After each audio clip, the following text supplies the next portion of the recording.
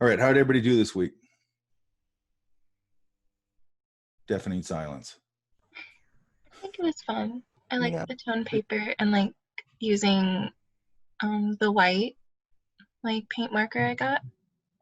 Did you get your ooh ah moment? Like usually when people do that, they go, Yeah, I think so. I always see him do it. I always see him do it at March Field because usually we start doing tone paper at March Field, and then you see everybody at March Field going, "Wow," because it starts looking cool. Mm-hmm. Yeah, we were fine. I had so much of those this week. It was so exciting. You had what? So many of those ooh-ah moments. It was so much fun. That's awesome. I had a blast at the zoo yesterday. It was awesome.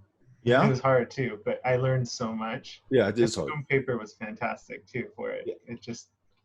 Did you watch the Mike Coleman videos I sent you, or David Coleman?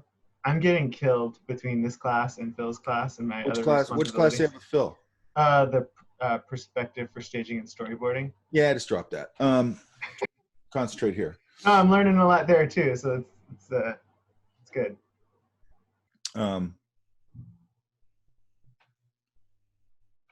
I picked up a children's book. Right? Oh, cute. Ben Heads. This is by Misty Copeland, who I'm now a huge fan of. Right, that's her right there. Oh, cool. Looking all, I love her. looking all badass. She's so cool. Yeah, what I liked about her, and I think I've heard about her peripherally a little bit, but anyway, this children's book came out. Usually when I hear some celebrity on show, and actually a lot of them I think are actually pretty good. And I didn't know that much about her, but what I always like people that are like, are incredibly talented, which obviously she is. And she's talented in a field that's impossible. Like her field's impossible, really, to make it in. And I guess apparently she has she didn't have a good upbringing or whatever, but the way she presented herself and the way she was so positive and the way she was, and she's so accomplished and then she's doing this stuff. And she was just really, really an impressive person. You know what I mean? And the book is really cool. Yeah? Yeah, I'll have to check it out. But my kids love books, so I'll have to. I saw it the other day. I like the illustration. It's all digital, but I like it. We'll have story time with Mike. Yeah. And then look. Are you going to read it to us? Yeah, sure. You want me to? I love this page right here. Yes. So in my other class, we were talking about splash, having a big 2-page splash in like a children's book where you're reading, all of a sudden you turn the page and there's a big 2-page spread. You know what I mean? Mm-hmm. So theirs in here is really cool. Hang on.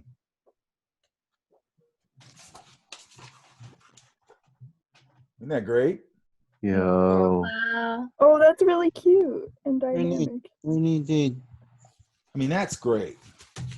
I love it.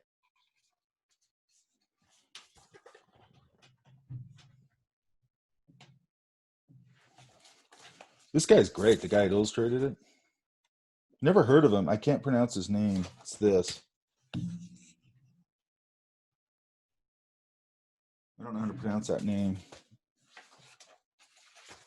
Anyway, real simple story about dance. I think about her, if it's her character as a character, so I'm assuming it's a true story about the first time she like danced on stage or whatever. I think my daughters checked that one out from the library. I think it's fairly new. Was it recent? Yeah. They've read so many ballet books, so I could be confusing it with another. They love those sorts of books. 2020, yeah. Penguin Random House. But it's weird. I went down and got it yesterday, so when I hear about something like this, I always want to go get it. And went down and got it, and I read it, and then it just got me refocused on, because I always have all these things I want to do, but it's really important, I think, that you go tackle that thing and then tackle the next thing. And I haven't been doing that. And I have a children's book that's been sitting on deck for years, which is the dummies. It's all done. The dummies done. I mean, it's not done as a finished thing, but the dummies done, the story's done, all that's done. And all I have to do is just find a literary agent. And I just kept putting it off. And then when I got my hands on this. I go, look, that's what you really, where your brain is. So just concentrate on just getting that done, and just concentrate on that. You know what I mean? Then I thought about it, and I go, all the illustrations I like doing are kid stuff. I just like kid stuff. It's what I've always liked. Maybe you No. like kids more than you realize. No, I don't. Miri Sendak wasn't a big kid guy. Neither was Dr. Seuss. I don't think they hated kids or anything, but they weren't kid guys. You know what I mean? Yeah. It's not, and it's also not that I don't like kids. I'd always argue that I don't like their parents. That's You know what I fair. mean? Because I actually think it really, what's happening, it's not just the kids. The kids are an expression of the parents' behavior, you know, that the parents allow them to, you know, behave. Yeah. If kids are allowed to behave inappropriately, they're going to. It's just part of being a kid. That's right. They're chaotic agents. Yeah, and it's your job to sort of manage that a little bit. And I'm not saying be a hard ass or anything, but like if you're in a restaurant, you should learn how to behave yourself. You know what I mean? Right. But so because when I meet kids that are cool, I like them. You know what I mean? But I think it's for me, it's a bigger expression of what I'm having a problem with right now, which is that we're in a really angry, vulgar moment, and where nobody has any manners anymore. And Yeah, it's really sad. yeah, I don't like that. You know, I like a little bit of just courteousness, just common courteousness. That's all. You know what I mean? It goes a long way. Yeah, it does. And And we you know, have a lot less problems. that's interesting you say that, because every time somebody does something for me that's just reasonably kind, it's a huge big deal to me. You know what I mean? By the way, I didn't comb my beard this morning, so I might look a little disheveled. Looks pretty good. I mean, Zoom filters, it's pixelated enough. Yeah, they have a soft filter on here. Do you know that? Yeah, it's kind of funny. Just hilarious. I should start using it. I should start like doing the old Vaseline on the lens trick. You know, they used to do that. They do Vaseline on the lens to soften. Like, look at those old movies, and the guy will be like, Cary Grant will be going, yeah, talking, you know. Then they'll flash to the woman he's talking to, and she's all fuzzy and soft.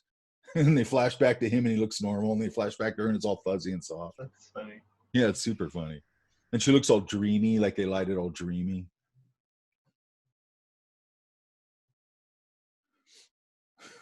Connie says, I don't like, and she don't think it's a kid. She thinks I just don't like people. There's some truth to that, by the way. And yet you enjoy drawing them so much.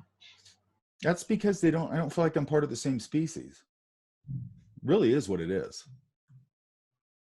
You're 100% sketch monster now. I think so. It's a zoological study. Yeah, it is more or less. It's like what do you call that? Like a sociological study? Wait a minute. What do I have here? Okay, what did I just do here? I put up last week's video, right? Yeah, I did, right? Yeah, you Yeah. did. Okay. Okay, let me do something here, because I just realized I have to organize everything a specific way, otherwise everything's screwed up. Hang on. I just want to make sure I have this. I don't know if I put up last week's okay. Sorry. Usually this is done before. You're getting a glimpse behind the scenes right now. Okay? What's going on here? So you're going to share your screen for that? No, I got to make sure that I put this. I take all once I do everything with the folder, I have a folder set up a certain way. And then once I put the video up, do my attendance and anything else that I have to do, grade stuff or whatever, then I put that onto a hard drive, and then I rename everything for the next week and empty all the folders. It's good to be organized. Well, if I didn't do that, man, I'd be a mess. I wouldn't know where anything is. More of a mess than I am, actually. Okay, hang on. Okay, what is this? Oh. I don't know what I just did here. Hang on. Oh, I went to the wrong drive. And that would have been October. Last week was October 17th, right?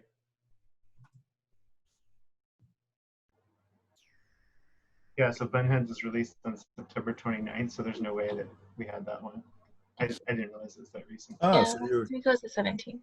you're just telling stories. I'm telling you, they have read so many ballerina books. It looked familiar, probably because they had a ballerina book that had a ballerina on the front with similar style of artwork. And, Your excuses have grown tiresome. all right, they're done then. Okay, almost there. Today's the 24th.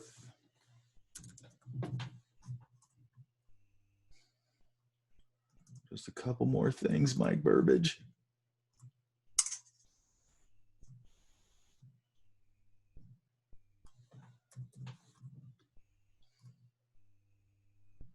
People demo today. Work. Here we go. Okay, that's fine. And then attendance.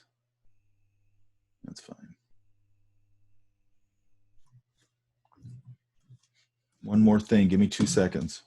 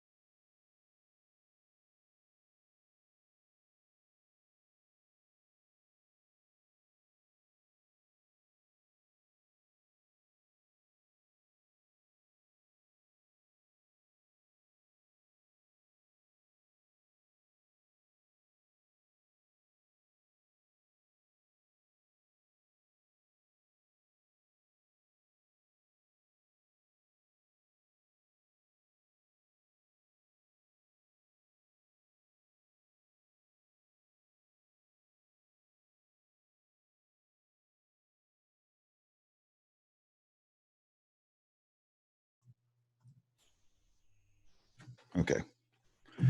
All right. Brianna. Yes, Mike. Let's see what we got here. Oh, you got a lot of them. 4 pages, right? 150 pages. If you ask the question, I will up it. Hey, Mike. Yes. Was the zoo a hassle or was it pretty simple? You know, it was like they wouldn't let me bring my chair and I had to walk it back to my car. So that part was a hassle. I had to stand. But Why can't you bring a I chair? learned a lot. COVID apparently. What's that got to do with For COVID? some reason. I have no idea. But I told him I was just going to sketch and he called some guy and the guy said no. So it was a no. So I moved on and then it was really challenging drawing the animals, especially as they were moving, but I tried my best to follow. What I learned was like you spend enough time with an animal, you kind of get to learn it, and then you can capture like the gestures of some of the movements that are more interesting, and then come back to them later and fill them in after you learn more about what like its legs are supposed to look like or different parts of it are supposed to look like. So that was kind of a cool learning experience for me.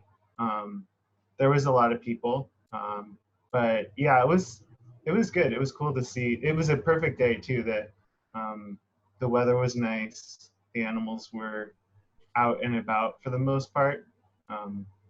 Yeah, I had a good time. I was very happy with that trip. I usually go in and sketch with the animals. So you sit in the cages with them and then you sketch the people watching them? And, yeah, and I bring sketchbooks for all the animals. That's perfect. Yeah. Can you take a picture of that next time you do it? I'd love to see that. I have a picture Or of a it sketch. right here. Hang on. Pretty sure I have a picture of it. Which animal is the best at sketching? Chimps. That's a good question. Snakes are pretty good. If you're at the zoo or if you're at the aquarium, octopi are pretty good. Hang on. Trying to find it. They can probably sketch multiple things at once. Well, yeah. They're like sketch monsters. All right, where the hell is this? Luck. I know I have it. Pencil, the pen in one hand, the brush pen in another, the white, the Prismacolor, and some of the grays. Yeah, some of them have their own stuff. Hang on. Being their own So name. hard to... Sorry. You know, you want me to They're go built on? for that, man. They got ink, they've got arms, they got a big eye, Yeah. and they can camouflage and hide anywhere. And they can breathe underwater. And they can hold things. You can just add extra pins to the suction cups. Man, Exactly.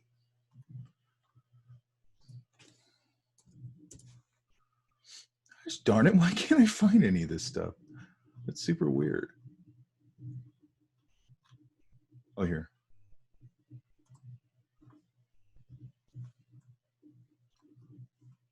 I know I have it.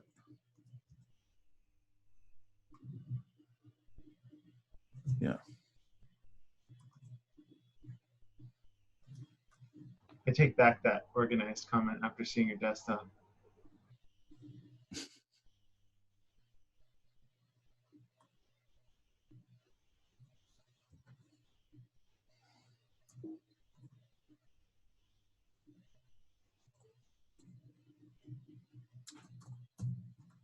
Man, Adobe irritates me. Okay.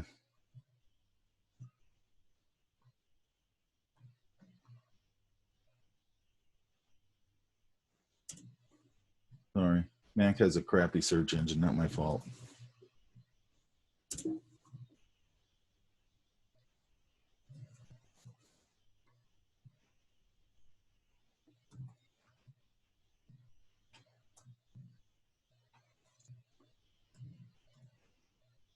Yeah, here it is. See? There they are. Oh, that's great. I was over here taking the picture, so that's why I'm not in it. That's awesome.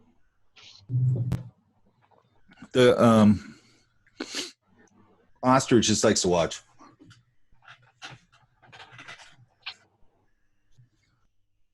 Okay, so let's go. It's enough of that silliness. An ostrich looks real judgmental. He is. He is really judgmental. He's also kind of aloof, which I find annoying. And condescending.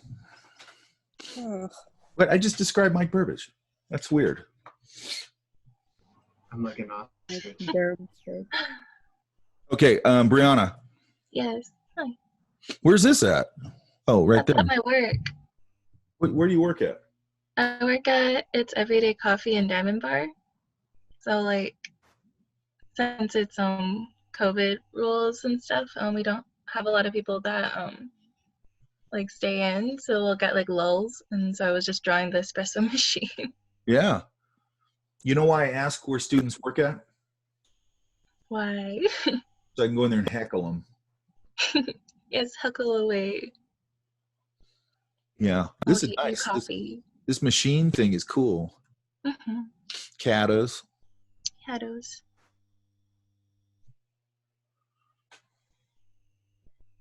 They had a line. They still have a line at Trader Joe's? Yeah, the one in Chino Hills, like all the time. I don't know why. Ugh. It like Because- moves pretty fast, which is good, but I refuse to do that. Hey, Mike Burbage, you want to hear a story about lines that you'll like? Yeah, let's do it. So my nephew, when he was really young, and there's two things. I'll just tell him real quick. One was when he was really young, probably like 10 or something. For some reason, we went to the Apple store. He was with me and went to the Apple store. And he goes, oh, and there was a big line. I think they were releasing a new product or something. I don't know what it was. And I go, I'm not going to stand in line. And he's like, well, there's a line. And I go, screw this. So I went up to the front of the line and I go, what is this? What's this line? And the guy goes, oh, whatever it was, we're releasing something. And I go, I'm not standing in line. And he's like, well, I go, do you know who I am? And the guy goes, and he opens the little velvet rope thing or whatever it was and lets me in, right? So it was just Wow. 90% of the time people go, you're nobody, that's who you are. But this guy bought it. So then my nephew after that, he's like, looks at me and he goes, are you famous? And I go, yeah. I go, yeah, I'm famous. I go, you didn't know that?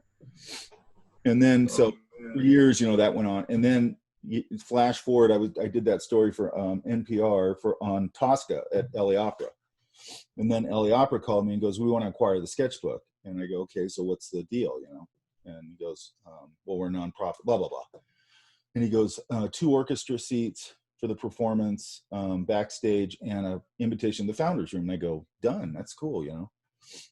So and then they called me sort of like the day of the performance. And they go, hey, you know, blah, blah, blah. And my nephew at the time was in theater in high school. He's like 17. And this was cool about my nephew, is that he actually was into this kind of stuff. So I called him up and I go, hey, you got a suit? And he goes, yeah. And I go, put your suit on. I'm picking you up right now. So I pick him up, and then we drive over to the Dorothy Chandler Pavilion over in LA. Big, elegant place if you've ever been there. And I make a phone call. The director of their PR comes out, meets me on the deck, or meets me on the steps, and goes, hey, you know, and I give him the sketchbook. He takes us in, takes us to our seats. And my nephew's like tripping out on it, right? Because Dorothy Chandler's very old world. And then in the intermission, and then we had killer seats, like right on the orchestra, and like $1,600 seats or something. And then in the intermission, he goes, hey, you guys want to come up to the founders room? And the founders room's this insane place where you have to donate like $75,000 a year to go. It's crazy. So we go up there, and he's just tripping out, and he's like, what is this, right? And then at the end of the show, he comes back and he goes, okay, you guys want to go backstage? Go backstage. We're standing in front of Placido Domingo's dressing room. The people back there know who I am. And then we leave, and it's like he's 17 now, and now this happens, and he's like, what's the deal with you? He's like, what was that all about? He goes, that was awesome. You know what I mean? And he still calls me, and he goes, when are we going to go do that again? I go, dude, that's once in a lifetime. I ain't going to happen again. But it was just funny. Like he was still young enough where he was like, what, what's the deal? Like, I don't get it, you know? And there was other nonsense. There was other nonsense that I did with him to reinforce that. That's awesome. I know, it's funny. That's really great. Now he knows better, because now he's like 23 or whatever.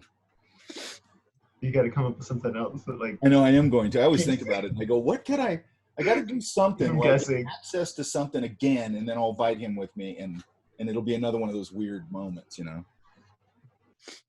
And it was weird too, because when the director met us on the steps, he goes, can you guys wait a couple of minutes? He goes, I'm doing an interview with the Los Angeles Times right now. And he goes, and I'm talking to him about you. You know what I mean? So my nephew's like, what the hell? That's awesome. See what a sketchbook can do? Yeah, that's great. Wow, these are cool right here. Okay, so this one right here, this box, Brianna. Mm-hmm. See how that is a really good example of, see how the tone is holding everything together, and it's very solid? Yes. Like, that's how you do it. Does that make sense? Yeah, definitely. I had fun with that one. And it just, Do you know yeah, go ahead. Do you know what it is? Like, I messed up on the decal on the top, but I do know. I know. What is it? it's a DS. A what? A DS. What's that? A Nintendo DS. Oh, that's why I don't know what it is. I don't know anything about video games or anything. Oh, for sure. You know why? Why? Because that's why I can sketch good. Because I didn't screw around video games. All of you. All of you. And this is? The Diamond Bar Community Center. I was just going to go, that's weird. It looks like the Dorothy Chandler. And I was just talking about that. Oh, really? Yeah, you guys ever been there? Mm-mm. I don't think so. You should, because now this is the Walt Disney Concert Hall too, right? Which everybody wants to go to because that's the month. You should always try and go to some event, especially like an opera or something at the Dorothy Chandler.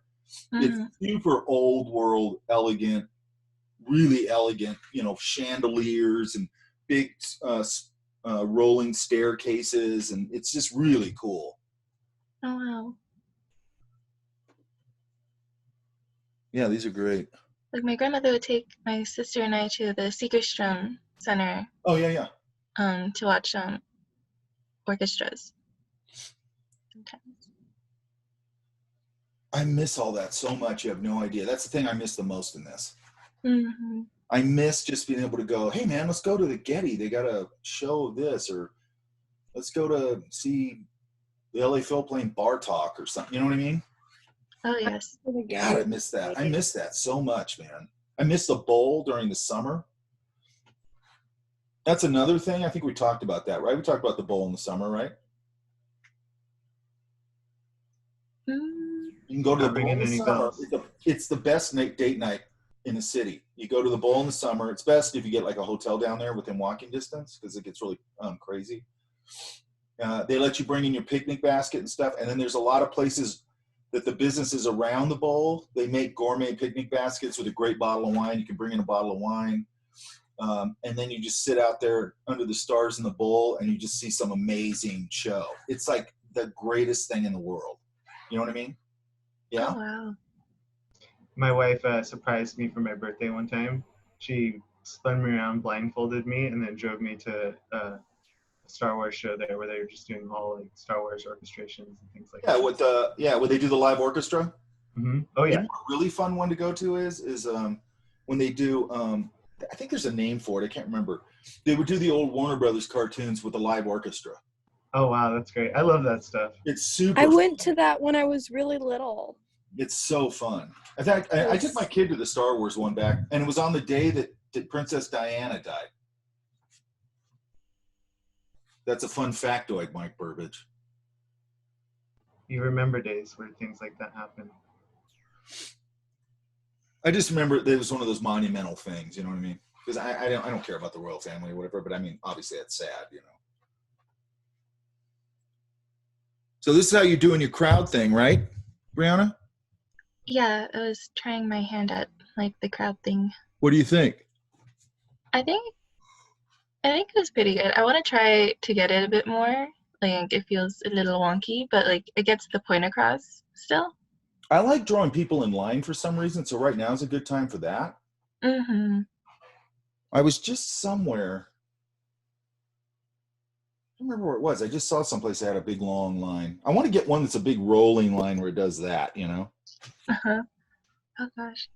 A good place would have been like downtown Disney, like pre-COVID or whatever, like when everyone's getting like into security. Well, they're reopening it now, right? Yes. Yeah, it's open now, but I don't know. I haven't been there. My friend is working down there right now, but she says like it's still kind of pretty barren. Good. For Mhm. me. For me. And who's dumb? It's another like game reference. Another what? It's a game reference. My friend gave me a pumpkin and I was too lazy to decorate it, so I just put a little sticky note on it It's a to game reference, though? What's that mean? a game. It's A game? based off a game called Among Us, Oh, okay. and they have like different like hats you can put on the Have you guys character. ever heard of a game called Shadow of the Colossus, I think it's called? Yes. I just saw an article on that yesterday. It actually looked kind of interesting. Oh yeah. It's never too late to start, Mike. No thanks. I think you'd I really think appreciate this Twitch. game called Journey. I can't It's do very it. pretty. I just can't It's do very it. pretty. And I'm not saying, you know, in normal doses, I'm not saying it's a bad thing. I have a problem, and I have ever since I was a kid. I don't like doing things where I'm not creating it or I'm not driving it or what. I don't know why. I just go, I'd rather make my own thing. I don't want to spend a bunch of time on this. Not in the sense like going and looking at beautiful paintings or any of that stuff. I love doing that.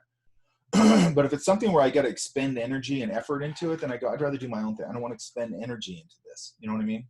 Oh yeah, definitely. Now, I'd like to watch somebody else play it. Like I used to watch my nephew when he'd play video games. It was kind of fun. It's kind of like watching a movie or something. But I don't want to figure it out. You know what I mean? I just go, I just don't want to do that. I tried to playing with my kids and my kid, and I sucked at it. And I was like, you just play it. I don't want to do this. And then I slapped him around. Mike Burbage. Yes, sir. Good move with your kids is you shake them by the lapels and you kind of slap them around a little bit. Yeah? Nah. Huh? Nah. Not Well, that you one. just won't go there with me on this at all. No, man. I'm on video. Oh, that's right. No, but it's I mean, I know you're joking around, but No, I'm not. I'm serious. no, it's okay. If we were in the classroom right now, I'd be slapping you around. Hey, look at this. I showed this to my other class. Look. That's what it takes to make me great then at sketching. Yeah. Don't ever listen to that crap from anybody. Illustration. Look, I just stumbled on this in the paper the other day. Look at this illustration. LA Times. The entire spread. It's all about the mission to Mars. Isn't that cool? Oh yeah, I love the That's Mars super stuff. cute. And then look, illustration, illustration, illustration, spot illustration, and then this big giant illustration.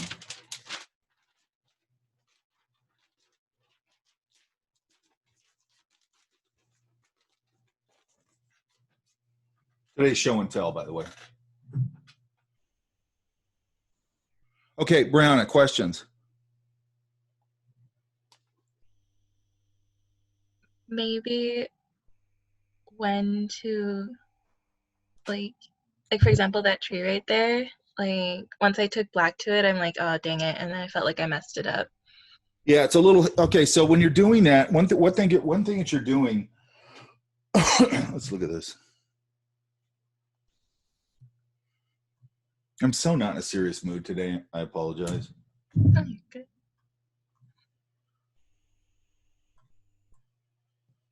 Yeah, because I inked it in first with like a smaller pen, and then once I added black to the building, like the tree felt like, I don't know, it didn't lock in with the scene. So I'm like, oh, I should add black, and then I did, and then regretted it immediately.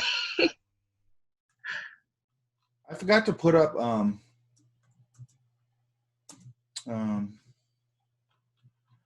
that picture with the tools on it last week. I just realized that, so I'll find that and I'll put it up today. I have to write all this stuff down or I'll forget. I tried the Molotov or whatever it is. Yeah, Molotov, not Molotov coffee. I know it's Molotov. And when I was first using it at the zoo, I used it a few days earlier, but I was like, oh, I gotta shake it first, and I shook it, but I had the cap off. oh shit. I was gonna tell you not to do that. Yeah, and I almost got like paint on some random zoo person, and That ain't coming Thankfully- off either. yeah, I know it's acrylic. I was like, oh man, I hope I didn't get it on anybody. By the way, the other thing I forgot to tell you is when you buy those paint markers, don't get oil-based ones, get water-based ones. Okay? Because they'll have oil and water-based ones. The oil ones are more for like writing on like tile and glass and walls and all that stuff. When you try and do it on paper, it just sort of sucks into the paper and it just sort of dissipates. So water-based. Yeah? Yeah, I just got the one that you got, and that seemed to work. So Yeah, but I think that's even good. that when they have a water and an oil base, it'll say right on the side like water-based or whatever. I use Poscas and those are water based. Yeah. Yeah, Posca's fine. Anything that's an opaque. I'm trying to find this my craft paper. Hang on. I do. Oh, that's annoying. All right, hang on.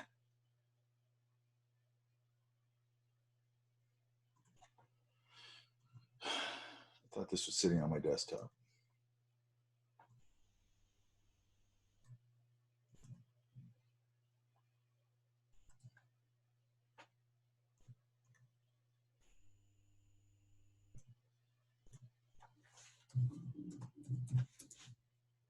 Here it is.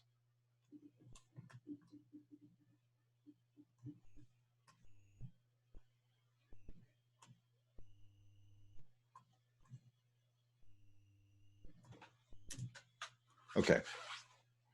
What's going on there is you just got too abrupt transition. Yeah? Rihanna? Yeah. So you just want to make sure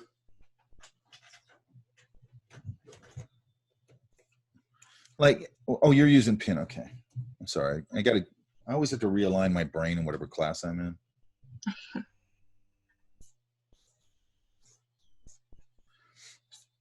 So, I mean, there's a couple ways I can do this.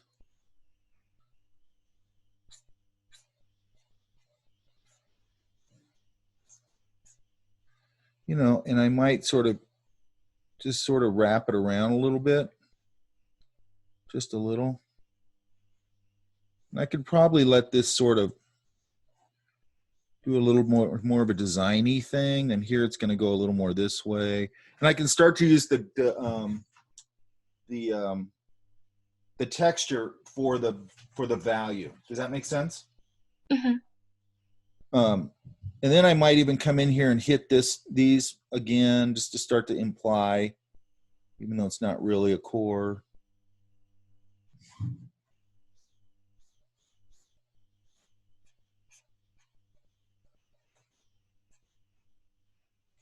It looks like a dancer. Oh, it does. Watch, put the hand here. It's like this, like a tree nymph or something. You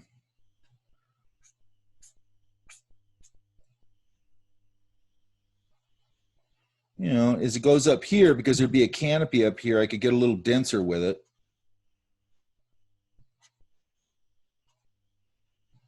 Because it would be casting a shadow over this. So this could even go a little more into shadow up here.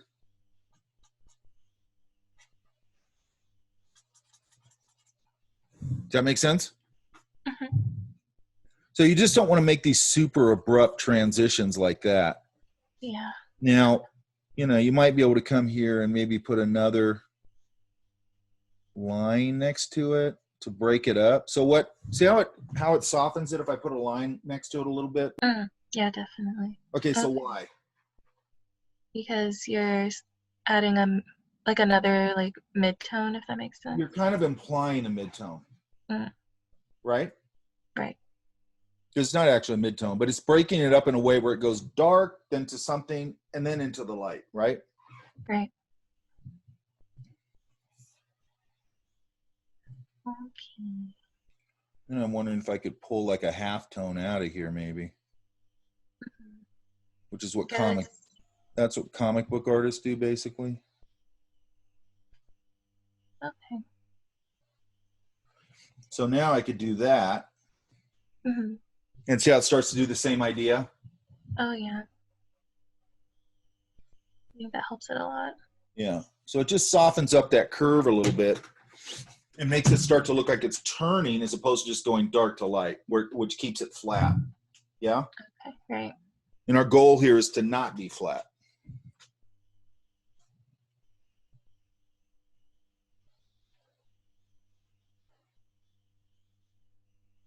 So like these strings, I might have used, I probably would have used my Prismacolor and just gone, you know, fairly light. And then I might be able to hit it with just, you know, where the light's hitting the strings a little bit. Does that make sense?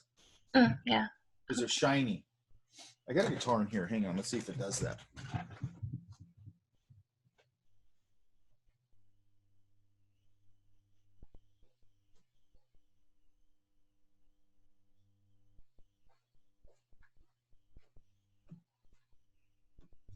So we can get, see that little shine on the right there? See it?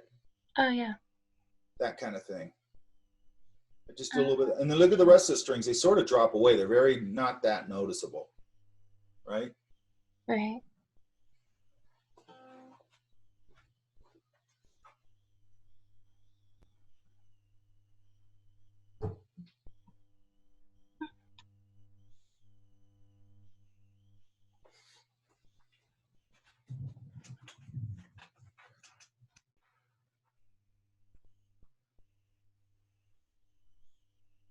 Okay, these are good.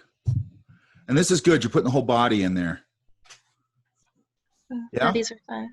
Yeah, I like doing the people and adding like the white to it. Hang on a sec.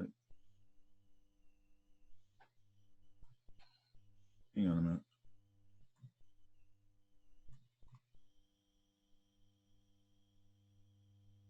He gone.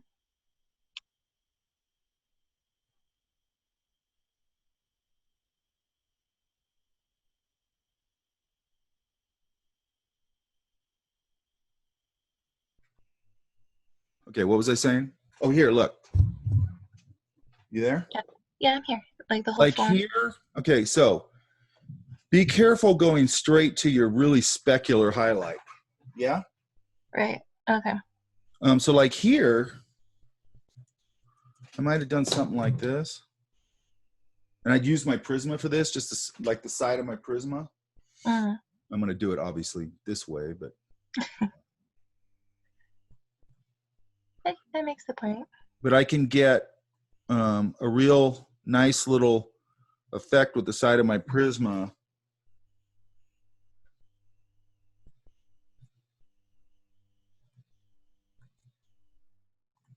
On the side of it.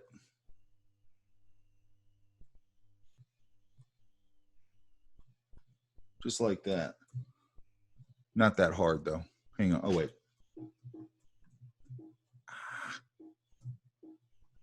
Hang on. I don't want it on the same layer. Side of my Prisma. It'll look more like this. Like that. Hmm. Yeah? Oh, okay. You know, and then maybe if there's one, then maybe I can come in here and go, God, that's irritating. Hang on. Okay. You know, maybe I get a little specularity right there.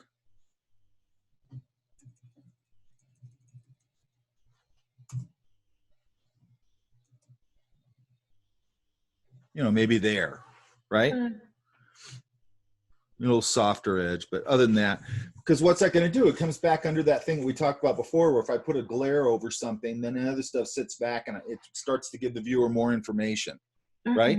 Yeah. I Like, probably wouldn't put this, like I wouldn't put this, this liquid, even if it was, I'd probably come in here and go right up to the edge. Oh, what's going on with this thing?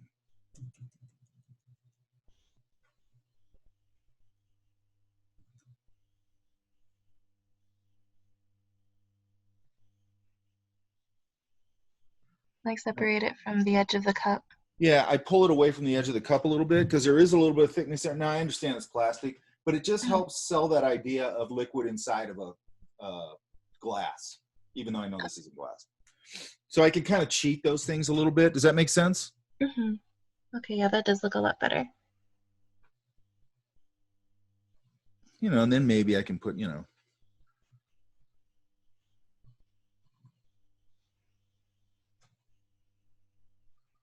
Now, right now, everybody's, you know, usually when everybody starts doing the tone paper thing, they go a little nuts with the white, you know what I mean? Which is normal. But I want you to learn to regulate it where it's like, okay, this, that, and if all you have is a white marker, like when I do those McDonald's napkin drawings, all I use is a Molotow and a G2 pin, right? So I'm going right to that white thing, but I just kind of think about managing it, how I can manage it. Does that make sense? Like I can probably get away with a little specularity on hair. I could get away with specularity, obviously, on glasses. I can get a little specularity on the nose, you know, because the nose is, you know, we'll get a little bit of specularity, you know, that kind of thing. So I'm looking for the places where I can use that much of a hit. Does that make sense? Okay, yeah, that makes sense. And then this isn't the Molotow, is it, or is it? No, I've only been, like, I just ran by Daiso the other day and grabbed a white, like, white ink or white paint marker, and that's what I've been using on all of these. What would it cost? Like 99 cents? I think so, something like that. Like, it's working pretty well, I'd say, but That's a rocks, man. I love that place. me too. And what's really weird is they think about stuff that like nobody thinks about, like having the oversized clipboards that are horizontal. Oh yeah, I got one of those too. Flip in the middle. I got like 3 of them or 4 of them. No, I'm like, wow, ingenious. I've It's never because my thought. OCD kicks in, and I go, "What if they never make these ever again? What if they don't sell Oh them? yeah. Make them anymore?" I hear you there. I feel the same way. I'm like, oh, I've seen stuff go out of be discontinued, and like right now, I'm using a mouse that's like from like 8 years ago, and I'm strongly tempted to like buy like 3 of them Why, you because like it's it? the only mouse that has a thumb button that's like down at the bottom right here, and it's way more ergonomic for me. Like most of the thumb buttons are up here, but they don't have one like down at the bottom here, and it's very, very hard to find that. Huh. I would buy 3 of them. I encourage your OCD behavior Thanks, Mike. because it reinforces my OCD behavior. It legitimizes my OCD behavior, rationalizes it. We love Mike supporting Mike's. There was an illustrator named Mark Friedrichsen. He was everywhere in like the 90s. He was an airbrush artist, right? But his stuff didn't look airbrushy. You know, it was just monster good at it. Mm. And he had this super weird technique where he used Frisk CS10 board, which is an illustration board. And his technique like relied on that. And I remember reading that going, man, I wouldn't want my technique to rely on any one material. And he had this weird technique where he would use an electric, he'd paint, then he'd use an electric, because you get these crazy textures on stuff, and everybody's like, how's he doing that? And he had an electric eraser. He would take one of the erasers and he would cut it in an angle, and the other one he didn't. And then he would, when he got done, or he painted it up to a point, he would grab it by the cord, the plug cord, and he'd just drop it on the, he'd turn it on, he'd drop it on the Surface CS10 board and go zzz, and it'd dance around, and it knocked things out, and he created these crazy textures like that, right? And then CS10 first CS10 board went off the market, so he went and bought like cases and cases of it, like thousands of sheets of it. You know what I mean? I'm like, that's like looking at the end of your life, like shit. When I run out of that, this technique is cool. Yeah, You know what I mean? because even if you buy thousands of it, like just the fact that it's like it's finite. After that, after I'm done with it, like that's Well, it. the funny thing is then the computer came in, and now he just does all of it on the computer. I feel like having a limited supply of things like really stifles my creativity. Like if I only have a certain number of pages in a sketchbook of a really particular paper, it like freaks me out and I can't draw well in it. I just went down and bought my favorite paper because I can't get it at Staples or anything anymore. So I just went down to Kelly Paper again, and then boom, they got it. But it's like $50 for a ream of this stuff. Can you see it? It's this one right here. You can't really see it.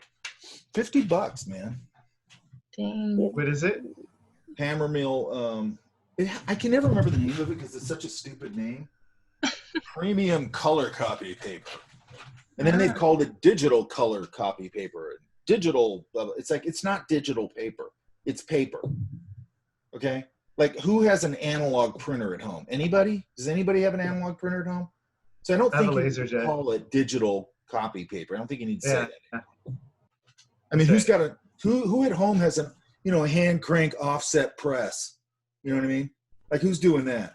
Say, Or a mimeograph machine. I got a Gutenberg one in the other room. Well, So there the you go. print teacher Hand has roller, like hand hand dirt crank right there. printers. Huh? The print teacher has Ben. Yeah. Yeah, he has like hand crank printers at home. Yeah, but I guess he's the only one. He's the one guy. But he's Ben. You're right, he is Ben. That's different. Okay, Brianna. Yes, Mike. Okay, so like you're seeing it here, but when you guys are looking at things like, because we can start talking a little bit about animals and stuff. Let's look. Because cats are kind of interesting because people don't really, I think really people don't really look at them that much. Mm. How unusual their faces are in a weird way. They're so weird. Yeah, it took me a while to get her face down, like, and even so, like, I don't think it's fully there. I was drawing cats last week and I swear they're just blobs. Yep, Well, once they go into loaf mode. Yeah, loaf mode. Well, and then they just have weird poses that they do, you know? So, Mhm. like, they can just be any shape. This is true. This one here, Luna, she is literally liquid. See, that doesn't look anything like that. Ew. Correct? Stop. Stop, take it away. Oh gosh, No, let me pull up cat. that was scary. You can't look up cat without that. Nightmare. Don't do that to us again, Mike. Don't do I'm going to do it from here on out now. We trusted you. wait. Yeah, Has anybody seen that movie? I've never seen it. Mike, you're Yeah. I've supposed seen to help clips of it. No. our vision get better. Mike, change it to your background. Don't What? do it. No, please Change- don't. See- Change it Oh, to your change it to my background. You said at the beginning of class that it's about seeing, right? Yes. Learning to draw is about seeing. Yes. If you show us stuff like that, it's just gonna mess up our seeing. Mess All up of your us what? just go blind. No, that's fine. It's the other one that was like. I don't like this picture either. Hang on. There's a Mike, specific thing. How do bad designs like that get through? The Um, artist. Probably, couldn't my have guess been- is it's one of two things, if you're serious about that. Now, I didn't work in movies, but I've worked on a lot of different types of things. And it's all creative stuff, and it's all kind of the same. Yeah, my answer would be either is designed by committee. That's usually the answer. Or the suits at the studio had a bunch of say so. Or I don't know who made that movie, who the director was. The director just had a shitty vision, right? It's I've heard all kinds of weird things about that. That those cats originally were much more anatomically correct in a bizarre way. Tom Hooper directed, and he did the Les Mis movie, which was also terrible. Oh, okay, that makes sense. I also would argue that it was a bad idea to begin with, that somebody should have just said, look, that works as a theatrical presentation. I don't think it's going to work on film. It should have been animated. I saw, number one. yeah, Maybe I on saw concept art for an animated version of Cats, and Yeah. it looked so awesome, and I was so mad that it never happened. It was 'Cause with it Spielberg. would've been- It was an Amblin. Yeah. Yeah, it looked so good, and there's so many good opportunities for like character design in there, and What have you guys? Has anybody seen Glenn Keane's new movie? no, I want to. Yeah, I want to see that too. Actually, I didn't realize it was out already. Yeah, I think it came out yesterday. Oh, okay, that's why. Yeah. Let's try this guy.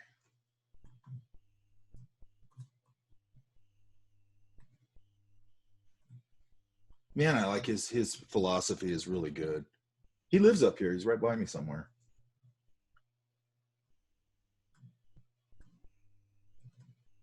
That looks like a mountain cat. I want a furry cat. That's all floof.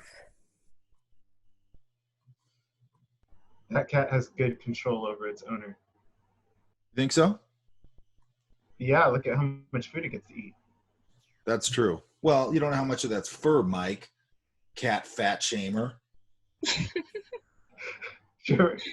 Hear of, If you shave that cat, he's gonna be like super. did you ever see the YouTube videos from some Animal Planet show? And it's about this cat called Bo Nugget. Oh, No. man. It's hilarious. So the short version teaser without spoiling it is there's this cat that's like morbid, like way obese. And the reason it's fat is because the owners themselves have eating problems. And That makes sense. they sort of impose it onto their cat, and their cat's like getting all these health issues because they're like big time overfeeding it. And this guy comes in and he helps. He's really great because he's like, he kind of points to the problem without actually saying what the problem is, and it's great. Bo Nugget, yeah. And the best. I used to like all my dogs to be fat. Because in my mind, it was like, oh, they're happy if they're fat. You know what I mean? Because I'm feeding them all the time and stuff. And my girlfriend at some point, we were getting a new dog, and she goes, "You're not doing that." I was like, "Why?" You know? Yeah, it was just, to me, it was just like a like a weird love thing or whatever. Yeah. And she goes, "It's not good for her," you know. And I stopped doing that, you know. And then that dog was crazy healthy. All right, look at this brownie. You see this? Yes. Okay, so what's interesting to me about, because we have a furry cat like this, they have this sort of idea of this shape that we all kind of know, right? Mm-hmm. Yeah. So, you know, I can show some fur out here. And then what's interesting is they have this interesting nose unit that goes straight up and creates the eye shape, right? Right. Mine should be much wider. But what's interesting to me is that this furry part, so this unit, how it ties together, I'm always looking for things like that. Does that make sense? Mm-hmm. How that nose tie, and then this obvious part, right? But then I'm looking at it and going, this is more of a snout idea. So this whole thing goes together, you know, and that's that thing we always know. Okay. But what's interesting to me is that people kind of use this outer shape here as their head shape, when if you look, you can see there's sort of cheekbones and stuff in here. You see that? Mm-hmm. Which I think makes it a lot more believable once you kind of think about that a little bit, if you're going for, you know, more realistic or whatever you want to call it.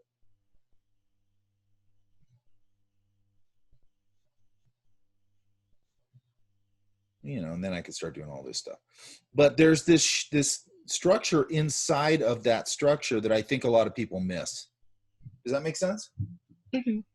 Because Yeah. I always look at it on our cat, I always look at it and go, that's a real face over there, because her face is this wide, but her face is actually, our cat is a hamster in a cat suit. Pretty convinced she's actually about that big. Okay, does that make sense? Yes, that makes sense. And, you know, look for these. I mean, I think you are seeing it in the other one, but, you know, these units that this leads right up into the eye shape. Usually it's pretty tilted like that. Yes, oh, definitely. You know, so they kind of come up more like that a little bit. And then right out of that goes the nose. And you got your basic structure, right? And then if you go look at a tiger or something, it's probably going to be very similar, right? Right.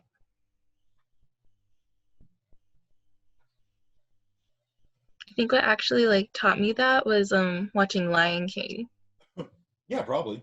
When I was like little, like I realized like, oh, like that whole like eye and nose shape is like completely connected because that's how they draw it and animate it. Yeah. And yeah, they're looking for the same things, right? Mm-hmm. And they're looking for it as a unit, a graphic shape, you know, something that can lock together, lock the design together. And I'm doing the same thing. I'm not animating it, but I'm still thinking about locking, you know, shapes together so they're solid. Yeah? Yeah. This one again, I could probably do a little.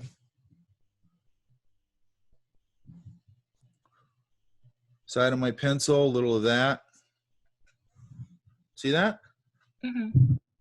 I need to like get another white Prisma. Like that, maybe. Yeah? Yeah. You know, and then maybe I show this little, be careful how dark you're getting on all this stuff. Okay. I might have the, you know, the rest of the straw going in there, only reduced in value. Yeah? Mm-hmm. Like Mike Burbage, reduced in value.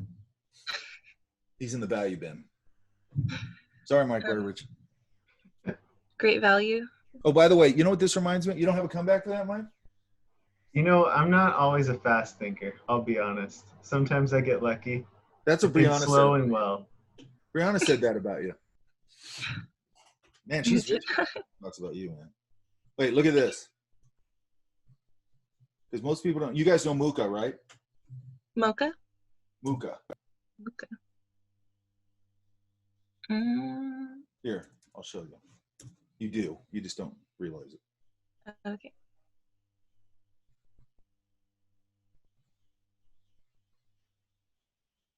Yeah, don't pull me into your Mike versus Mike dispute. There shall be no sides. You have to choose my side. That's not. That's Mooka. You know Mooka. Oh, okay, yeah. All these beautiful Mm-hmm. Art Nouveau I things. love But look, those. what a lot of people don't know is this.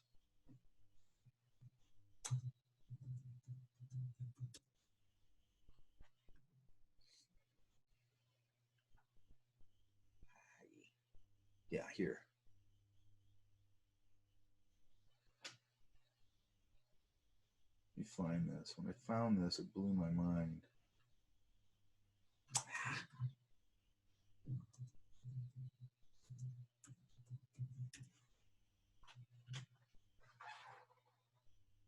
This is never hard to find. Why is it being hard to find? Hang on a sec. Because these remind me of this. So that's what I'm trying to find.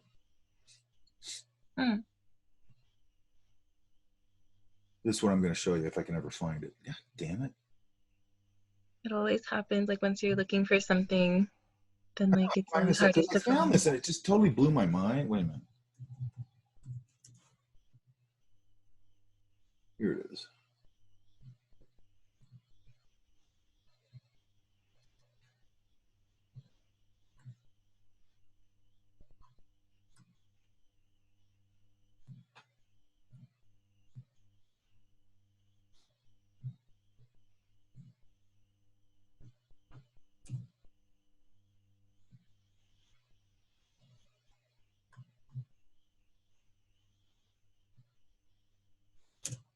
Apparently he designed tableware.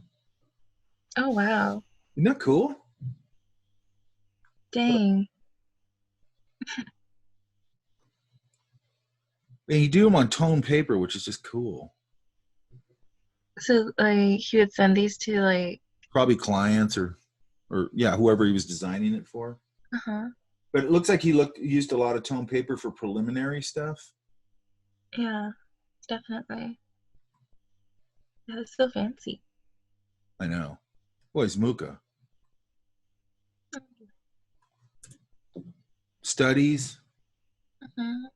Which tone paper, by the way, you guys, it's so good for this kind of thing.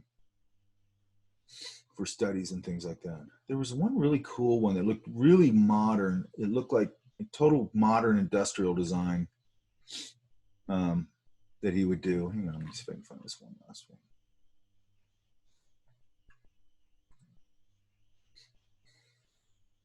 Look what somebody wrote on this. You guys see that? Yeah? Yeah. Hell yeah. Hang on. Yeah, here's another one.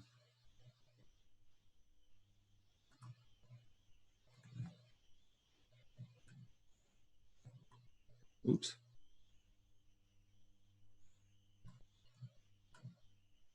I don't know the whole story behind all this, but I'm assuming he just designed tableware. He probably designed a lot of things.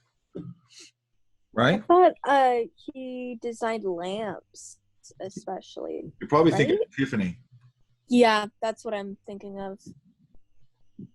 But, I mean, he might have. I don't know. Look at this one. He probably did. I mean... Oh, this is a better... look at this reproduction. It's way better.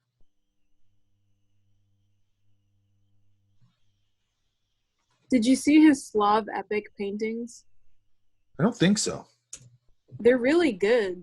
Like, most people think of him as design, but he was also a very good painter. Yeah, apparently he was good at everything. But anyway, look at these. Hang on. This preliminary stuff when you're doing an illustration or whatever, or a guy I know, actually I can pull it up because this is important for this.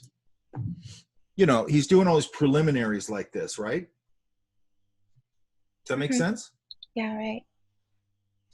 And I then love the way he does hair. So stylized and, oh, I love it.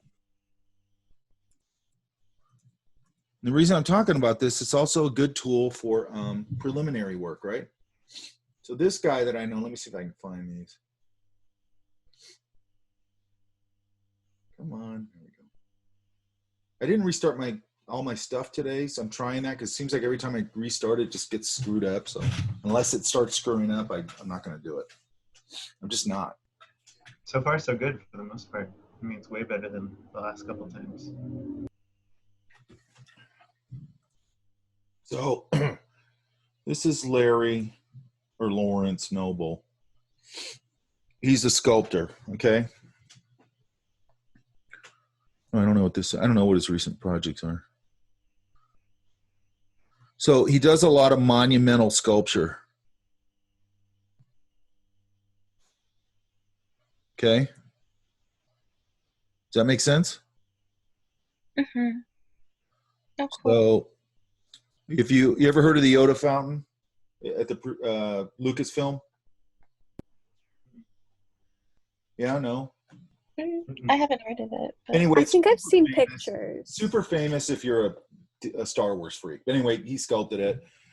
He sculpted most of the life-size figures over at Lucasfilm because George Lucas wanted it populated with historical figures from film history. So Muybridge, I forgot the guy's name who did O'Brien or whatever his name was, who did King Kong. And they're all like life-size stuff. So he does stuff like that, right? Monster talented guy.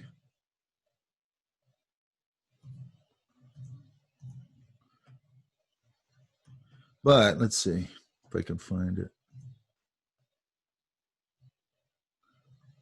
This is how he sort of works out his sculptures and things like that. Yeah, and usually does them on toned paper.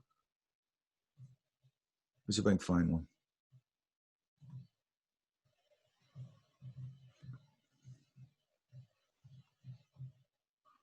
Like this one, where is it?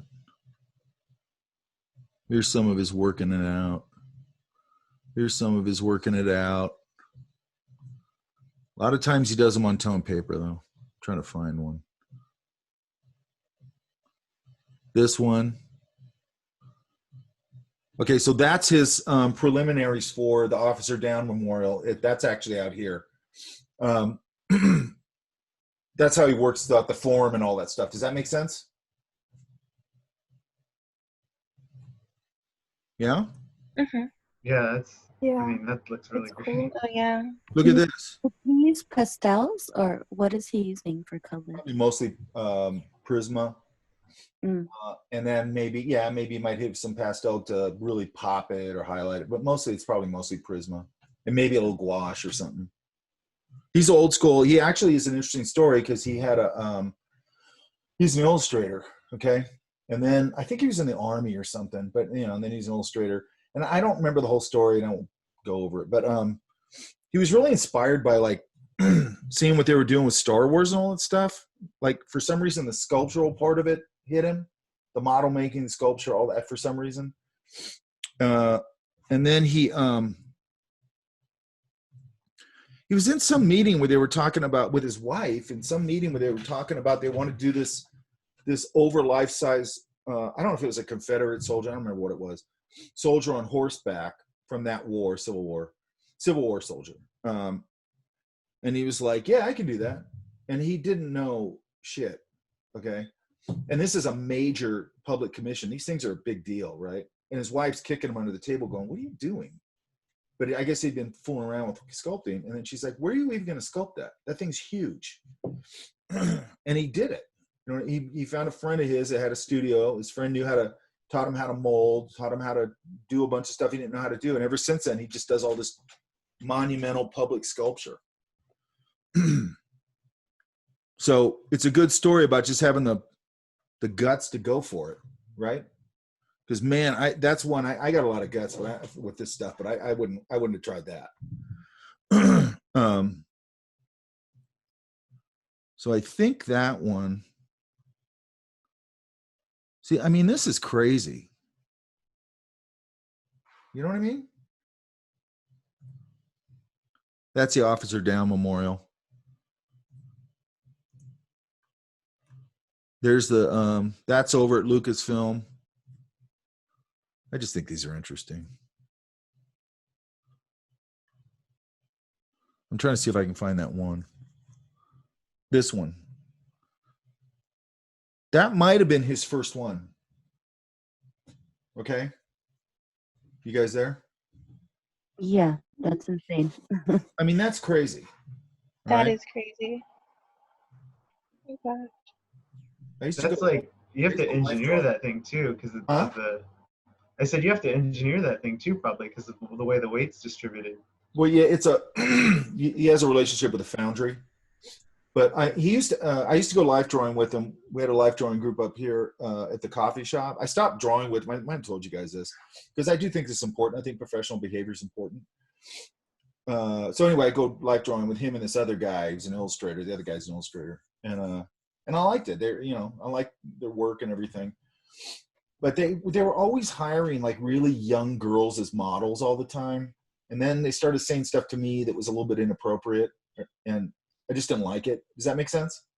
Mm-hmm. And the only reason I bring that up is it's that I don't care that we're all just doing that on a Saturday afternoon or whatever. It's like it still says something about you professionally to me. You know what I mean? It's like you shouldn't be doing that. Stop hiring all these young girl models. There's plenty of interesting people up here to hire as a model. And don't say inappropriate things. It just it turned me off. And I was like, I don't want to be associated with this. I don't want people thinking I'm a dirty old guy too. I don't want that. Just watch your professional behavior, okay? Because you don't know who's at these things. And it doesn't even matter. You just don't want that reputation, okay?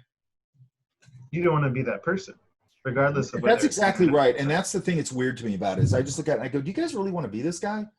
Do you guys both want to be dirty old men sitting here saying stupid stuff to a girl who's like 16? What's the matter with you? You know what I mean? You're all in like your 50s. Like, what are you doing? You can hire 16-year-olds to model? I think that's fine. I don't have a problem with that, but like be professional about it. If you guys are ever hiring models, by the way, and you may, make sure that you're treating them very respectfully and that you're putting a wall around them, because I believe in putting a wall around them, where every guy, you just got to be careful, like who's coming in. And like I used to put rules on it when I did it in class and go, I don't want a bunch of chit chat with the model. I don't want you guys, just leave the model alone, okay? Because they're in a vulnerable position. And I don't want guys or whatever or whoever going up there and hitting on them. I just don't want any of that nonsense going on. Does that make sense? There's a tradition there of that, and I think it should be respected. That's just my opinion. It's the reason I don't like all these burlesque life drawing things. I don't like that stuff. It's like it's encouraging that kind of thinking, I think. And I also go, this isn't, you're not serious if you're doing this all the time. Because it's like all these models ever are is burlesque models. It's like this isn't about the tradition of drawing anymore. This is about having a cocktail and pretty girls and all that, and that's a different thing to me, okay?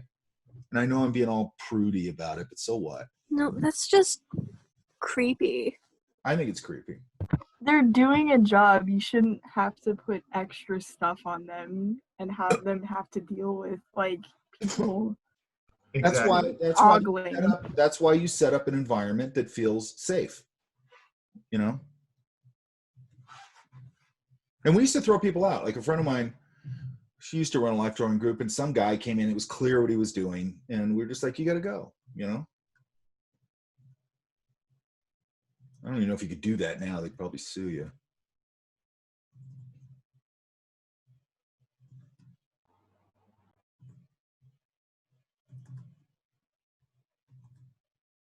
Okay, what is going on with this folder? There it goes. All right. Brianna, you have any other questions? Not at the moment. I think you answered pretty much all the questions that I had. I'll probably just keep working at it and like cut back on the specularity and stuff like that. And manage my time. Just build up to the specularity, right? Right. Or you can find, if you only have a paint marker with you at the moment, then you just find the places where there's a little bit of specularity and you can hit it with that. Mm-hmm. Where's who is this? This is Maurice. Where are you at? I can see you. How come I can always see you guys and it takes 5 minutes to get you guys to say anything? Sometimes it takes a while to get to unmute and stuff. So. Okay, what do you think?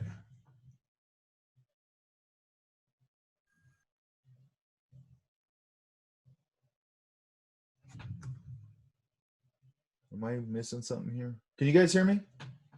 Yes, sir. Yeah, I can hear you. Yep. Yeah. Okay, so Maurice. Okay. I don't know what's going on with that. I'm here. Okay, so something going wrong here? What's wrong? Yeah, because you keep cutting out. I am? Yeah. Huh. Okay, so what do you think? It was kind of difficult getting used to the whole shading here and there.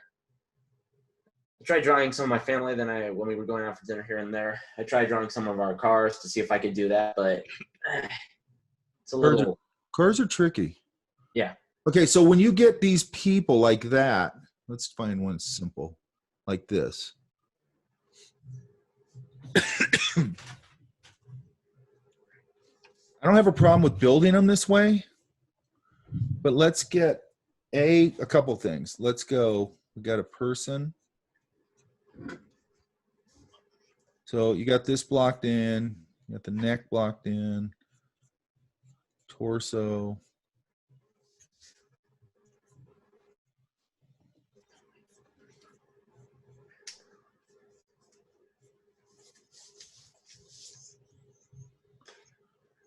That arm's thrown back a little bit, which makes sense.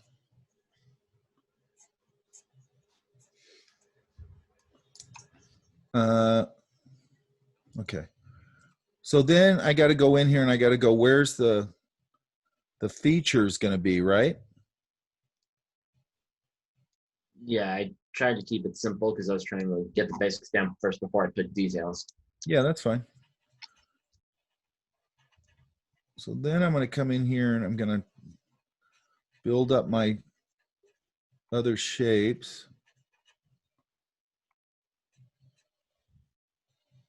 I don't know why I made this guy all snarky looking.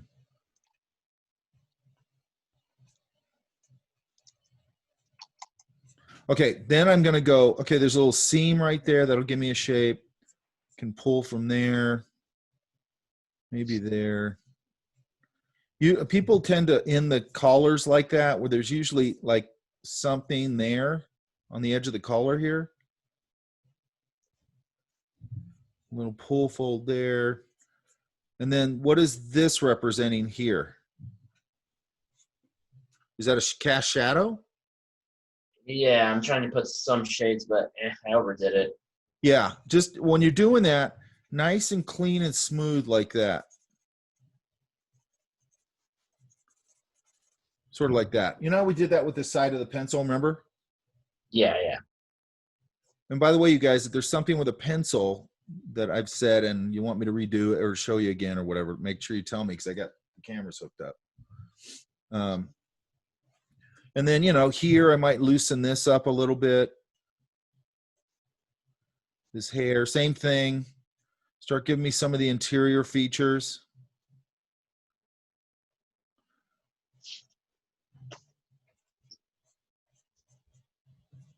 Might drop some hair there. Maybe this bunches up a little bit there. So come down here a little bit. Again, put a real definite collar there. Now, how come she's holding it out like that? I kind of asked her to hold out so I can get a good look at the lighting. Okay. So this, I would probably go, you know, taper this in a little bit. You got the right idea of blocking that hand in, you know, indicate some fingers or whatever. Maybe there's a thumb on that side. This, that's fine. I'd probably see if I could put a little loop on the other side there. You know, and then is there any shapes? And then when you're making a dark mark like that, it's got to have purpose where I know what it is, right? Yeah.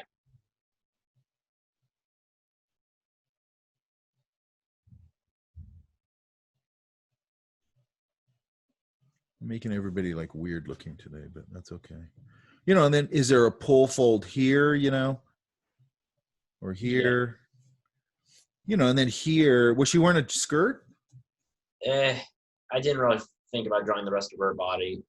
I might, if this implies a skirt, I might put a, you know, a fold right there, you know, just to break it up a little bit. Maybe put her other hand here or indication of her hand. And then, you know, there's probably going to be a little bit of a pull fold coming that way because she's raising her arm up. Yeah. Yeah, I still haven't gotten down in clothing. Like, I'm still new to that. It takes a while. Okay. Don't worry too much about that. I mean, you just got to go at it and go at it and go at it and go at it, right? Yeah. Give me some more information on the interior shapes now. Does that make sense? Yeah, yeah. And then try, and I know this is, when you're first learning this is the tricky part. How was he standing? Where was he throwing his weight off? Maybe that's there, maybe it's here, and this leg's locked down, and this leg's the one, actually this one, and this one's locked. Because you're going to always you're always throwing your weight off one way or the other. You got it, or like maybe this is heavier, so you're leaning this way a little more. You're counterbalancing it off on this side. Just so I get a little more naturalness to the pose. Does that make sense? Yeah. We very rarely ever stand like that. Stand like this, stand like this, stand like this. We do all these things to feel comfortable, right? Mm-hmm. And also just to feel comfortable socially. If you're just standing there, like anytime, everybody's probably experienced, you're standing in a room, you're at a place, you don't know what to do with yourself. You're just standing there, nobody's talking to you, and you're like, what do I do with myself? You know what I mean? It's the same thing. Or maybe I just described my life, not everybody else's. And then if this, you're not alone, Mike. This one, this box would be more like that, because if everything else is in that perspective, I'd be looking more down at the box. It'd be more like that. Does that make sense? The table's down like that, so my box has to follow that same idea.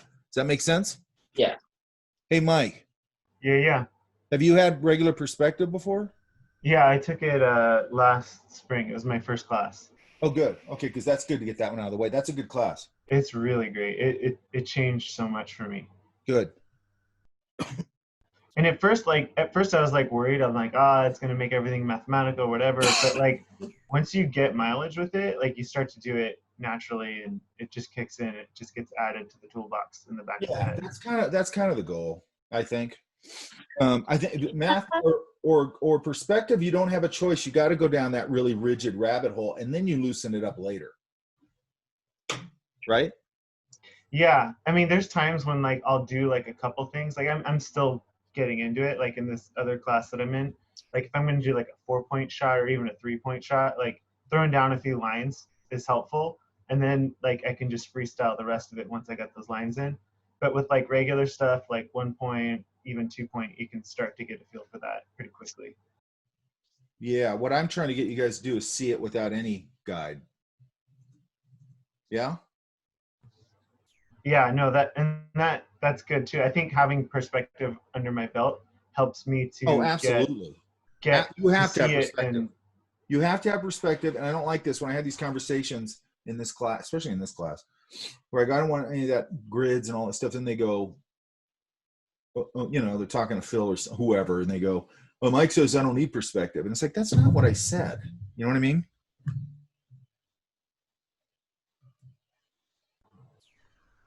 Yeah, all this sketching animals and people has made me really hungry, like for life drawing, because I haven't had anything like that yet. And I'm just like, man, it's created questions for me that I'm looking forward to answering now.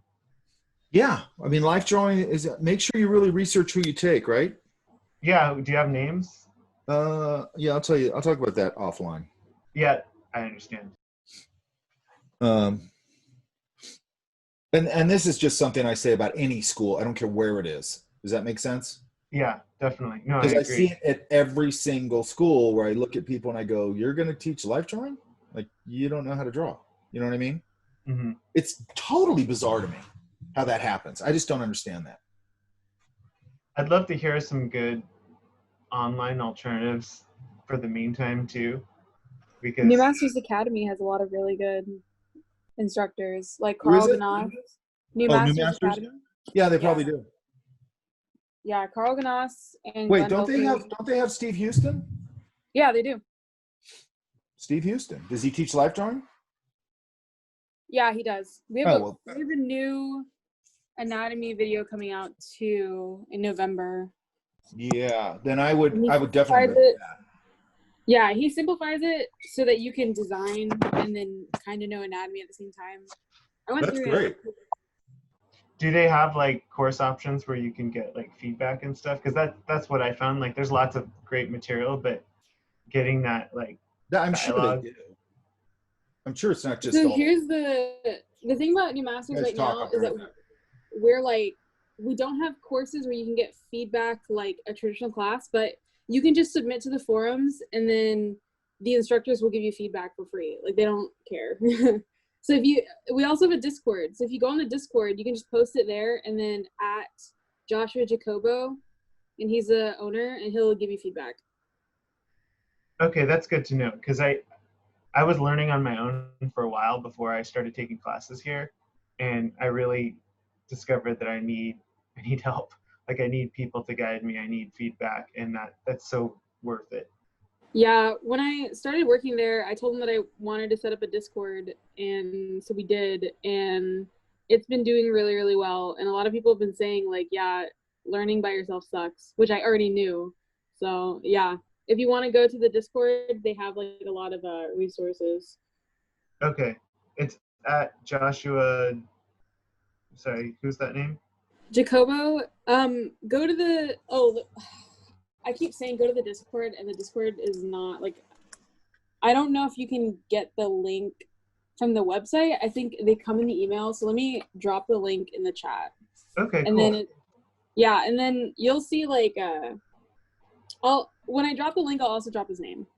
Okay, are there like assignments and things too? Like, because I know that's really helpful to me. It's actually my job to put assignments on some of these courses, so not all of them have assignments yet, but we're working on it, like right now. Great.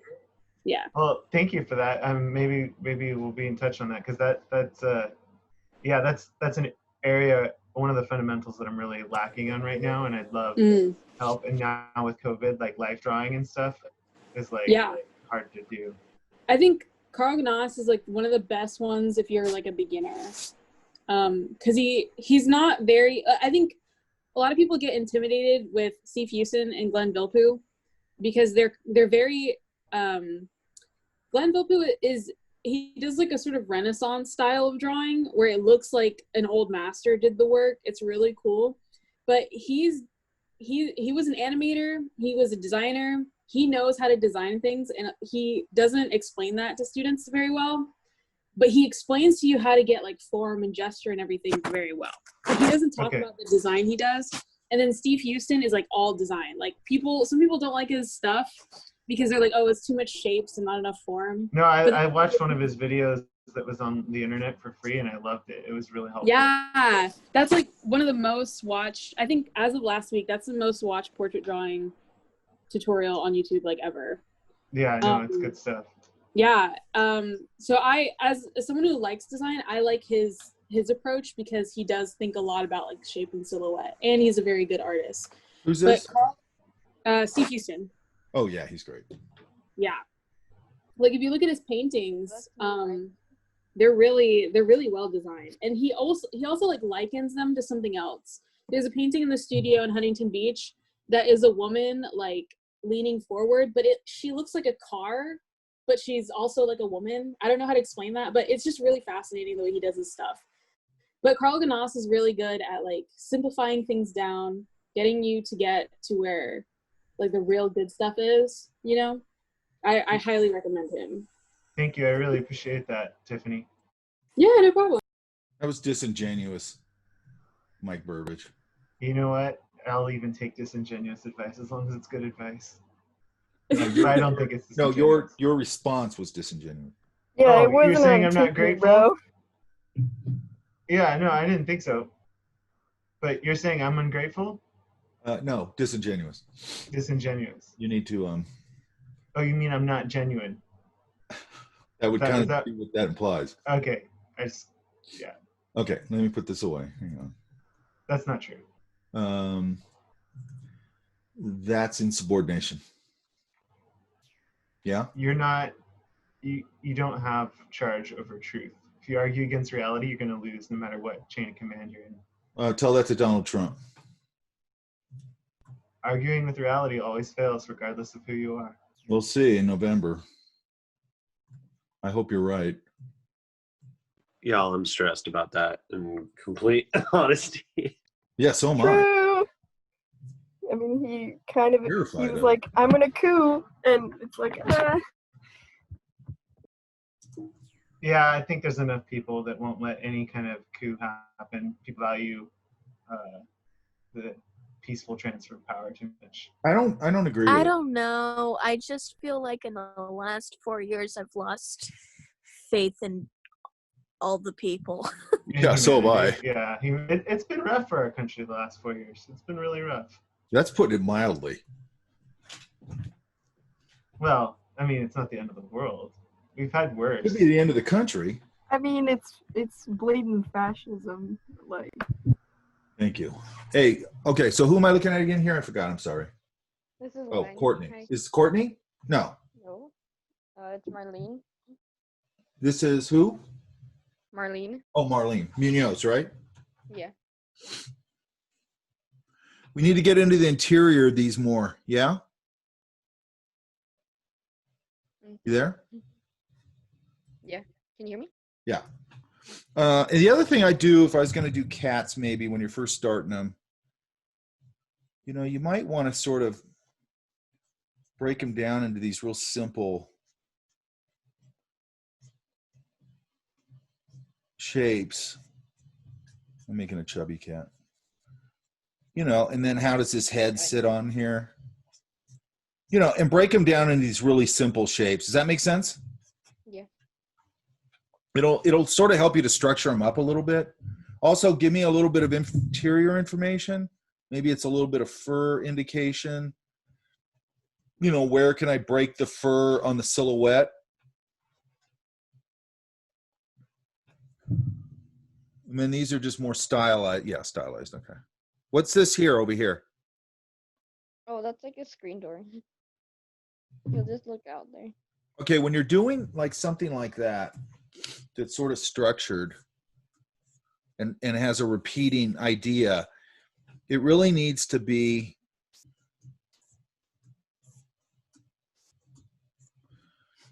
like, I might put this here, really ghost this, and then just go, okay, here's my repeating pattern. It doesn't have to be like, you know, mechanical, but I want to make sure that it's, maybe I just do that, or actually that, you know, and I can make sure that it feels like it's structural repeating. Does that make sense? Yeah. Okay. You know, then you could have your cat here as the organic element.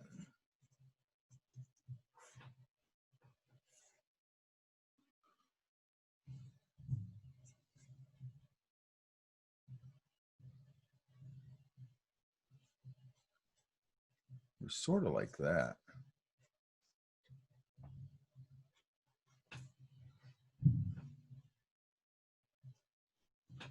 That's what's so weird about them. Is they have their head here, and then they got this big bump. Mm-hmm. You know, it's just they're a weird shape. What's this here? This white. Oh, that's just like some white I was testing out around them. If you're gonna do that, do it. You know, give it some sort of design idea. Does that make sense? Yeah. We're just talking about cats or fish in my other class. The thing with them, it's the same thing as everything. The thing that's good about fish, though, is that, hang on, is you can clearly see the silhouettes and everything really easily. You know, if you get this initial shape down,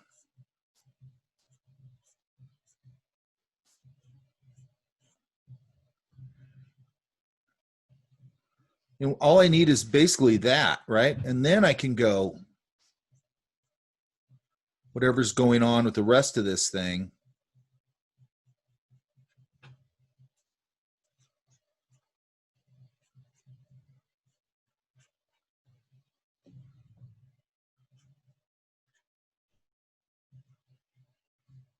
And then I can go in here and start to trick it out.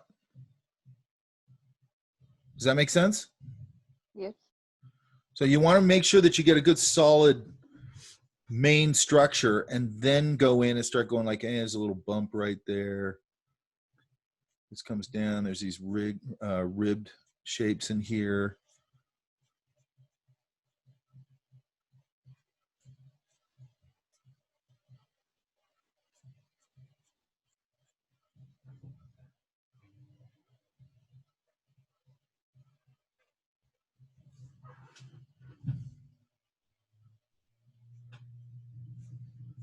You know, and then you can do your whatever you want to do shading wise or whatever. Okay, big shape, right? And then work into those smaller shapes. Yeah. Yeah. I'm dying to go to the aquarium in Pacific. This one's pretty good right here. This bird. Yeah. Yeah. So this is the same concept. What we just said. The thing I like about birds, the thing I like about fish, the thing I like about insects, or not just me, it's in general, is you can really clearly see the shapes. You know what I mean? Bird, it's the same thing as the fish. All you got to do is get, you know, these main shapes in here. Then I can just adjust them, add all the other stuff into it, start to loosen it up.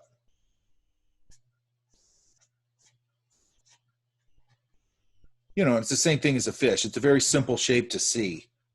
Does that make sense? Yes. So it's good for all you guys. Birds are really good subject matter. So are fish. So are insects. Does that make sense? Yeah.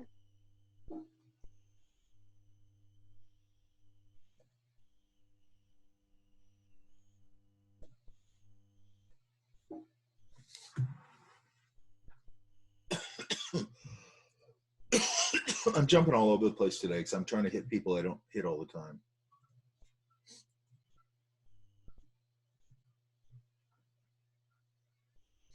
Okay, where's Ryan? Here.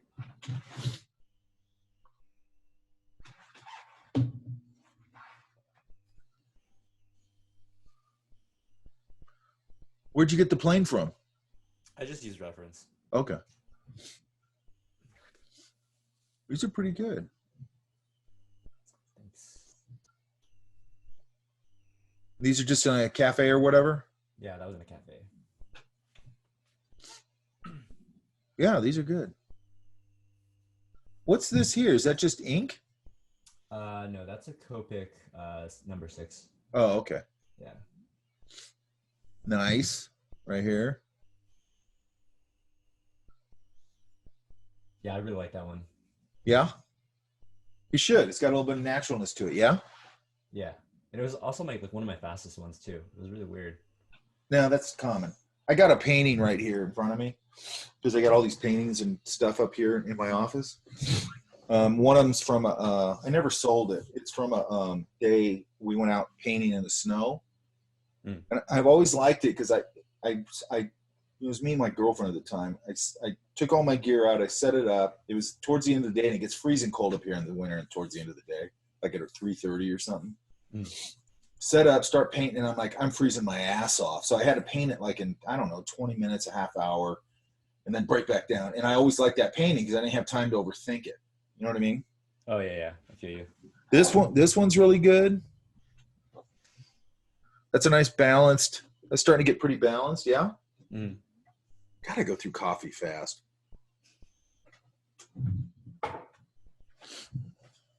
Okay, let's go through here. Same day? Yeah, same day. Hey, isn't IKEA open again? I don't know. Yeah, I think I saw. Didn't somebody sketch somebody from IKEA last week? Yeah, or is a restaurant open? They can't be, right? Because they're under the same problem as everybody else, right? That's a good sketch spot.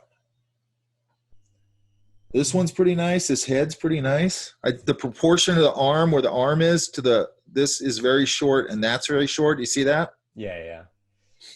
but it's still a pretty balanced drawing. Like that head shape is really balanced. And I believe that mask, Mhm. a lot of people draw masks, they don't draw them right. Like I can tell they're not looking at them. You know what I mean? Yeah.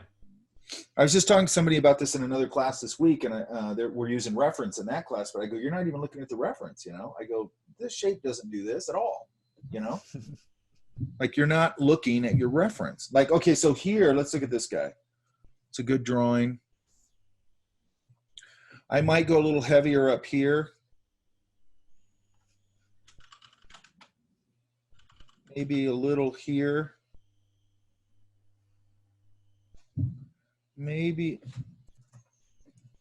little under this ear because it's away from the light. I might hit this a little to separate it.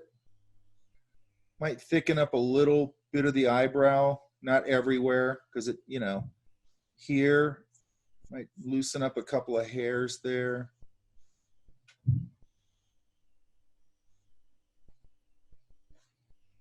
Bring that line up over the ear, right? So we got a mask in front of another mask. Does that make sense? Mm. Might even, I love this little core shadow right there on the chin. Yeah, yeah.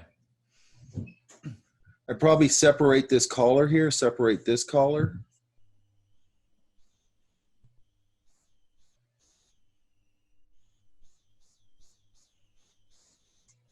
Maybe darken that up a little bit. Now on here, you could probably get, you know, somewhere you could probably get a little bit of, Like a highlight. yeah, a little bit. And well, you don't need it on the nose. I might also go in here. You tend to get some darker values like in here. Mm-hmm. Oops, sorry, hang on. Like right in here, because I want to get a little bit of that structure of the eye, and I don't need much. You got a little bit over here, that's good. And there might be a little bit more. I'm seeing a little more there maybe. You know, just give a little bit of a dark value in that eye socket so it locks that whole unit together. Does that make sense? Yeah. I might go a little darker here. Now the teeth aren't bothering me too much there because you're not showing me that many of them. Mm. Like it gets out of hand when people start showing all the teeth. Does that make sense? Mm-hmm. This, I get that little cheek mask right there. Probably that's too high. Hang on. Right there. Probably loosen this up a little.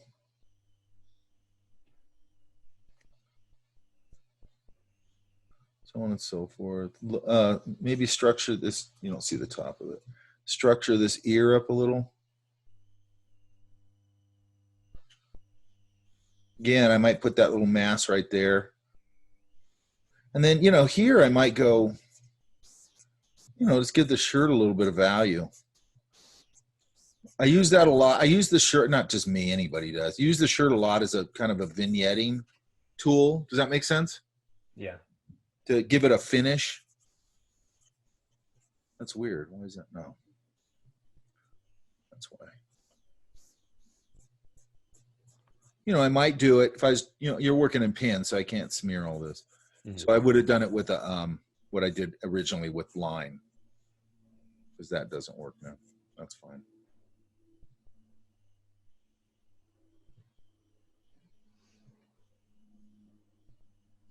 So this person's walking in mid-walk here, right? Yeah.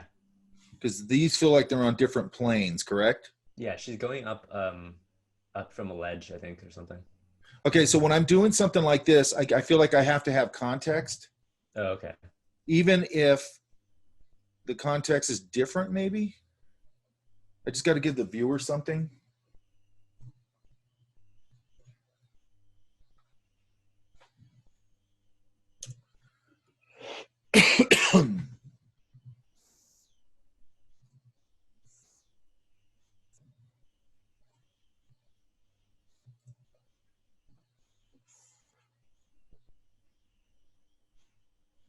It's my half-assed patch job. You know, so it might just be,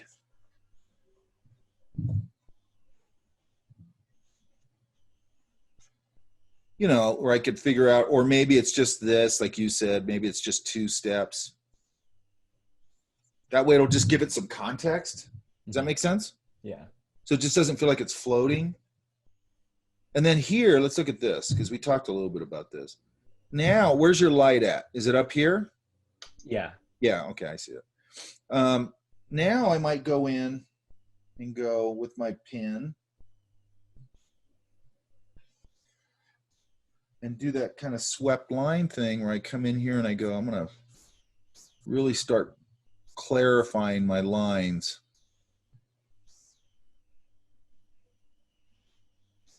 Would you just do that with the G2 or? Yeah. Well, I can do it like on underneath, like here where it's starting to get pretty heavy. I might use a brush pen. Mhm. So I'm going to get pretty fat down there, like this.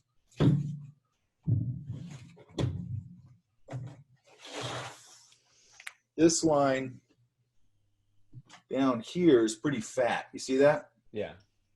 This line down here is pretty fat. So I might use a marker. I might use a, I mean, to be honest, I'll use whatever I got that's a fat marker in my bag. But usually I'll use a brush pen or a Sharpie, like a big fat Sharpie. But the Sharpie, you know, I really want to go whoom and then drop it because I don't want to put that big blunt edge at one end. I want it to taper nice. So I'll go, and I'll drop it so that line tapers nice. Does that make sense? Yeah. Yeah.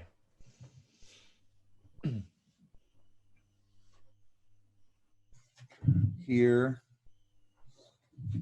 back here. Definitely, if there's a fin here, which there is, if there's a fin here, I'm gonna highlight the underneath of it. This I probably would a little bit too.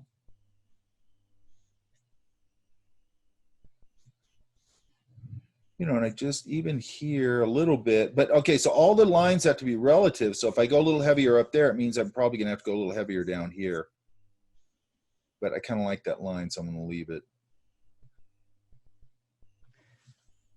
Yeah, that's probably about it. And then this shadow is probably going to continue under the whole vehicle. And that's going to give it a nice grounding. Does that make sense? Yeah.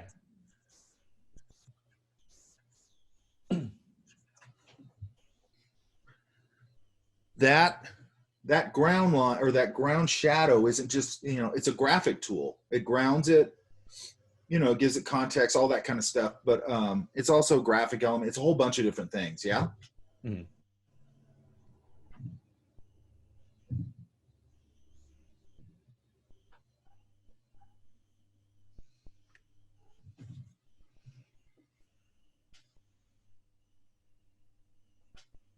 This one's good. This one right here. Okay, so now start really clarifying your line in relation to your light. Does that make sense? Yeah. Because you're starting to get some nice drawings now. Like here could be a little darker so it separates from his head.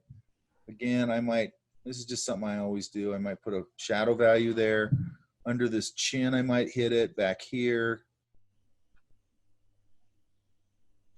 Clarify what's going on here. This cup feels very small. And I don't care how big the cup was. I might make it bigger. I make bigger statements when I'm doing this. Does that make sense? Yeah. You know, here would be a gathering fold here if his arm's bent. Maybe a fold here.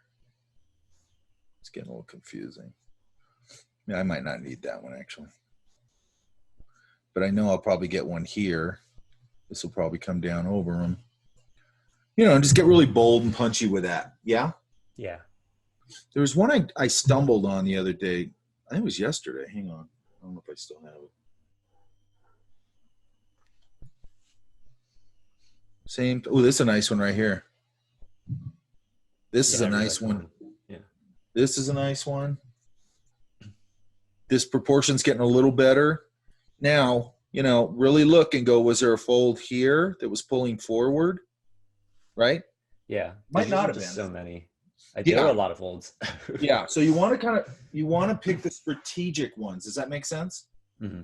So you want to go, this one's pulling across the form this way, and it's really telling the viewer his arm's pulling forward. Maybe there's one there, and then maybe that's all. Those are repeating too much. But maybe that's all I need, right? And there's probably going to be one here. And then I'm guessing probably came down a little further.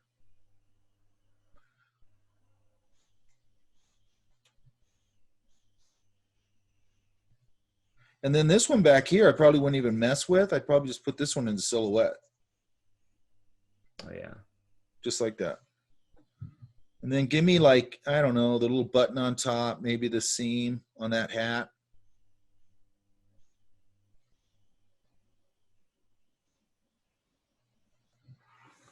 Just enough information. Yeah? Mm. We don't want to go overboard, but we don't want to undersell it either. Yeah, this is nice. These two sitting here. Yeah, you're getting it. So Like you're hitting some nice stuff here. What you got to do I mean, you always got to go out and do a billion drawings, but when you're starting to hit some nice stuff, it's like, man, get out there and just start really cranking it because you're getting some good stuff. And now it's like, okay, it's little things. It's proportion, line quality, but you're getting good drawings. So like you're starting to approach that zone. Does that make sense? Yeah, definitely. I definitely felt a flow. Okay, good. Today too. Yeah. And now it's the time to step on the gas. 'Cause I think what we all do, I don't know, I'm just basing this on myself. There's a lot of times I see people, and I think it's a normal human thing, where you do something really good, then you go, okay, I just want to sit back and like rest on that for a little bit. You know what I mean? You bask in your victory a little bit too long. Yeah, too long. Nothing wrong get with it. basking. Nothing wrong with basking in your victory. You should do that. Like those are nice drawings, Ryan. Yeah, you should go. Yeah, you hit some good stuff there, and then move forward. Right? Yeah. I mean, I want to do it too all the time.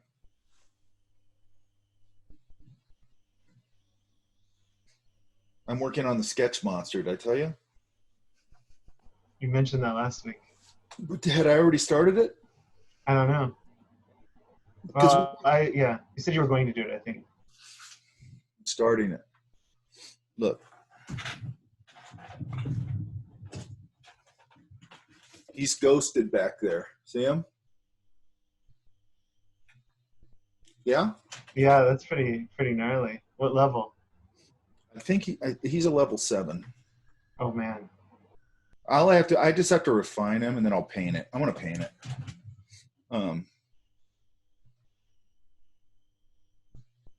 With what? Yeah. Somebody say something? Oh, you're going to paint with gouache? Acrylic. Acrylic.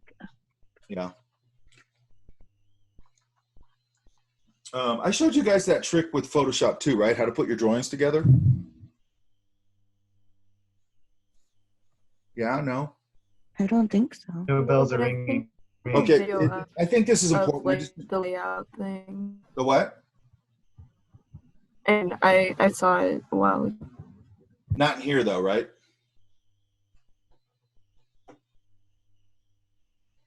I don't think so. Okay, so I started this drawing. Hang on, give me 2 seconds. I got to grab this drawing. And I think it's important because it's a good tool to use. The reason it's important is that sometimes you do drawings that are too big. You have a small scanner. I just have a regular size scanner. You guys can hear me, right? Yeah. Yeah. Okay, so when I started drawing this thing I do this a lot.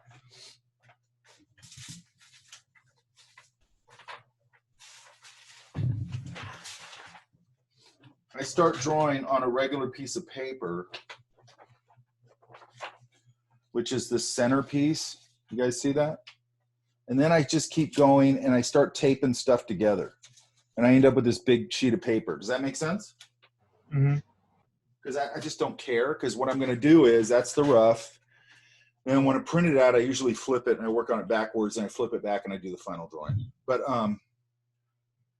so when I scan it, I just put it on the scanner and I scan it, move it halfway or, to the middle and then scan it and then do the same thing on the bottom. But what's nice is that then I end up with, so I end up with 5 bits and pieces. You guys can see that, right? Or 6 bits and pieces. Can you guys see my screen? Mm-hmm. Yep. So I end up with these. So what I can do is go here, because this will help you out with actually other classes a lot, at least it would for me. I could just drop down here to automate. I don't open anything. And I go photo merge.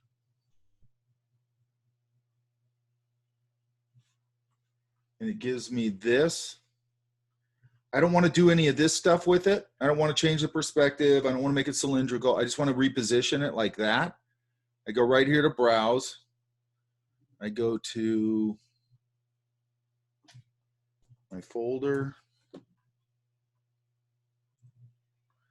And here's my scans. And I pick my scans 1 through 6. And I say, okay. It's going to take a second.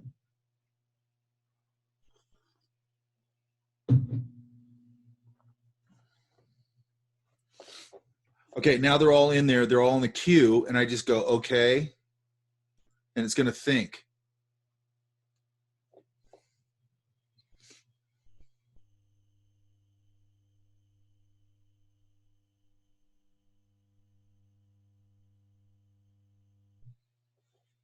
And it puts it all together. You see that? Yeah? Yeah. Right? In And the then, final drawing, you work out that seam right there, right? now what I do then is I go, well, the final drawing's not going to have anything to do with that. I'm just going to use that as my guide and go over and finish it. But okay. I like to work on, I usually flip it, but when I flipped it, I realized it was actually pretty balanced. So I didn't really need to flip it that much. So I just print it. I like to work on a final print. So I'm not just, working with that drawings all taped together is a pain in the ass. Does that make sense? Yeah. So what I do then is I go in, I use content aware, and I just create a clean version of it. Let's see. I create a clean, see now it's all clean. See it? Yeah. And then that's what I print out. That I tape, that's only 4 sheets. I tape it back together with Scotch tape and stuff, so it's nice and solid. That's what's on this board. And now I'll go in and finish this out. Probably, maybe today. Nice. So you have a pretty big printer then for that. No, you go to. No, I printed it on 4 sheets of Okay. I think it's 4 sheets of letter paper. Then I put them up on my slider so I don't have to pull out my light table. I line them up. I put a piece of draft dot on it, put it back down, put a ruler on it, slice it right down it, take off the excess, put them next to each other, put a couple of draft dots on it, flip it over, put a piece of Scotch tape, and now it's just 1 sheet of paper. It's really solid, and I just do it with all 4 of them. It takes like 10 minutes. Yeah? Yeah, that's cool. Yeah, so the other thing I can do is, because once I do this drawing, this is what's nice. Once I do this drawing, I'll wet mount the drawing. So I don't have to transfer it or anything. I just wet mount it down onto my illustration board. I can make it as big as I want, as small as I want, whatever I want. I'm going to work on it maybe about that big, maybe a little bigger. So I'll work on a piece of illustration board, that big or whatever.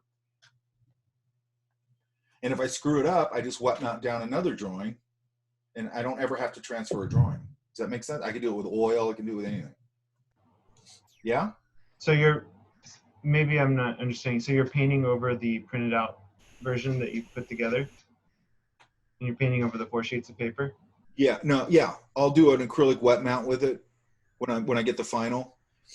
It'll be nice and cleaned up, and then I'll wet mount that down on the illustration board. I could wet mount it down on the museum board. I could wet mount it down on anything. But it eliminates, once I have that drawing, I go, I like that drawing. I don't have to try and recapture it or anything. I just mount it down and I paint. Yeah? Yeah. The less redrawing, the better on that. Yeah, I don't want to, and it's not even about redrawing. It's about trying to recapture the energy of the drawing you liked. Right. You know what I mean? Yeah, that's right. That's right. So this way, I have 2 or 3 different ways I do this. I have a way I kind of do it. It's not that process, but like if I'm working on a big canvas, I draw directly on the canvas, and I have a way of like constantly revising the drawing on the canvas. So when the drawing on the canvas is done, and they go, wow, I like that, I don't have to try and recapture it. That's it. Does that make sense? Yeah, that does. And I do the same thing with my children's book style. I have a way to transfer that where I don't have to try and recapture the drawing. that recapturing the drawing, I never try and I'm doing that big comp right now for a big oil painting right now. I'm not going to transfer that drawing. That drawing I did out of my head in the saloon when I was having a beer or whatever. It's a starting point, and then I go over it and I start painting into it and I start working out all my problems. Then I'll redraw it freehand onto the canvas. It'll change a lot. And I actually like doing that because it gets me out of my head of like chasing. There's nothing worse than chasing a comp or a drawing. It's like you're not going to recapture it. You know what I mean? Yeah, unless you you basically redraw it, right? Yeah, so I just go, okay, I'm not trying to recapture that. I'm just trying to get the flavor of that. Yeah. And I'm going to try and get a better drawing. I'm not trying to recapture that. It's like a performance. It is a performance. You know, you go out on stage or something and you play whatever, you're not going to play it the same way the next night. You know what I mean? To focus on the thing itself, the essence, rather than what you did before. Yeah, and I think it's a good thing right now. The reason I'm saying this is I'm always trying to tell you guys stuff that took me a long time to figure out because nobody told me. And that's one of them. Like I'm working on actually it's from a few years ago, but it's still on my easel at my house, this big painting of Delfino Marsalis, who's a jazz musician. And I did a little comp painting in oil to work out the problems with it, the color or whatever. And I really like that little comp. And then I made the mistake on the big painting, because it's pretty big, it's almost life size, to try and chase that comp. So now I got to go redo that painting a little bit, because I should have never tried to chase that comp. You know what I mean? Yeah, yeah. I'm not going to catch it. I almost look at it and go, I should just frame that comp, because it's like, I mean, it's not as big. It's like that big, but I like the comp. I am going to have it framed. And it was wet mounted down on the illustration board. I just painted on it in oil instead of acrylic. Okay, it's enough of that nonsense. But you can see how helpful that little automate tool is, right? Yeah, that's pretty handy, especially for that process. It'll actually come in handy for other classes you have if they're going, hey, we're going to do that no-tan thing and like basic design or something like that. You know, things that are a little oversized. It just makes it a lot easier than going down to wherever Kinko's and spending $25 to have them print it for you. You know what I mean? Yeah, definitely. They screw you over there, man. I went in there to have my syllabus run. I mean, those are just black and white copies. It cost me $60. Yikes, that's insane. It was the last time I ever did that. Okay, where's I think it's Amelia, right? Yeah, hi. Yeah, okay. All right, what do you think? I had a lot of fun this week. Okay, good. I like that. We're just working on tone. Have you worked on tone before? Not that much. A little bit. It's a little kind of that Ed Lee thing. What's this here? Is this gouache? It's watercolor pencil. Oh, that's interesting. What did you think of that? Oh, it was so much fun. I've never really used watercolor before, but yeah, I liked it a lot. I bought like a bunch because I kept going through them this week. Watercolor pencils? Yeah. Yeah, they're fun, huh?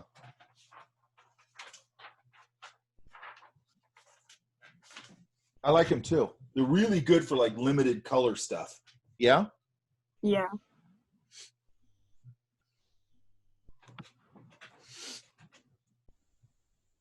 This one right here is nice.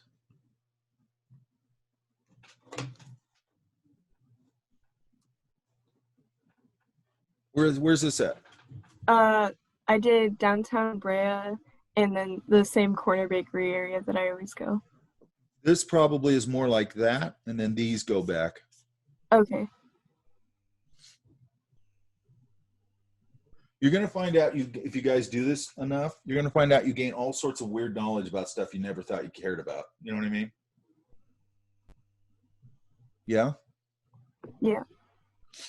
Like that coffee cup's from Starbucks. You can look at the silhouette and you go, that's from Starbucks. Or, you know, just weird stuff like that.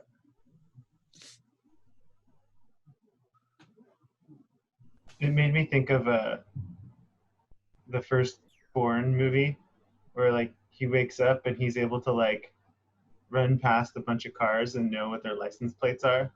Like Who was we're this? developing. What movie? I think it's one of the Jason Bourne movies, the first one.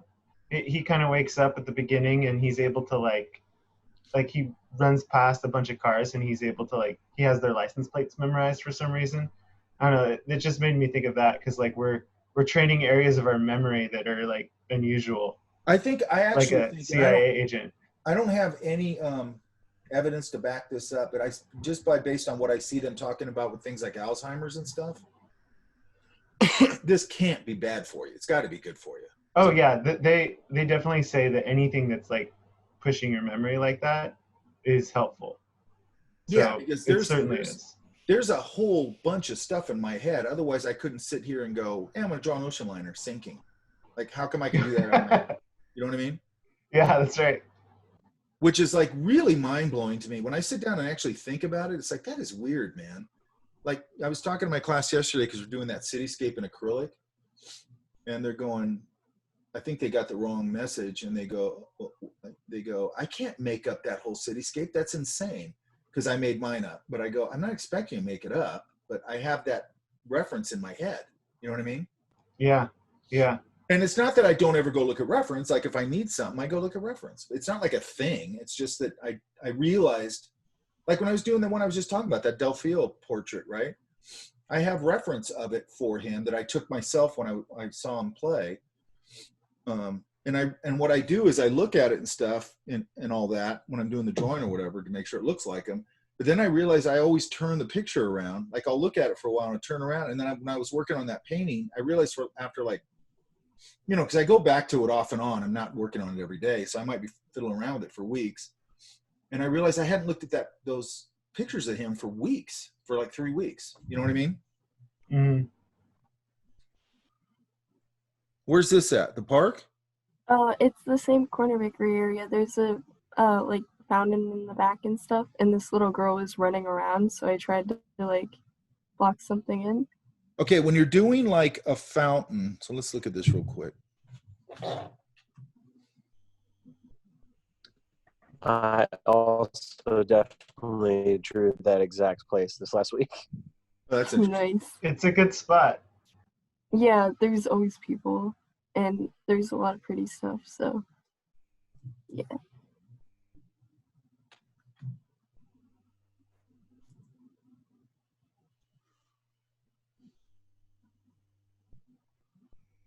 Okay, wait a minute. I don't want to, hang on.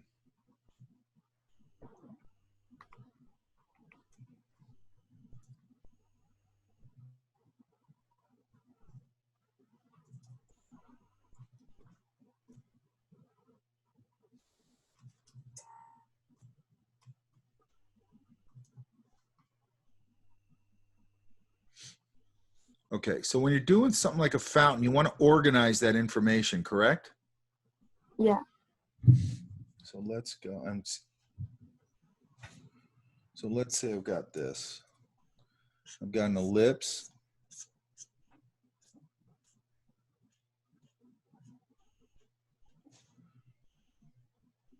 An ellipse. A little bit bigger, a little more open, right? Mm-hmm. Why? Because it's going down from the horizon. Yes, exactly. And I'll just do part of it.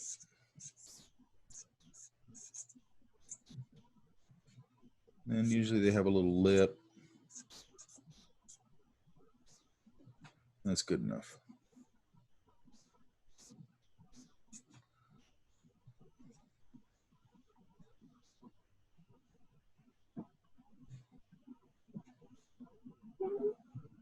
And then they have something here. Okay, so what I tend to do here, I know I have an example of this. I'll have to see if I can find it. Oh, the one there was just the water jets. There was no like. I know, I'm just making it up. Okay. I just didn't know how to like block in water. Yeah, it was hard. Okay, so basically what I'd be doing is I'd go, okay, I'd probably do this with a Prismacolor pencil. Mm-hmm. And I'm going to go fairly light here and fairly light here. And same thing here.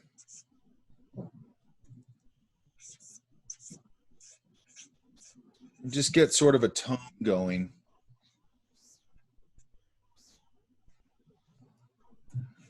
And then I'm going to go, I'm just going to make this part up. There's some sort of source here. That's going to come up and drop, correct? Mm-hmm. So now I'm probably going in with still with my Prisma. And then it's going to do this ribbony thing where it's going to go and then drop into here and so on and so forth. Does that make sense? Mm-hmm. And then what I'm going to do is I'm going to go, okay, there's going to be some dots here. And then when it hits here, it's going to splash. There might be some sheen on this where the light's hitting it a little harder. And I probably shouldn't do it on, well, I could, yeah. So let's do that. It's going to create, okay, so then it's, a lot of times it'll get a little bit of that there.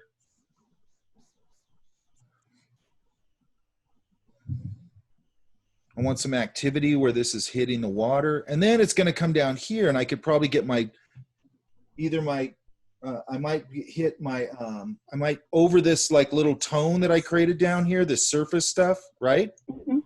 I might now with my paint marker, I might come in here and go and put the little ripple things that are going to happen in here. And I'm done. Does that make sense? Mm-hmm. And I want you guys, you know, and I can get a lot of activity down here.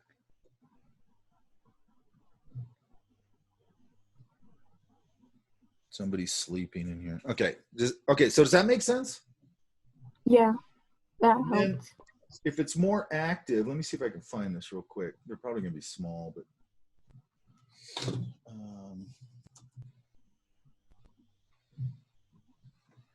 downtown LA, right? Mm-hmm. Now, I was doing a story for NPR for that. And what's interesting about it, so there's different versions of it. Hang on, let me see if I can find them. Okay, so what's interesting about these, I know they're small, is when you go do a story like this, you're improvising, so you don't know what you're running into, okay? So these are all sort of in the line of what we're playing with, but these kids were playing in the water, and you see I use the same techniques we're talking about right now, correct? Yeah. You know, every time I do these things, it's all about improvisation. Does that make sense? Mm-hmm. So the park has these really hot pink chairs. So it was luckily I just had, I used to have a kitchen, I call it my kitchen sink bag, where I had all sorts of stuff in it when I'd go do these things. I didn't know what I was going to run up against. But I had a pastel chalk in there that was kind of that color, so I just lucked out and popped it in, right? Mm-hmm. These kids, one of the big things, these kids playing in these fountains, so I wanted to get some of that, just real simply, right?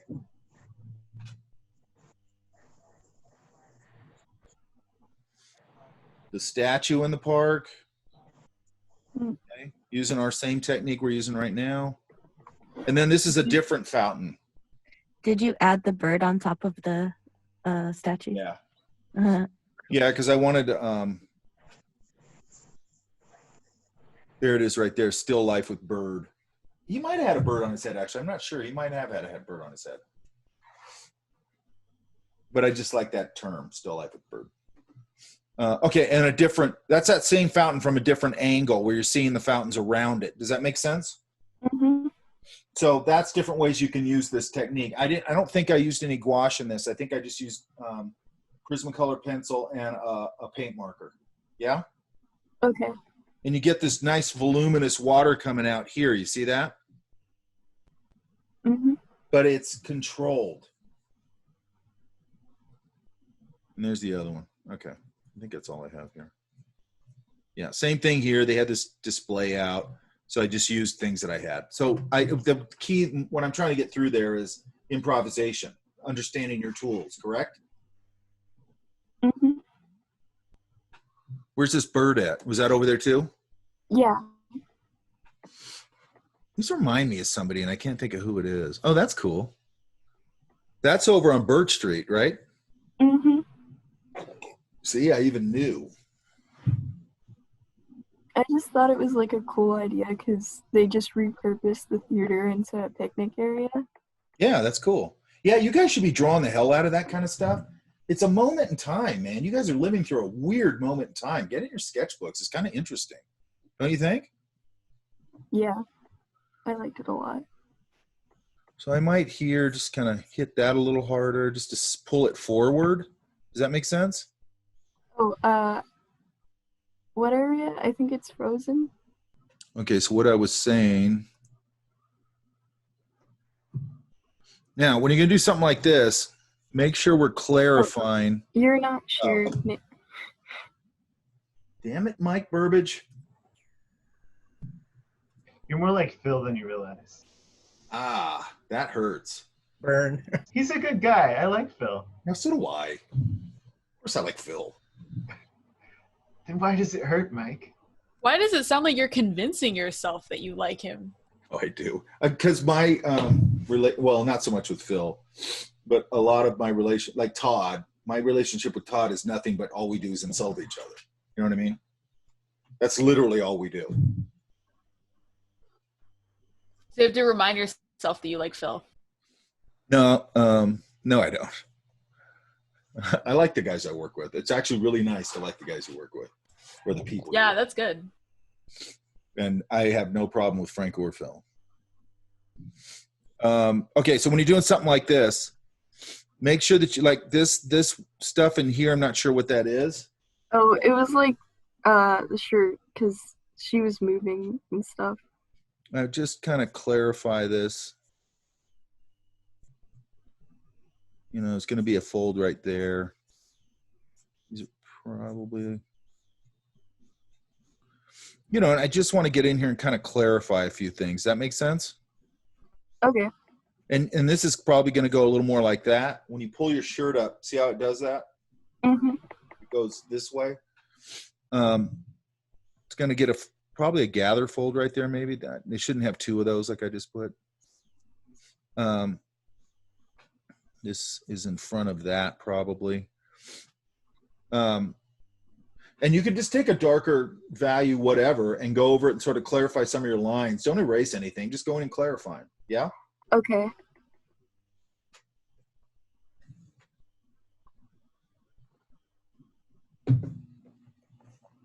This guy. Okay, here, same kind of thing. So now let's go in because you're getting some nice things going on. I just think I was having a little bit of trouble because the watercolor would get rid of the lines. I like that. I like it to wipe my line out and I go back in and reinforce it. Mm. Or you could throw down your drawing with a pen or, you know, waterproof pen, or that's probably not a good idea. Maybe even a Prisma, something that just doesn't really move that much.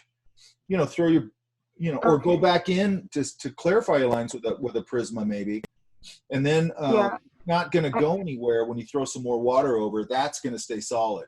So you can go in and really, you know, go dance over it and then pick some of your lines with your Prisma, and then, you know, you can wash in and then go, that's going to stay there. You know what I mean? Mm-hmm. I might buy some Prismas and some earth tones. Yeah, they got a bunch of nice ones. I think they got a sepia. I like their terracotta a lot. Mm-hmm. You know, so this, I just put a little gather fold in there. Probably going to be a little fold there maybe. This shirt, you know, get very clear with this shirt if it's coming down over here, whatever. Probably a gather fold right there, like a compression fold. So on and so, you know, so all I'm doing is going in here and just sort of clarifying a little bit, right? Mm-hmm.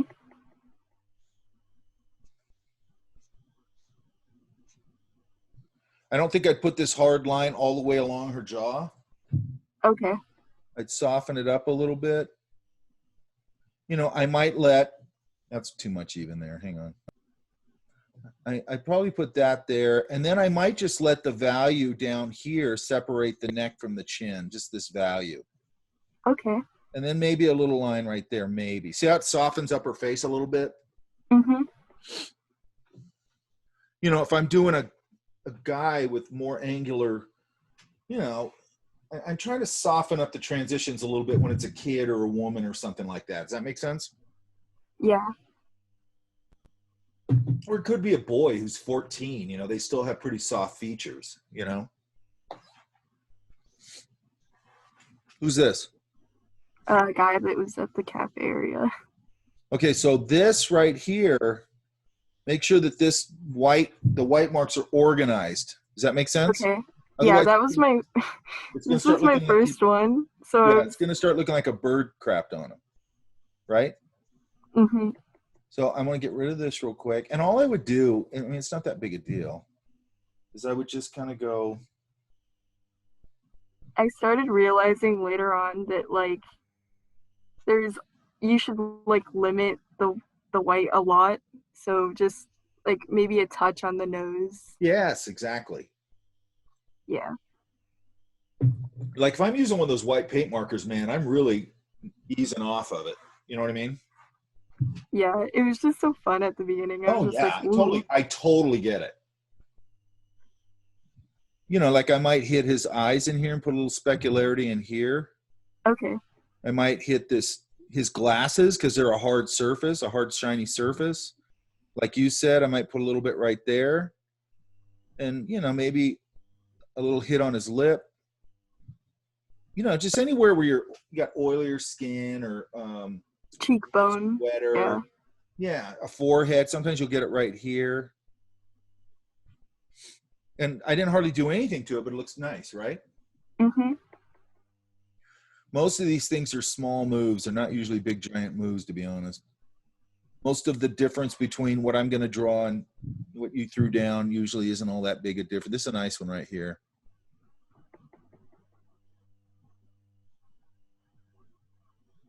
Yeah, and I like what you just said. You go, hey, man, it was just fun. I'm just going at it, you know? And yeah, I think when you first start doing something like that, yeah, just go for it. You know what I mean? Mm-hmm. You'll figure out how to rein it in because we'll talk about it and you'll figure it out.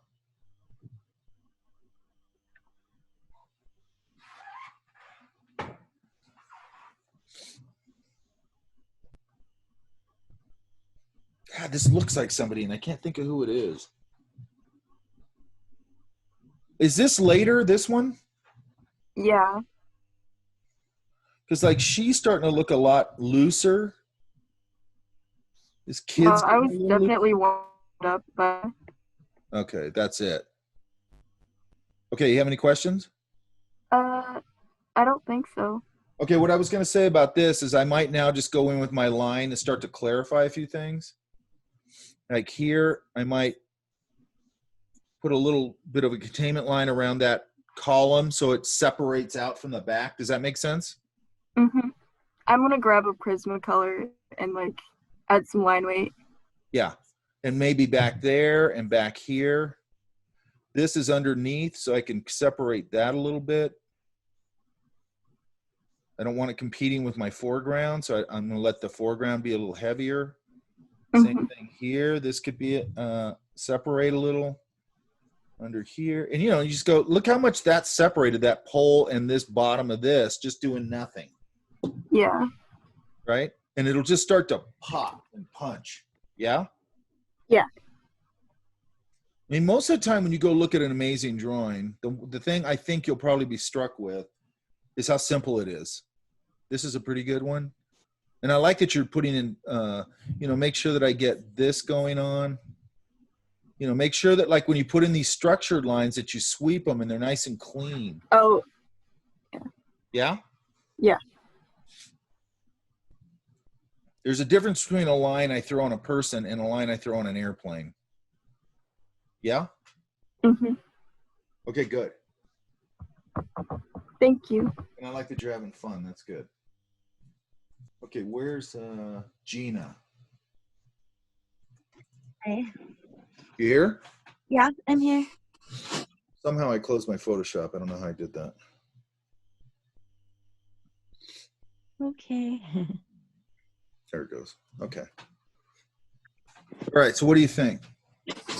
I tried some markers and some pen on one of them, and then I was just trying markers. So I was kind of just exploring. Good. Yeah, I didn't yet get like the white paint marker. Okay. Doesn't have to be a white paint marker, by the way. It could just be a white Prisma. It doesn't have to be a paint marker. Or I like to have both. I like to have a paint marker and a Prisma, but I mean, you could just get a Prisma. It's fine. Yeah. Oh, and I did notice what you said about like how whether it was the person or even the dog that I was drawing, how they would go back to those standing positions or sitting, whatever, because they only have so much places to move to. Yeah, dogs are a little different because they'll just go, I'm going to go over there. You know what I mean? Yeah. Or I'm going to go lay upside down on the couch. And now I'm going to lay halfway off the couch. Yeah. I mean, in certain situations, like at the dog park, they're excited. They're a little different. Then they might just go, I'm tired now. I'm going to like lay here for a while. But then the rest of the time, they're sort of up and engaged, right? Yeah. And with this one, Kona, she's a mini husky, and she only had so much room in the apartment that she's in. So, but she would keep going back to certain positions. Yeah. And I took some pictures as reference in case I had a chance to go and fill her in more, but I didn't have a chance. Okay, now this one's pretty good, right? Yeah, the table perspective was challenging. Yeah, I was going to say that. That's fine. You already know that. What I might have done here with my Prisma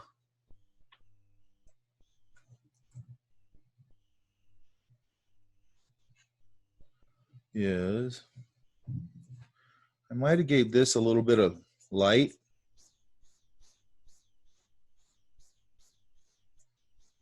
That way I can kind of give it a little bit on his head, on his face. Mm-hmm. You know, I can get a little bit of that light bouncing around, which is just kind of nice to play around with. Maybe a little here, not that much, but here. Now, be careful here. Again, we have this really abrupt dark with a hard edge. Does that make sense? Yeah. So either I probably would have backed off of that a little bit. Let's see.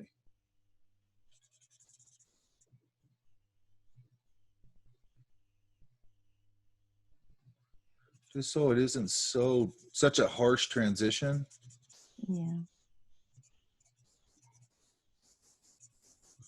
Still be a little darker. I just don't want to have transitions where they're not transitioning. Does that make sense? Yeah, it's too hard. Go ahead. Do you think to like remedy that? Because it was marker if I used like a pastel or Prisma, like I would probably just use a Prisma or something. Now you could use a marker, but like if you had 2 value markers, I could put a fairly light, cover this whole thing with like a 3, and then on the back end of it go to a little darker. So it's a dark and then it goes a little darker. Does that make sense? Yeah. But then here again, I could probably get something going on here in that fold. This is still probably going to cut across like that. There's probably going to be a pull fold coming from the back. Probably one here. There's a seam here usually. I might just give these a little bit of a value. The part of its slipper, or whatever that is. Here. So that gives you a nice dark punch right there. Yeah. And it's also on the ground, so it helps to ground it. I also usually, where the shoe hits the ground, I'll hit it a little harder. Under here. Under here. Under here. So I'm really thinking about where my darks and my line quality is. The values. Yeah, the value, but I'm also showing it with the line quality all over the place, right? Like here, I could probably hit it a little harder to separate it. I might do that thing, and I just talked about a while ago, which I do all the time. Yeah. Or just take this whole leg maybe into silhouette, not sloppy like this. It'll just set it behind that foreground leg. Yeah. And then this overhanging ledge, I might get a little harder on that line to separate it. It's also going away, under and away from the light. Yeah. Yeah. And the glasses on the table, that I was intending to make a reflection because it was reflective. but I didn't get a chance to. When you're looking at things like reflections, make sure that you're sort of abstracting them. Does that make sense? I think so. Like,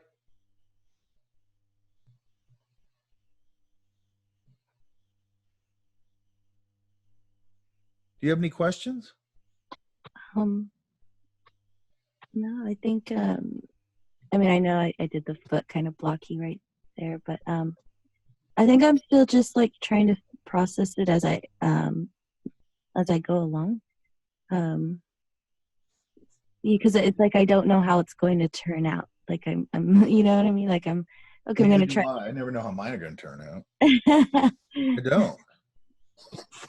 Well, like I'll try a bit darker, and I'm like, okay, maybe a little bit darker here, and I don't know with the values, I guess. Yeah, you're still, you got to just go for it. And I want you to go for it. Okay. I don't want you making, I want you to make an effort in your sketchbook, obviously, and I want to see an improvement and all that stuff. But you got to have, again, you got to have some room to go for it and make bad drawings and work through stuff. Does that make sense? Yeah. This does not happen overnight. And I also don't think, go ahead. Oh, and all of these were from life. I didn't. I also don't think this happens if I put so many constraints on you that you're worried about your sketchbook has to be perfect. Yeah. I mean, that to me would make absolutely no sense. Okay, so I'm just adding a couple things on here. This is a structured jacket thing. It might have that seam thing across the back. I want to loosen up this a little bit, so I might try and find a few folds. I could loosen it up. Same thing here. You know, I don't want too many of them. This is probably, again, going to get that fold that cuts across. I'm going to get a radiating fold right there, a compression fold, whatever I'm going to call it. Probably going to get one pulling from the back. Probably going to see some of the pockets. And then this, it's fine to block it out sort of, because I usually block them out as just a sort of wedge. But then I got to come in here and start. That's still too big, but let's just do it like that. You know, and then I can start throwing in the sole and the heel and maybe shoelaces and all that kind of stuff. Then this would probably go. This would probably be more like that, I would think.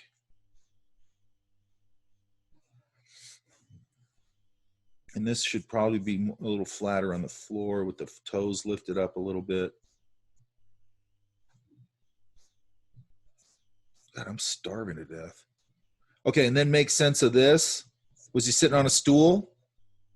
We were at a regional park, and it was like a, how do you say, like a mini wall around a little gazebo area. All right, then I would just kind of do this.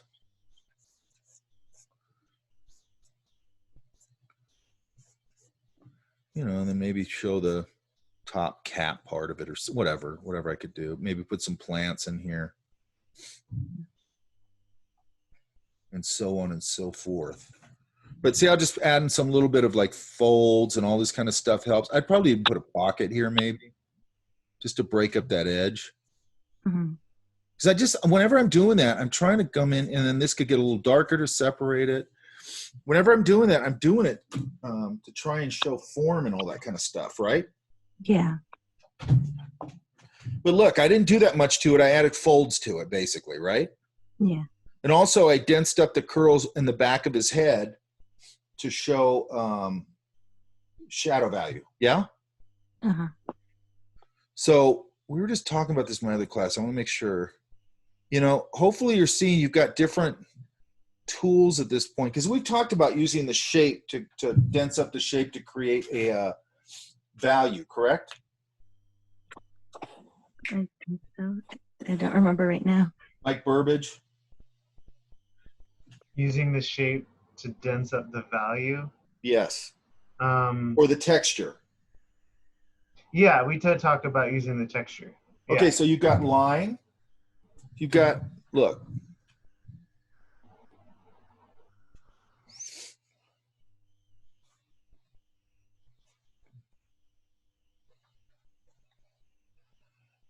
You've got line. So if something's going away from that light or whatever, I can dense it up, or if I need to separate it. You've got tone now. That's lousy tone, but there you go. And you've got, you know, if we have a basket,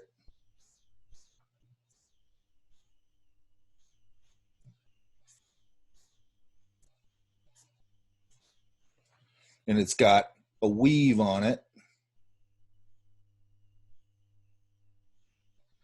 As it goes away from the light, I can dense that up, and that's using my texture, or whatever you want to call it, to start to show light. It'd be lighter over here. Right? Yeah? Yes. You guys can hear me, right? Yes, I Yes, can sir. hear you. Okay, so you understand that though, right? Yeah. Okay, so we're building up our tool set of things that we can use to be descriptive, correct? Correct. And to build value. So sometimes we're doing both. We're always building more description, but you know, a lot of times people just think of it as just tone or maybe just line, but your textures can also be densed up to show value. Okay, does that make sense? Yeah. So right tool for the right job. Now what you got to start doing is going, when do I use this? When do I use that? So on and so forth, right? Look in Yeah. here. I just saw this morning. My new book. It's fun. There's a picture of her hair in here that's cool. This one. She's doing it right here. Oh, I love Look how her hair is very dense and then it trails off at the end. Oh, yeah. That's Yes. exactly what we're talking about. You know what's interesting is she picked this guy to illustrate this. I guess he comes out of more comic book stuff. But she knew that he knew, you know, so he's always drawing action, I guess, and all. I haven't looked at his work yet. She's always drawing action and things like that. So what's interesting, she looked at him specifically because she goes, well, this guy knows how to show movement.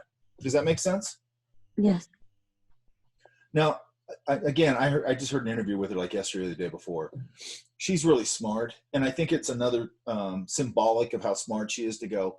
Because I think a lot of people go, well, I got to go find somebody does girls' books or does this or does that or does whatever. And she looked at it and goes, no, he's got to be able to draw action because I want these poses to look beautiful and I want it to read the way it should read. Ballet is obviously very specific, correct? Yeah. And her story is very specific. So she's, you know, she's on top of it. What book is There's that? another book out, by the way. Somebody was saying something. What are you saying? Oh, what book is that? This one's called Bunheads. Where were you at this morning? Sorry, I was late. That's so cute. This one's called Bunheads. Apparently, bunhead is some term that they give the girls who are just crazy, like obsessed with dancing. And I forgot why. They're like, oh, they don't even take their buns out of their hair when they go home. You know, I guess they wear their hair very, you know, tight or something. I don't know that much about it. I used to be a ballet dancer, Mike Burbage, but I gave it up. It's a good thing because now we have you as a sketching professor. That's true. Who also dances. Yeah. That surprises me. I would would think someone draw that. You can't see the elegance of me. Do you dance? manner? Do you dance and sketch at the same time? I can't. Oh, yeah. It's not that I doubt your ability to dance, Mike. It's that I doubt your ability to not sketch. There's times where I've been having so much fun. One time at the zoo, because I always have headphones on and I just get in my own world where you're sort of dancing around, moving through the crowd and drawing and stuff. It's super weird. It's just so joyful. You know what I mean? Does that make sense? Yeah, no, I get it. I like listening to music and drawing, and oh my god, it is like a dance. It's the greatest and thing I'm in the world. Not very good at it yet, but I'm hoping to get better. It is a dance to me. It's all rhythm. It's all like that. It's as close as I'm ever going to get to it. I'm looking. Hey, Tiffany, don't I have anything from you? You don't. Why not? Not. This week I've been working overtime, so I didn't have any time to go to the zoo like I wanted. Well, it doesn't have to be the zoo. It could be anywhere.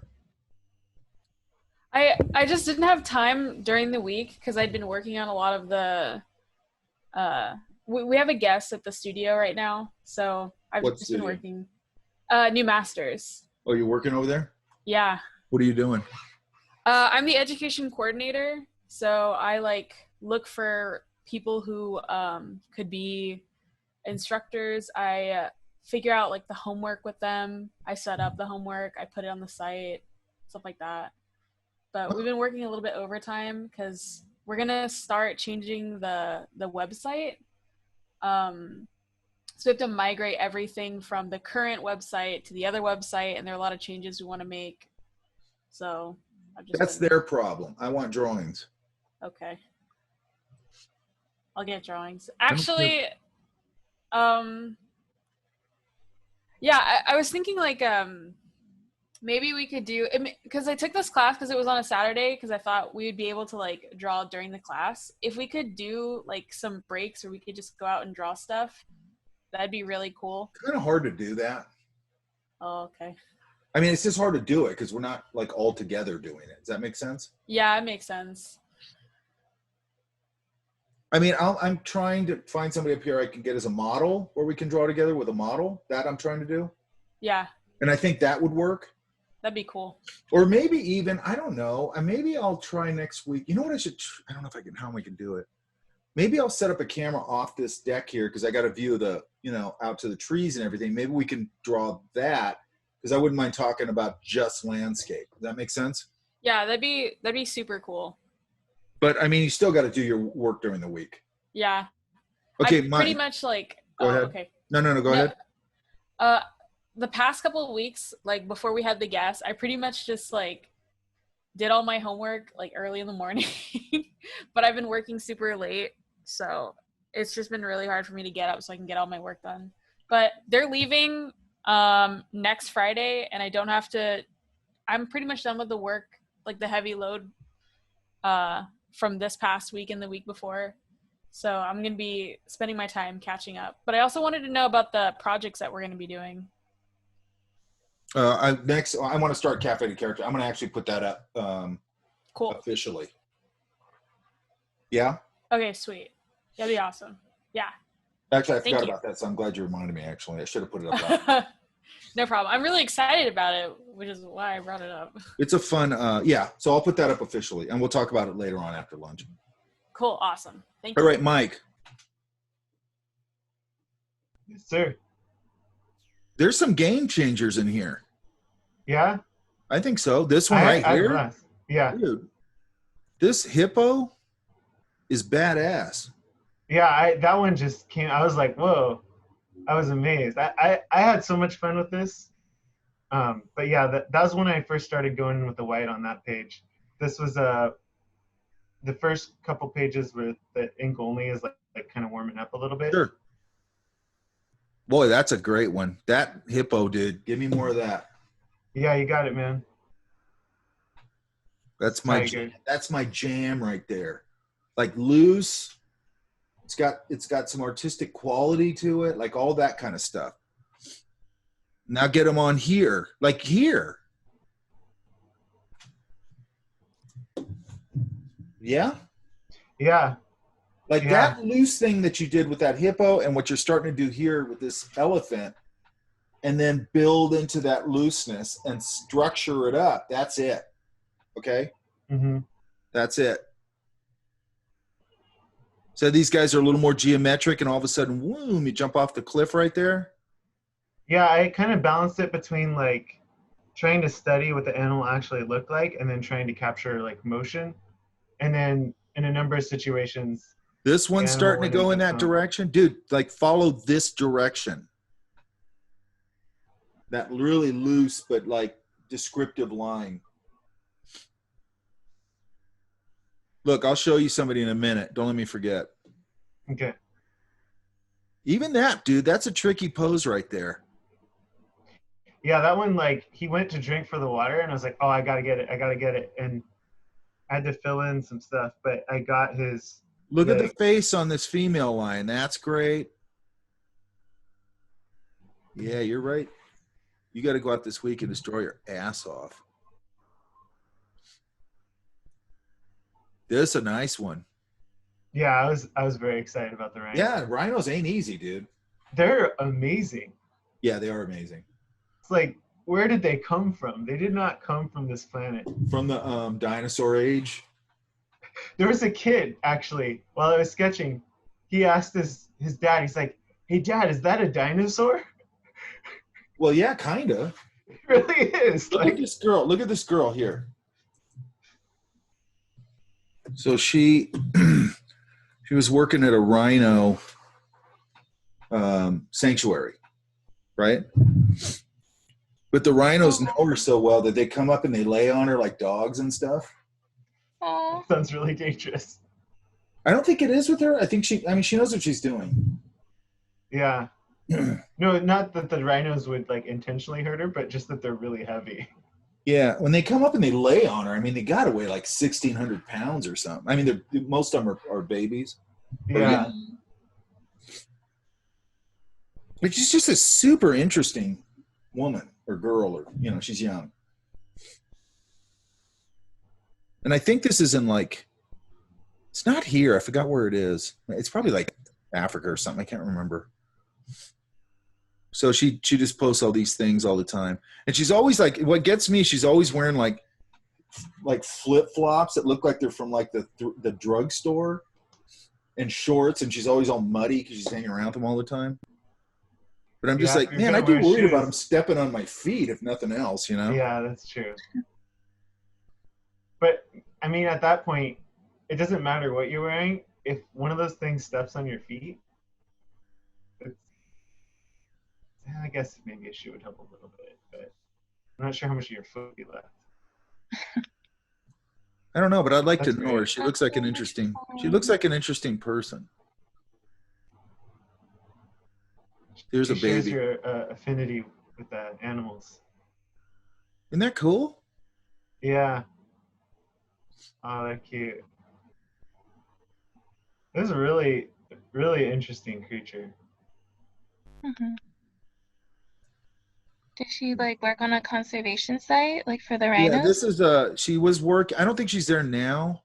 She was working there for a long time, it seemed like. I think it's part of her training. South African. South Africa. And it's wildlife rescue, the Rhino Orphanage it's called. And here's the thing. I think people like this are just doing a lot of good stuff to get the word out about this kind of thing, right? Right. So sometimes I look at things and I go, and I've done this a few times, I'd like to do some pro bono work. I'd like to help organizations that I could do something for. So sometimes I'll go to them and I go, here's an idea I have. I think it could make you money. You know, it's just simple. I'll do all the legwork, and I'll do all the design and all that. And then they kind of fall into this. Okay, so the one thing I always tell them is I go, I will not be, I'm not going to do design guide committee. I know that you probably have a board. I don't want to be involved with the board. It's not that I'm not going to collaborate with you a little bit. I go, but I'm not going to be art directed to death. I'm doing this for free, and I'm a pretty high level guy, and I'm giving you my services for free because I believe in what you're doing. But I'm not going to be screwed with. That's all. I go, if you do that to me, I will walk away from this immediately. Every single time they've done that. Every single time they call me and they go, yeah, I showed the sketches to the board. And I'm like, okay, that's fine. And the board thinks, like, Julie thinks you should change this and this guy. And I go, I'm out. That's it. It's over. And they always go, what? What are you talking about? And I go, I told you this. I go, it's in an email. Go back and read it. Click. Man. I'm not dealing with you anymore. You know what I mean? Yeah. It's frustrating. That's my rant for the day, by the way. Good. Good. All right. So what No, I mean, do, like, your rants have wisdom in them, so. well, don't take people's crap. It's like, I'm giving you something that's valuable for free because I believe in what you're doing. I'm trying to help you. You know what I mean? Don't get into the, and you have to understand, when you've done this for a long time, couple of decades, you're over that stuff. You know what I mean? Like, I'm over that stuff. Okay, so what I do here, because you got a good drawing here, is I'd probably, again, start to kind of come in here and punch my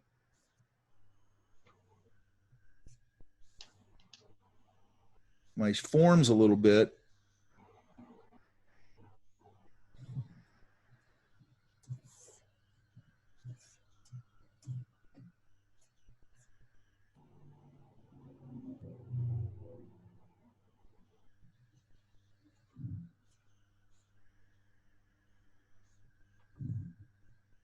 Oh yeah, that's looking real good.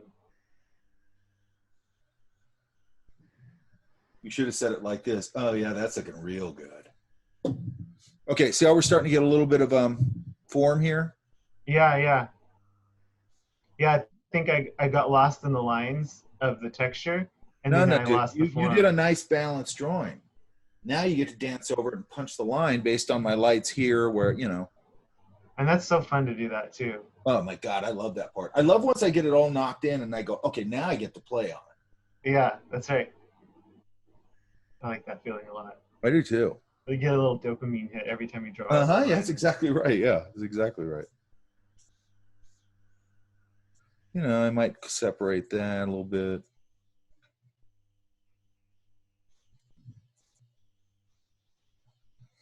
You know, and then I go, okay, what's, you know, there's a form change right there. See how that sort of turns it a little bit? Yeah. Same thing here. Maybe I'll use the same trick here. You know, not overdoing it. It just gives it a little bit of form. Yeah. And then I might just kind of go.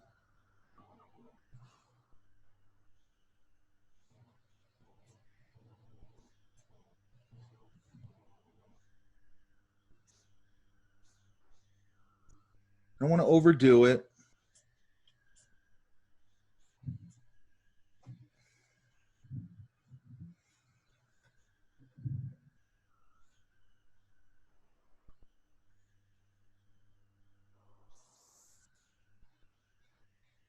There's a couple of things we could do here.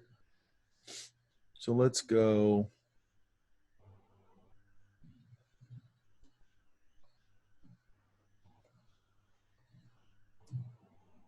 I'm just going to use this.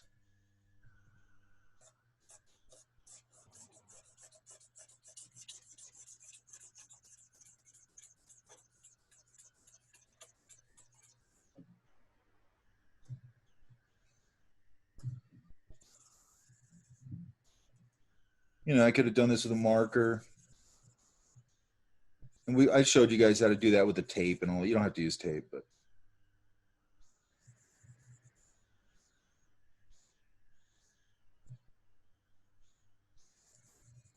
Okay, yeah, that really pops it out. It also gives it a sense of finish, Mm-hmm. which I like to have a sense of finish on my sketches. I mean, like people always go, well, you know, finished work and then you do sketches. And I go, and a lot of people I think this way now. It's like, it's not finished work or sketches. Finished sketches are finished. You know what I mean? But as like a little presentation idea, we could do that. Now we could go maybe, and these are all things obviously I'm talking about doing traditionally. Yeah? Yeah. Maybe I'll come in here, sort of give them a little bit of a containment line.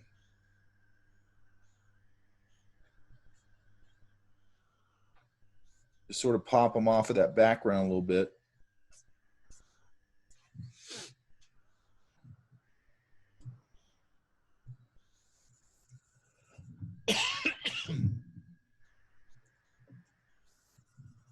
Hang on.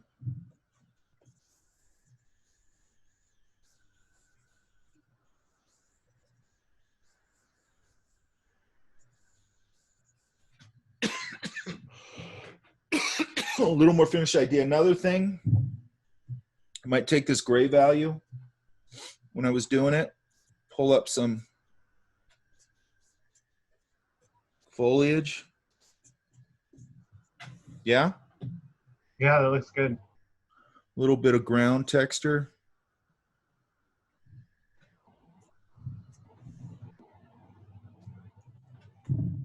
Now he really pops. And then I would go,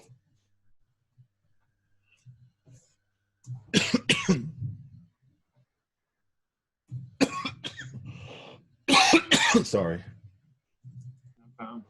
Based on whatever they had there.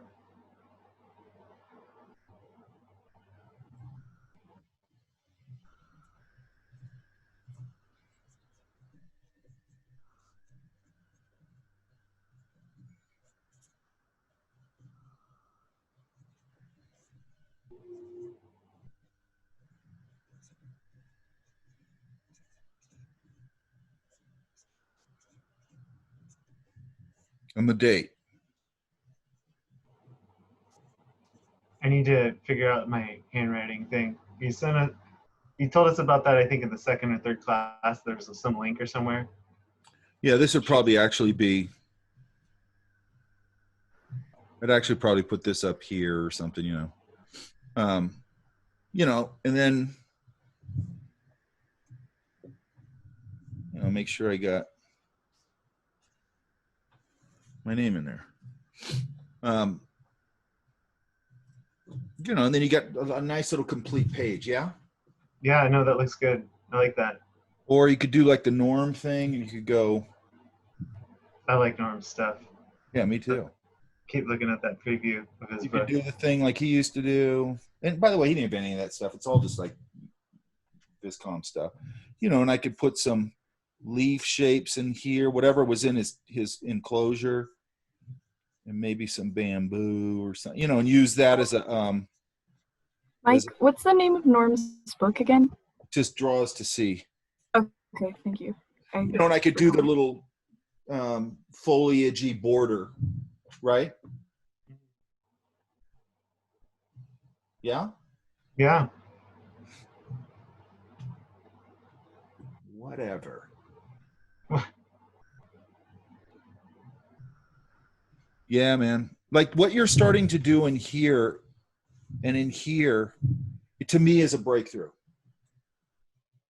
Because you're starting to get that idea of loose line, but it's structured. Does that make sense?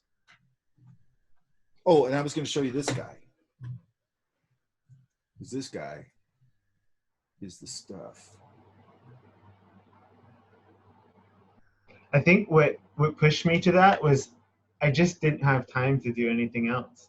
If I focused only on structure, I could not capture the gesture. If I focused Here's the on thing, gesture, though, there'd you be no capture structure. that gesture in that big basic form, and then you can structure the hell out of it. You know what I mean? Yeah, no, absolutely. I'm trying to get the big idea down.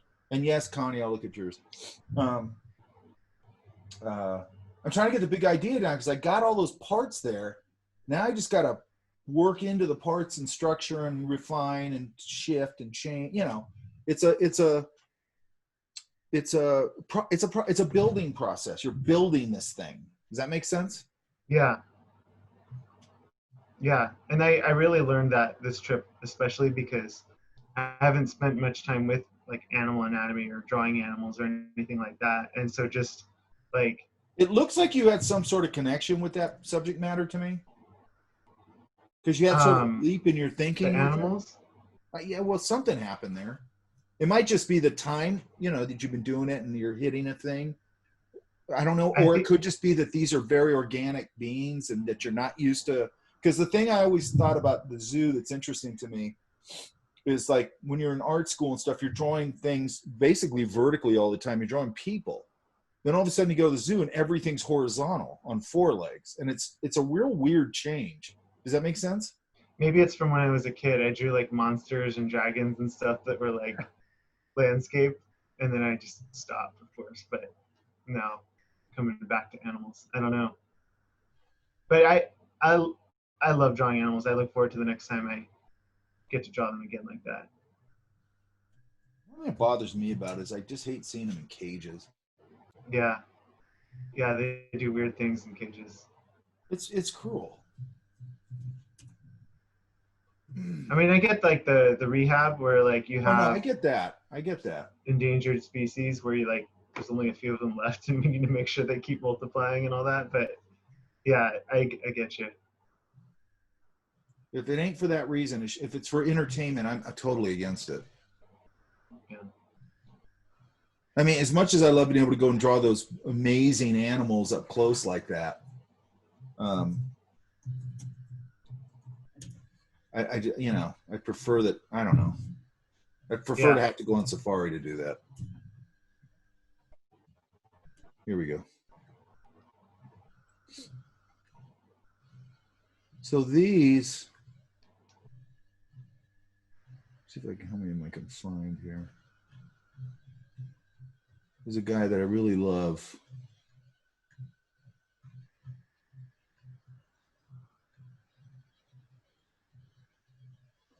trying to find a starting point here.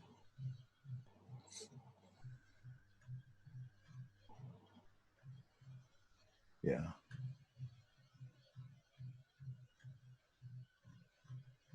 That was a lot of them in here. Okay, so let's go here.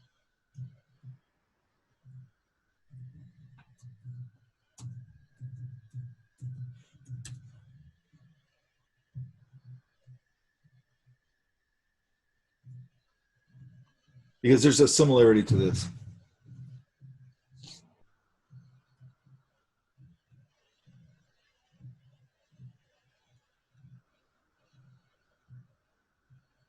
So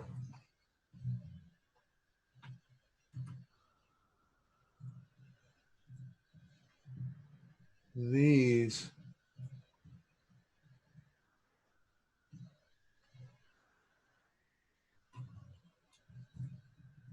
Wilhelm Busch. This is Wilhelm Busch. So he did a lot of circus drawings, okay? But look.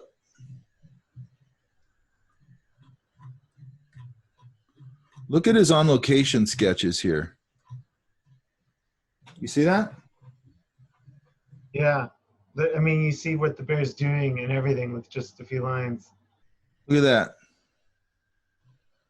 Look at that. Once you got that right there, man, it's a stone's throw to finish that out, however you want to finish it, right?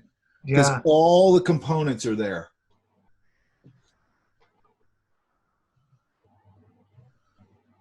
Look at that horse.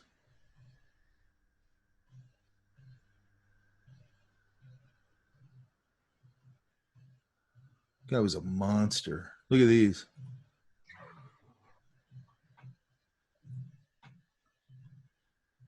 Now you can see how loose he's building those, and then he builds into that form, correct? Yeah.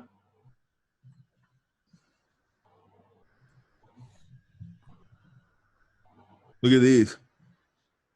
Look at those. Look at those horses. Yeah, it's amazing. So how do you push into that more? Like form and gesture, right? Like those are the essences of what we're looking at. Yeah. The thing is, let's go over this after lunch a little bit. You want to talk about it a little bit? Yeah, yeah. Trying to find some more of his circus stuff.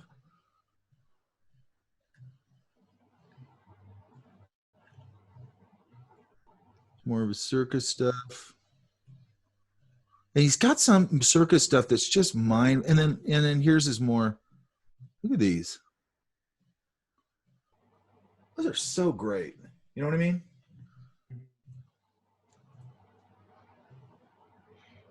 Do you have to like, and we can talk about it more later, but like, I feel like you have to kind of have a handle on anatomy to like know, like you're not building the structure, but there is something about like capturing the lines. Yeah, and then, okay, so here's another thing that I always say about anatomy, because yes, you do need to study your anatomy and all that, absolutely. But once you start to, like, let's say you take life drawing, you start getting a handle on, okay, I kind of understand this, and you start going down that rabbit hole, right? Okay, so then like when one time I was over at my sister's house, she has horses, so I was sitting out there, I think I was painting them, and I'm going, man, that chest area, you know, it's just confusing, you know? So I don't know, that night I pull out I have a book that has some horse anatomy in it. And I just looked at that area and I go, oh, that's how that worked. And then I went back and drew it again. I go, okay, now I kind of understand it. And it's sort of like, I'm not going to, you know, you can do the whole thing where I go, okay, I'm going to do like, let's say David Coleman did, the guy I sent you. He's going down this whole rabbit hole of animal anatomy. All that's great. But you can also do it where you, like I've done it, where I'm like, okay, I'm working on a project and I need to draw whatever. Okay, I'm gonna go dog park, and then I'm gonna look at some dog anatomy and stuff. But I kind of tend to look at it when I hit walls. Like with that horse, I looked at the chest and I go, that's confusing. So I'm gonna go look at that, and then I'm gonna apply that knowledge to the next day when I go look at the horse. And if I see something else, I'll do the same thing again. I start hitting, because like the overall form of the horse, I got it. You know what I mean? I kind of get, I get it. You know what I mean? You know, so on and so forth. There's certain things I'm just like, okay, I get that. But then when I hit my walls, then I go and I open up an anatomy book. I look at that part and I go, okay, now I go back and draw it again. I go, okay, now I kind of get that. Now I'm having trouble with this. I'm going to go look at that. And I'm sort of like drawing it and then going back and back to the well and getting some more information and then going back. And I sort of solve my problems because if I'm on a project, I'm not going to have the time to go, I'm going to go down the horse anatomy rabbit hole. I don't have time. You know what I mean? I've got to find a way to learn a lot of things and learn about a lot of things and learn how to draw a lot of things without going on some 4-month tear on some subject. I just don't have time. Yeah, definitely. Don't have time. So I'm going to go and, like I said, go back to the well every time I need some information. And if you want to go down the rabbit hole just in general and go, I want to learn a bunch of stuff about animal anatomy and all this stuff, go for it. I mean, I'm not saying don't do it. And now's the time to do it. When you're in school, do it. But take an animal anatomy class. Joe does one. And I think his class is very hardcore kind of anatomy, which is good. Joe, but then, go ahead. Joe Weatherly also has a class on New Masters, and it's really good. I think that class is good for learn the anatomy. Beyond that, I don't know. Yeah. Because No, it's just anatomy. Look, and I'm not, okay, that's fine. Because I don't see him moving it around in space and all that stuff. I see him just kind of knowing the anatomy. Does that make sense? Yeah. And then you start getting a handle on, how the components work, and you can start putting together and moving them around. You know what I mean? I tend to look at things as just, I kind of learn the shape language of it. And then sort of view it in my head sort of as like almost like a 3D model where I can kind of move it around a little bit. Does that make sense? I go, that form's going to be in front of that form, and I can just kind of see it after a while. Okay. Some of it's weirdly intuitive that I don't really understand. But I think that's just, it's like you've packed your head full of all this knowledge, and some of it kind of spills out and you don't know how it's working, but it does. Exactly. Which is the way I like it to work. I like it to feel like there's some magic in there. That's right. You don't want it to just, we can't do that. We can't live life. I mean, just walking would be so complex. Yeah, but it's also like I see drawings like that all the time where I'm like, they just look, you look at them and you go, yeah, they're beautifully drawn. I get it. But they're also sort of lifeless, and they're very academic. And I don't know, there's something about that. And I look at it and I go, there's like, I want all that knowledge in there. I'm not a guy who goes, I do like all that. But then I go, you got to put it in service to something. If you are not putting it in service to something, who cares? You know what I mean? If you're just giving me a bunch of academic drawings, I don't care. That's not that. I mean, yeah, I can look at them and go, yeah, those are really nice or whatever. It doesn't really do much for me. Does that make sense? Definitely. Like those Wilhelm Busch drawings, to me, there's such a life about them, and it was an experience. It's an experience that he was going through. You know what I mean?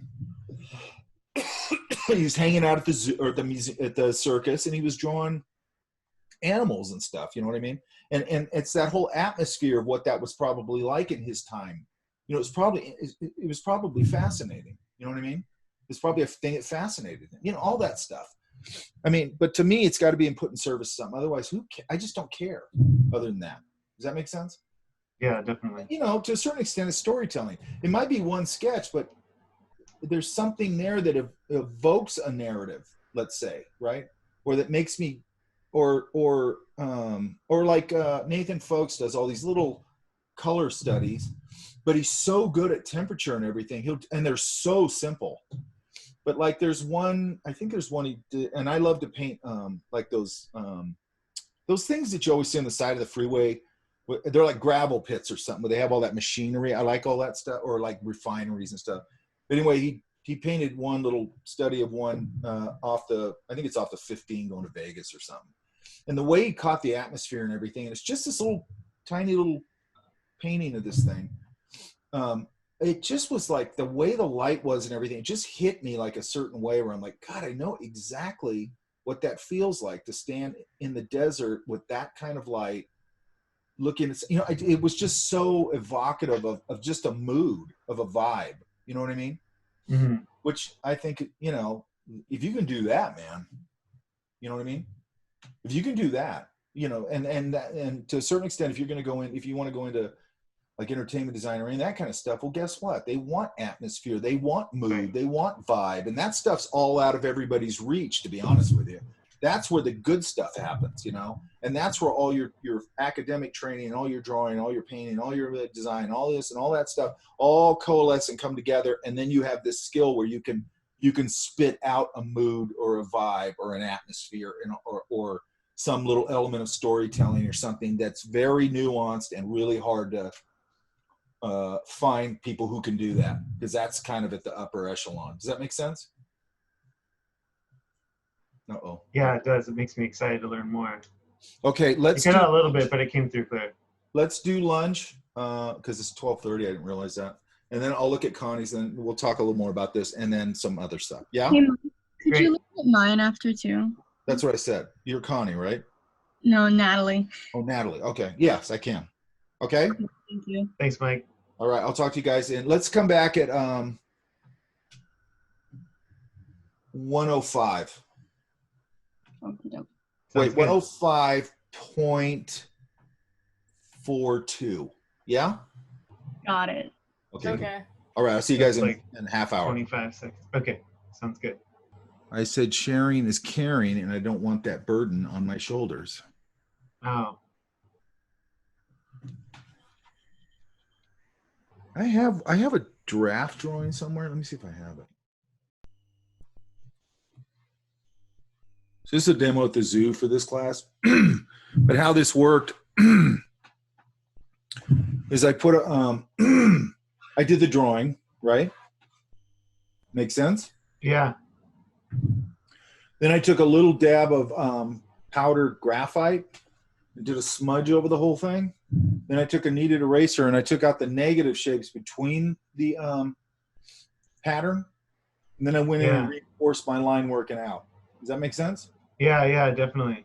And the only thing, I mean, the whole thing took like, I don't know, 7 minutes, 10 minutes maybe. Yeah.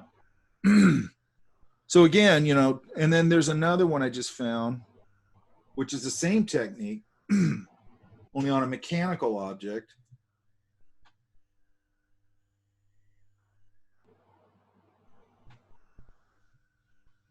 Same technique. Right? Yeah. This is also a demo, so it's probably not over 10 minutes or so. But throw down the drawing, take a little swipe of graphite, powdered graphite. Now this powdered graphite is literally powdered graphite that I bought.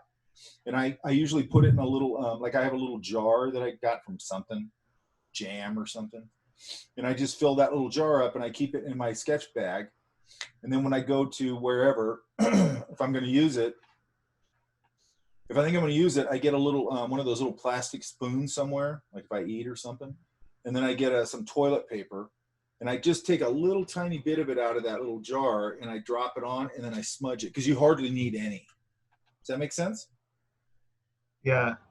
You would do well in a, like after nuclear fallout because you'd be able to like come up with all these crazy sketching techniques. Oh, I would. I'd find a way.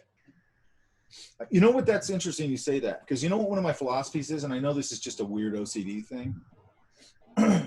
I want to be able to, I've always said this. I go, I want to be able to pick up an old burnt stick and make a bitchin' drawing out of it.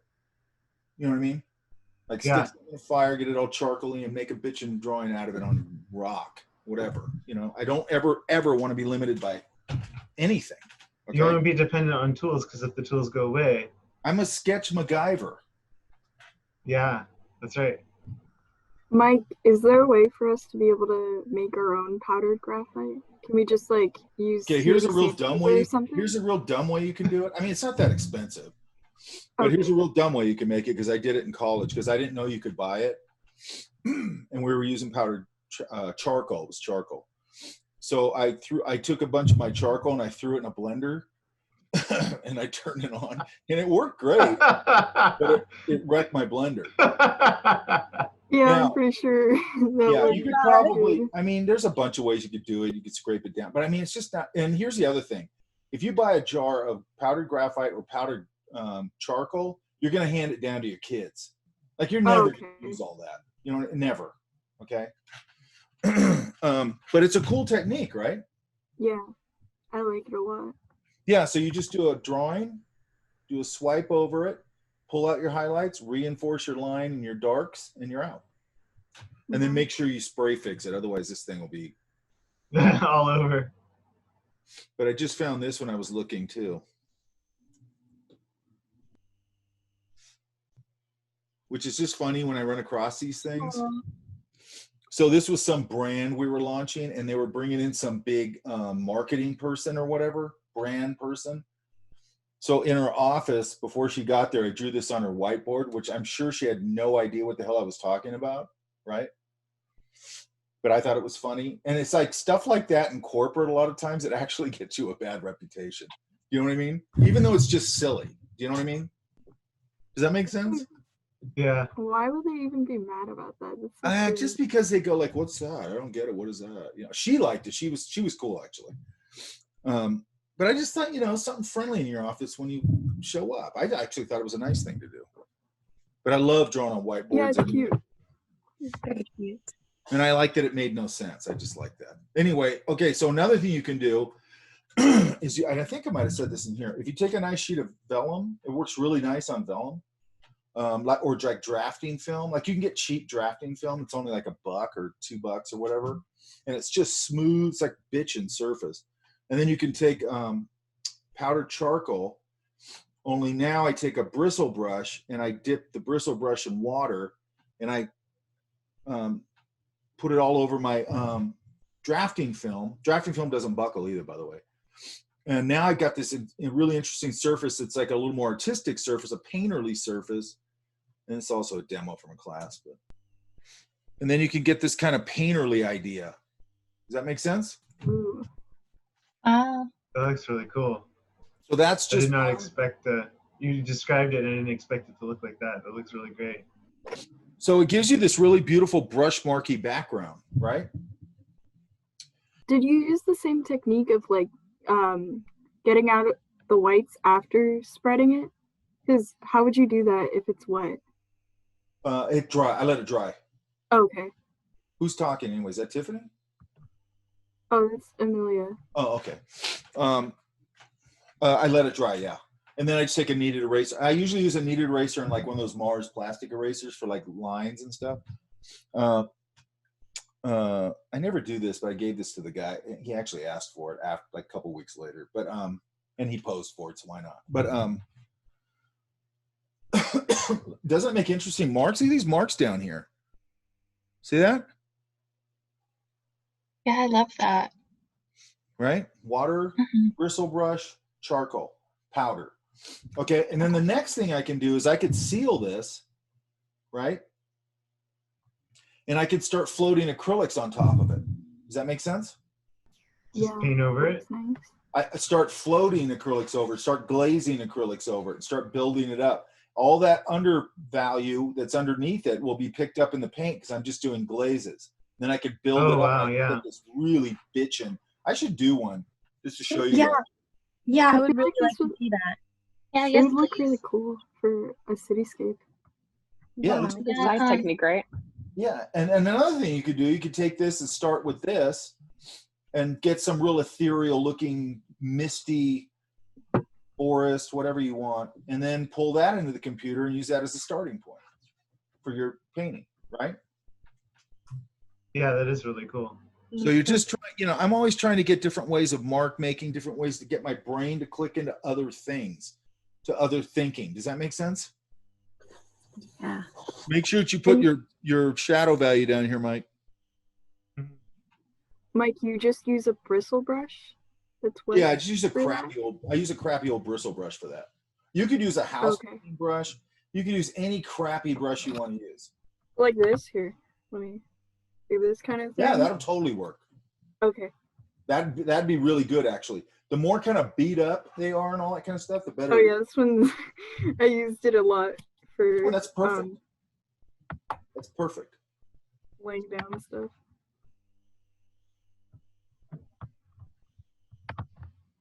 Hang on. You said you were posting a Grisai demo soon, right? Yeah, I gotta put that together. I'm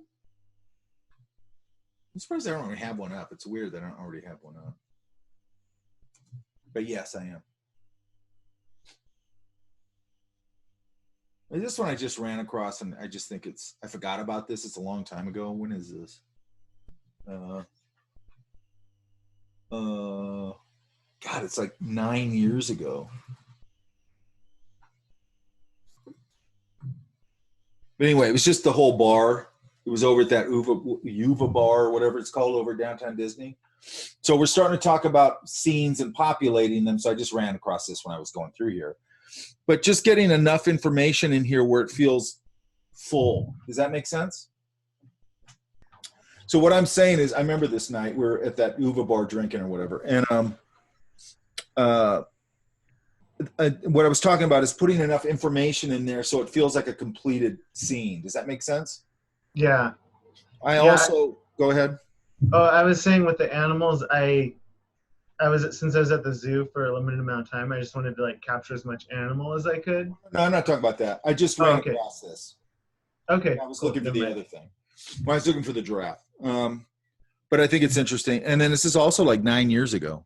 But and then I like this little, see how clean that shadow value is with the pin? Yeah, that's really great. Okay. And then, just and everything's reading.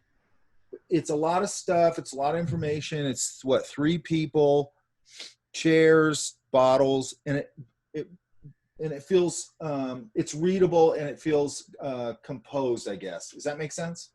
Mm-hmm. I just like things like that where you're kind of nailing the whole room, Mm-hmm. It's kind of fun. This is from another demo of what we talked about last week. But you get a nice sense of the warm and cool on it. Yeah? Yeah, that's really cool. So this one's got that core shadow separating it right there, or that core reflection, then up into the cool and then down into the warm. Yeah. And then Like a little green color. Huh? Like almost an army green color in between. It's and that one's on tone paper too. Okay. And you guys got that I put up the stuff we did last week up on the Google Drive, right? Checking. Yes. In the announcement, right? You put the link. Yeah, I put everything in announcements. It's up there, Mike Burbage. Looks like you're behind the times. I believe you. Kind of sad. Okay, I was going to look at Connie's, right? No, mine. Natalie. Wait, who was it? I thought it was Connie. Natalie. I think Connie had the comment in chat right above Natalie. Yeah. She might have read her name. Oh. Natalie's content. Oh, I love these. Where are you at? Church. Oh, that's church? Always. Wow, those look like a jump up, right? I felt much better about like my crowds or like groups of people this week. These look great. Thank you. She just wanted to show these so badly so she could rub your face in it, Mike Burbage. It's okay.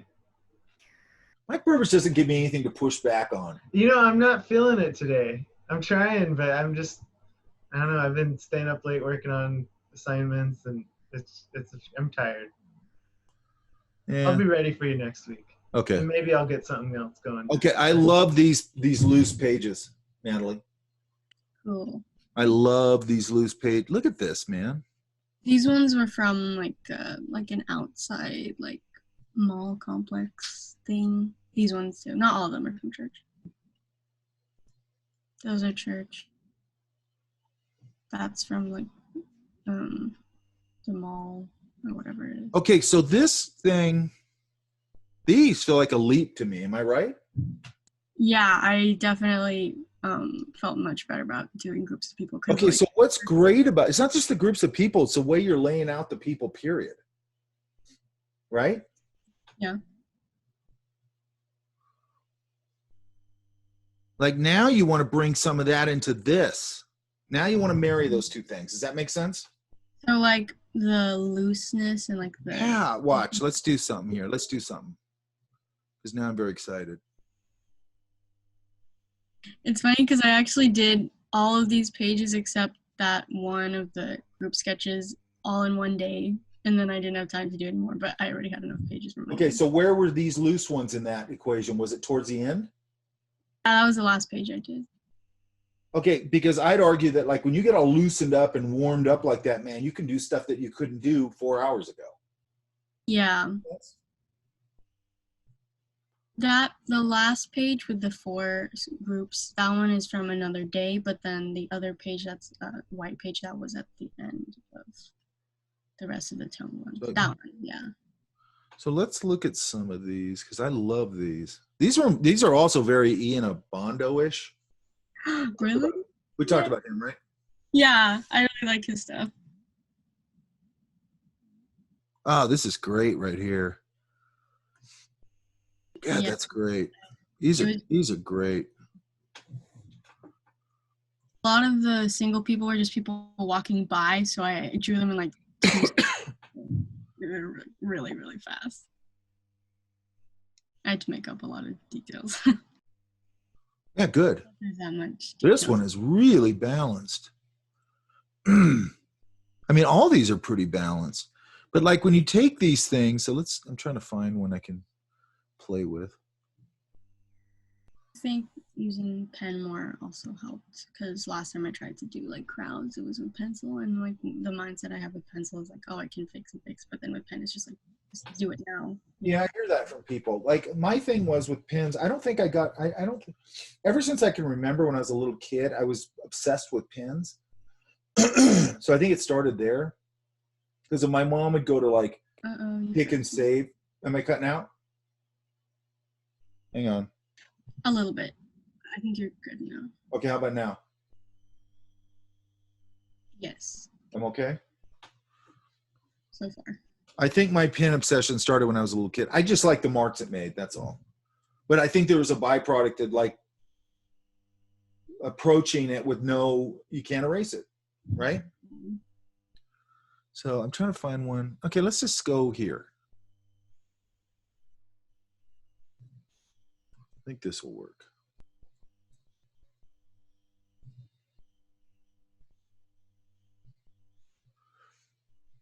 Because, by the way, this is something I do.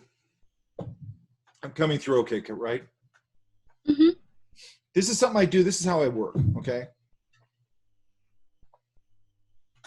I throw things down super loose and rough and just ideas and all that kind of stuff. And then I go in and I start pulling things out of it and refining it. And it's a process of that, okay? Which, by the way, is not unique to me at all. But when you have this good a sketch as a starting point, and by the way, it's a finished sketch. It doesn't need to be developed more. I mean, you could, but I'm just saying, to me, this is sort of what I'm trying to get to is what you did here. And kind of what I was talking about with Mike with that hippo and a couple other things where it's like, it's a very loose thing, but and then but it has structure to it. Does that make sense? Yeah? Mm-hmm. So let's go here and see what we can do.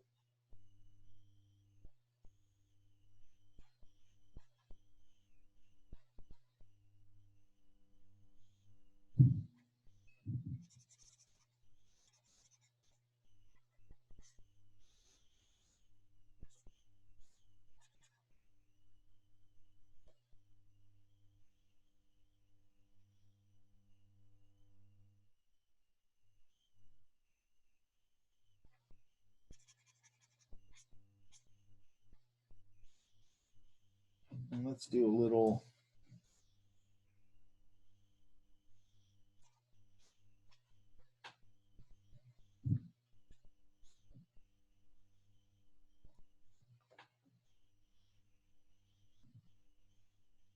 Darn it. There.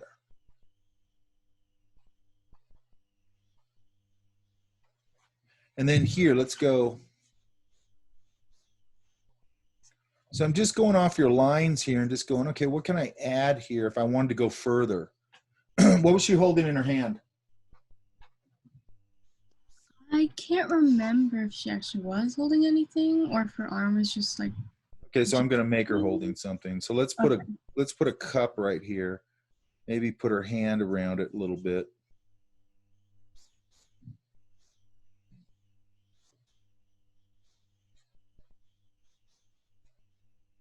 I'll put a straw in it. Why do I put a straw in it? Breaks the silhouette. Breaks the silhouette, but also just gives the viewer like it's a drink, right? Right. Easy to read.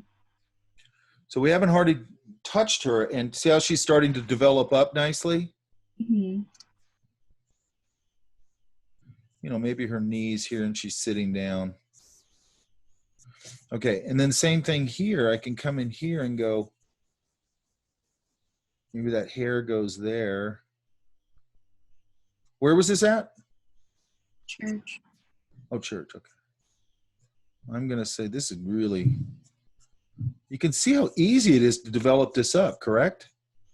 Yeah. I mean, So look would you do it on the actual little sketch, or? I do this a lot. Would I do this on the actual sketch? Is that what you said? Yeah, because it was like really tiny and had already like. I'm just using this as an example. Yeah, I do this a lot on my sketches. If it's a little tiny sketch, probably not. But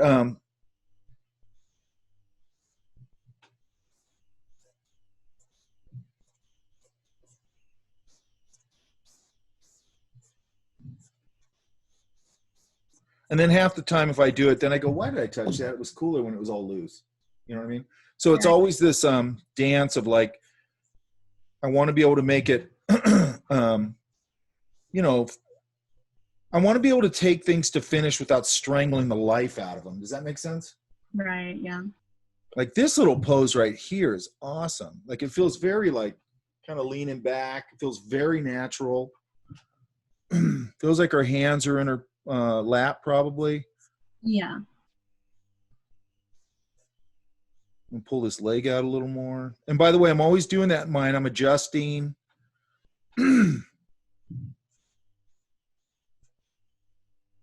Show the bottom of her foot, even though you really wouldn't see that. It just looks cooler. Put that other leg back there. Structure that up. Okay, so now let's come in here.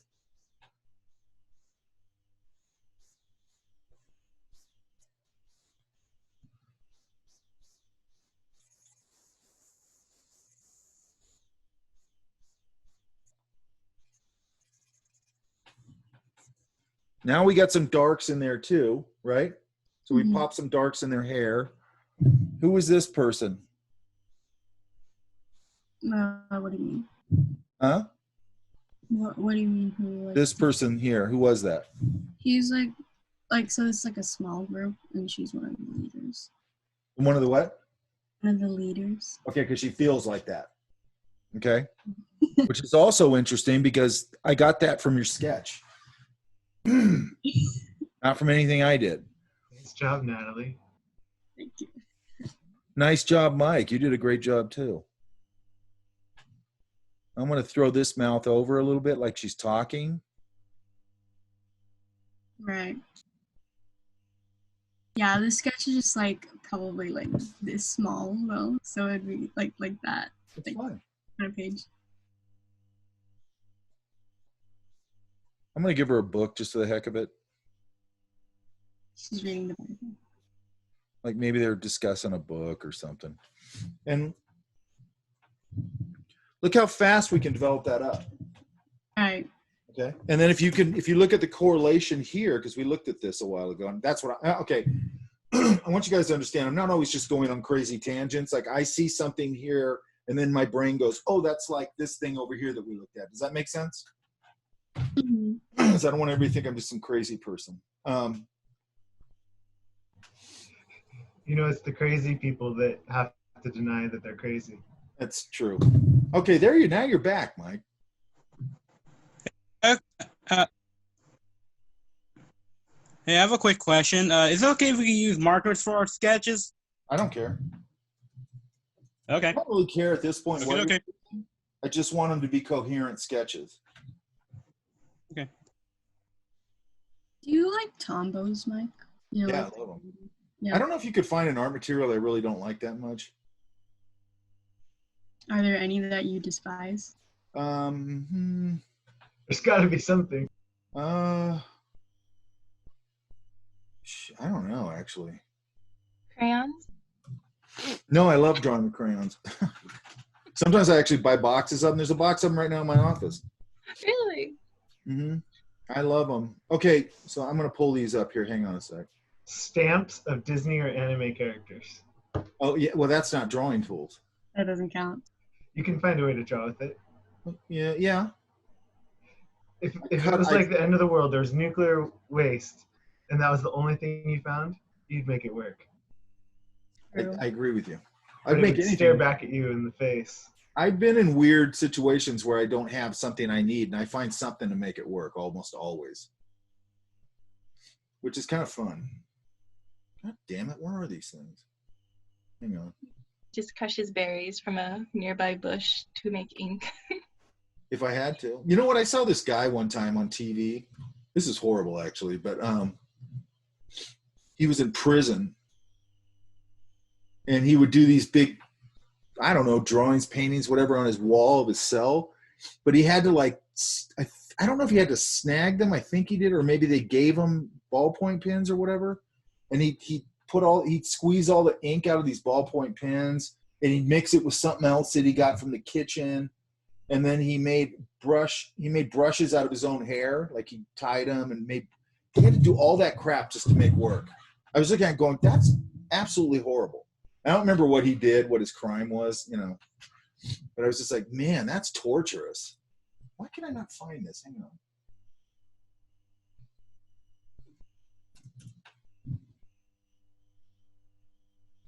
No, this isn't it. See if it's here.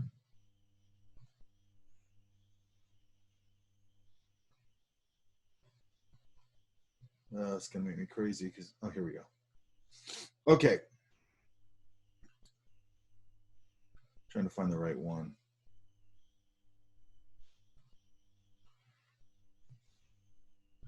You see the similarity in what we just did to that? Oh yeah. There's your technique. That's how he did that. And then there's just like watercolor on top. But look at how he built it. He built it just like you did that. Cool. Just like that. All these are just like Send us that. the link to this blog. Huh? Yes. Actually, yes, I will. Look at. Do you see that? Yeah. Look at. Yeah. Are these Glen King? Yeah, these are Glen King. Oh, okay, right. Yeah, I remember when you showed us these before. I do really like this style, so I think. But what I love is when you guys give me the lesson I want to teach in here, because you just did that, and then we go, okay, let's push this a little further, and we're in here now. Does that make sense? Yeah. But that's how you do it. Like if you've ever loved this kind of drawing, and I do, this kind of sketching, that's how you do it. And everybody in here needs to see that because that's a perfect example of it. You set it up nice and loose. It was balanced. And because you did it so loose, do you understand what the value of that is? You have like the energy of it, and then you. That's part of it, but also like that one I was commenting on, I go, look, that lean feels natural. That stuff just tends to feel more natural when you work that way.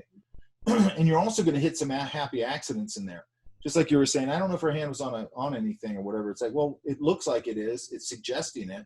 So let's put it in there. Yeah. You know what I mean? And also, I got that person in that drawing was the leader of that group. I could tell. Yeah. Okay? So I was getting a whole bunch of information from that sketch. That's the exact sweet spot of what I'm trying to get at. Okay. Mm-hmm. And then by the way, you can keep taking these further if you want and build them up and do whatever you want with them. Yeah. And when somebody tells you, we're going to do a finished drawing or whatever, start your drawing like this and then build it into being tight. Why? Because then you're going to get a really beautiful, natural looking drawing at the end. Okay? If you go, oh, it's going to be a tight drawing at the end, it's going to be a pretty finished drawing at the end, and you start thinking from the beginning, I got to do that, it'll suck. Right. Yeah, that was kind of my approach for even the other ones that are like on the tone paper, because it takes longer to do the different steps of the brush pen and then your whites and all that. So I would just use a color erase first and do it very loose and then ink it and add the white after. You know what you guys should do that I think would be fun? Because this is kind of what I do in here. Like once in a while, just for fun, I'm not saying make a big thing out of it, but if you're out drawing with somebody, have them throw down the loose part and then go in and tighten it up, throw it back over and jam on it back and forth. You know what I mean? It's actually interesting because when I do this on you guys' stuff, it's really, there's something really fun about it because the beginning of the drawing's not mine. And you guys are suggesting things out of your brain that my brain probably wouldn't come up with. And then I have to take the baton and kind of run with it for a while and go, well, I do this and this and this. Do you know what I mean? Yeah. It sort of gives me a way to get out of my own head, which I'm always trying to do. And then this one here, I think I'm going to make this hair a little more. You just forgot to add hair altogether on that person. On what? On that girl. You did? Yeah, I just forgot hair. I don't know. I thought it was suggested. Cool. Tighten up that chin a little bit.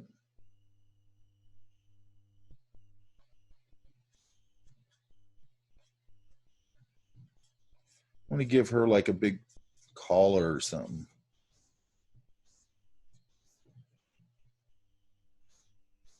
See, like if I start doing this, I love this. This is great. I might show a little bit of underneath that foot. Right.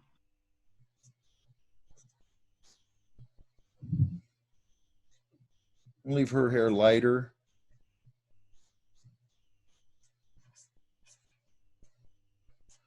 Here this suggests right here she has a little belt on her jacket. See that? Right there? Right, yeah. It's happy accidents. You know what I mean? I mean, maybe she did have a belt. I don't know, but round off her knee a little bit.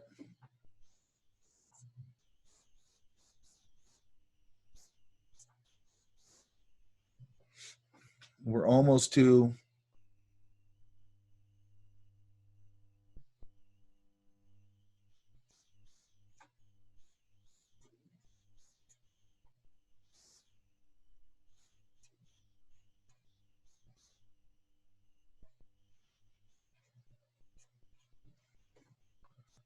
maybe I'll put her hands here somehow. Now it should be a little lower, but that's okay. And back here, I'll just let them start to trail off. Right.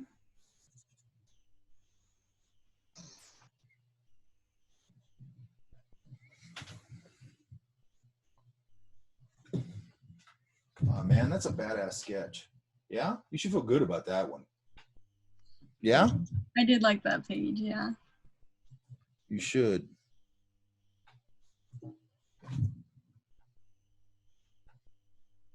That sound makes me crazy, by the way.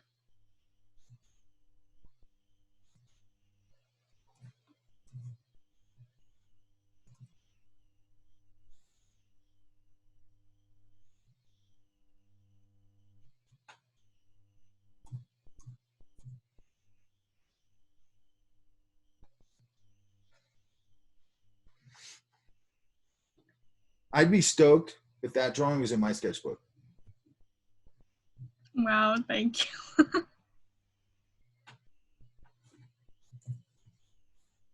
And look, I know everybody has, but the underlying logic of what I'm trying to show you guys is kind of this.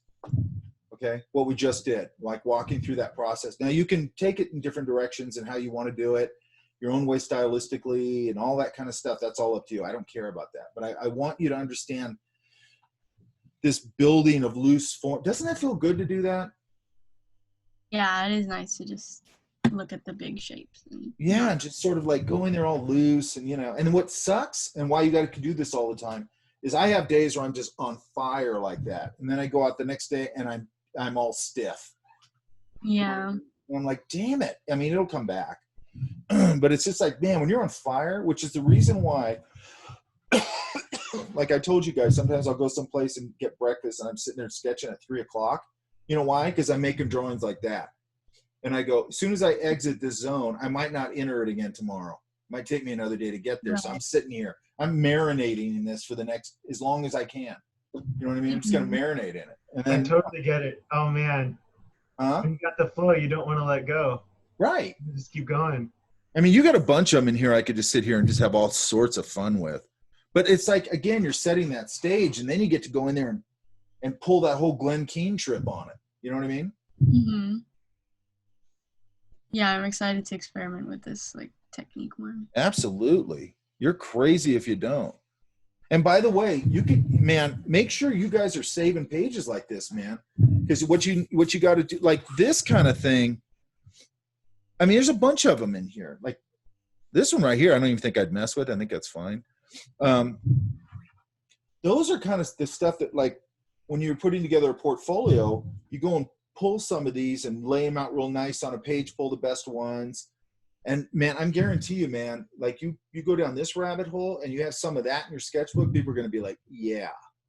Okay. Because that's showing them like thinking process, how quick you are. This is basically what we looked at here. Hang on.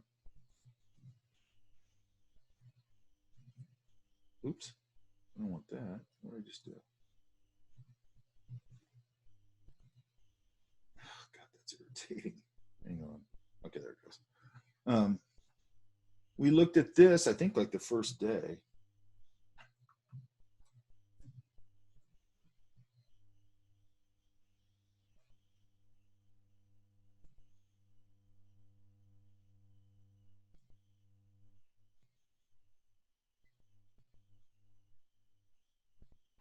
It's this stuff, right? This is the Disney sample portfolio. This is what they were telling you they want to see. That make sense? Oh yeah. Who's this artist? These are just all different people. Oh, okay. So what this was right here. This is what Disney used to want to see, probably still does, wanted to see, to show drawing at feature animation, okay? Mike, did you ever post that up for us? Yeah. But I can do it again. I can do it again, it's fine. Okay, cool. Yeah, Jim would show a lot of these kinds of drawings in life drawing.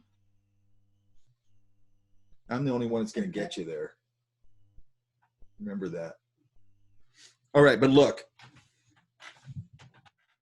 This is exactly what you're doing, correct? Kind of, yeah. Huh? Sure, yeah. Not kinda. What's kinda? What does that mean? That I'm not confident. That you're what?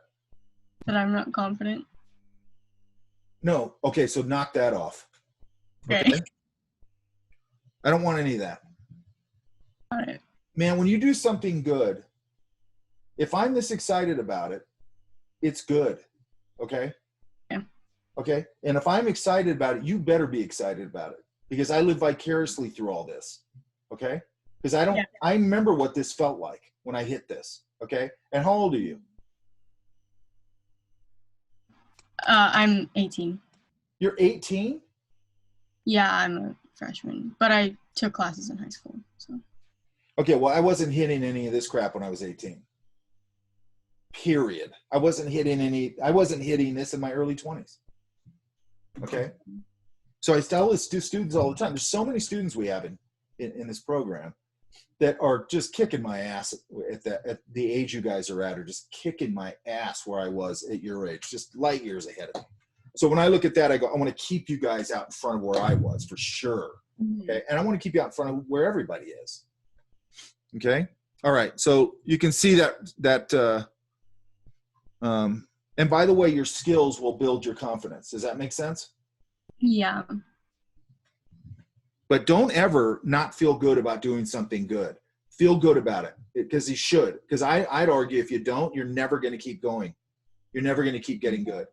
Unless you sit there and you go, wow, that feels good. And then go, okay, I'm done with that move. Now I'm going to do some more. And then hit another one and another one and another one. Because at least for me, that's a drug. Yeah.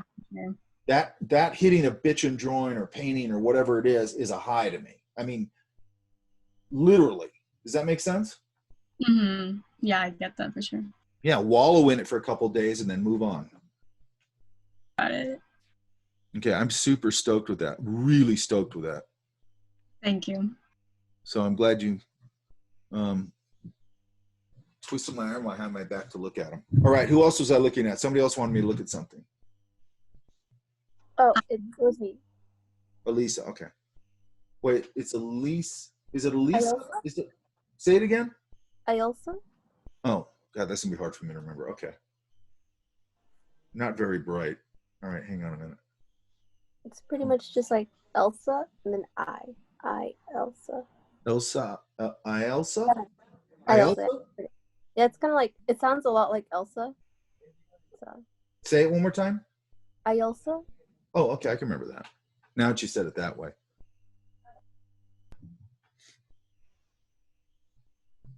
Okay, what do you think? I think I went a little bit overboard with the markers. A bit. In what way? There's this one, I think it's like this girl in like a dress. I think I really went overboard in that one. This one? No, it's the other one. It's like a girl in dress. Next one. Oh, this one here? That one. Yeah. Or this one?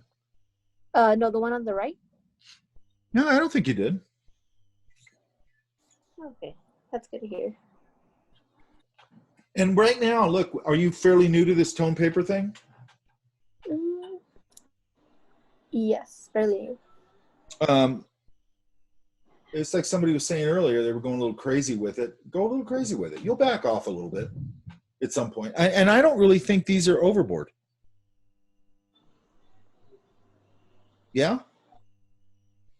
Yeah, I like more the one on the left. It's a bit more simpler, but Yeah, so this one's got the containment line and it's working. It's not flattening out. You see that? mm-hmm. Because sometimes people do that and it flattens out. I like this one too. And are these from Life? Yeah, that's my coworker. Where at? Northgate Market. Ah, Northgate. I go there to get chicharrones. Oh, that's good to hear. Those are fantastic. Holy crap. Are you kidding me? Now I got to go get some. Now I said it. Where do you go to? Which store? Whichever one I'm near, but the one, usually the one by the campus on Chapman. Oh, that's where I work. And then there's one, I think there's one by my sister's house. Because you can't get those chicharrones unless you go to a, that kind of place. You know what I mean? Mm-hmm. You can't get the good ones. Mm-hmm. The problem with them is they're so rich. Oh yeah. But I can't stop eating them. When I get them, I can't stop eating them, and then they're so rich. I know, they're delicious. And this one's from Life? Yeah, I went to Chomp with my friend, and I just kind of like the chefs there. It's just one chef, so every time we moved to a different area, I would sketch him in there to fill it up.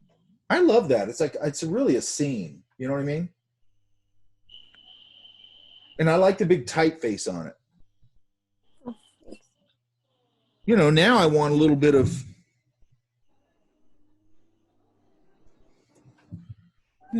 overheard. And maybe a little quote of somebody. Or just, where is this? It's in downtown Fullerton. So then I want maybe just a little note on it, downtown Fullerton. Because it sort of completes where it is and all that sort of thing. Does that make sense? Mm-hmm. Little signature right here. Don't forget to sign things. Don't make a big deal out of it, but don't forget to sign them. You know what I mean? Okay. I had a teacher who told me that one time. He goes, make sure you sign your work. He goes, I don't care if it's on a napkin, sign your work. And I actually agree with that, because sometimes your stuff ends up here or there, or especially now. That was more pre-internet. Especially now, it could end up somewhere and nobody even knows who did it. And I like these. They're nice. They're pretty balanced. I love this, like this tone shift of the light against this. Thanks. You did really nice subtle lighting on his shirt here and on this one. Is that just a gray marker and then you went over it with Prisma?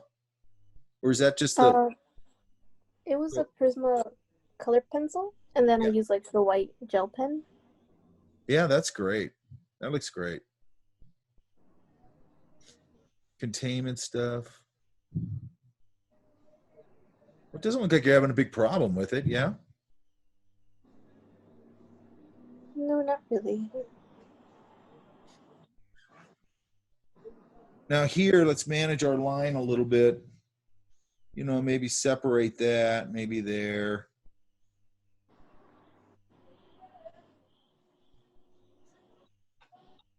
Yeah, it's simple, just small stuff. Do you have any other questions? Oh yeah. I actually did like a digital piece, but like with like gray tones, like to make it look like it was done with like actual paper. I was wondering, like, how do you feel about us like doing sketches like those? Where's that at? Is it in here? Oh no, it's not. I didn't include it like just in case. I want to keep you guys on paper. Yeah? Mm-hmm. I don't think there's anything wrong with you experimenting with that. I mean, obviously, because you know it's the tool of the time. The reason I want to keep you on paper and all that stuff is it just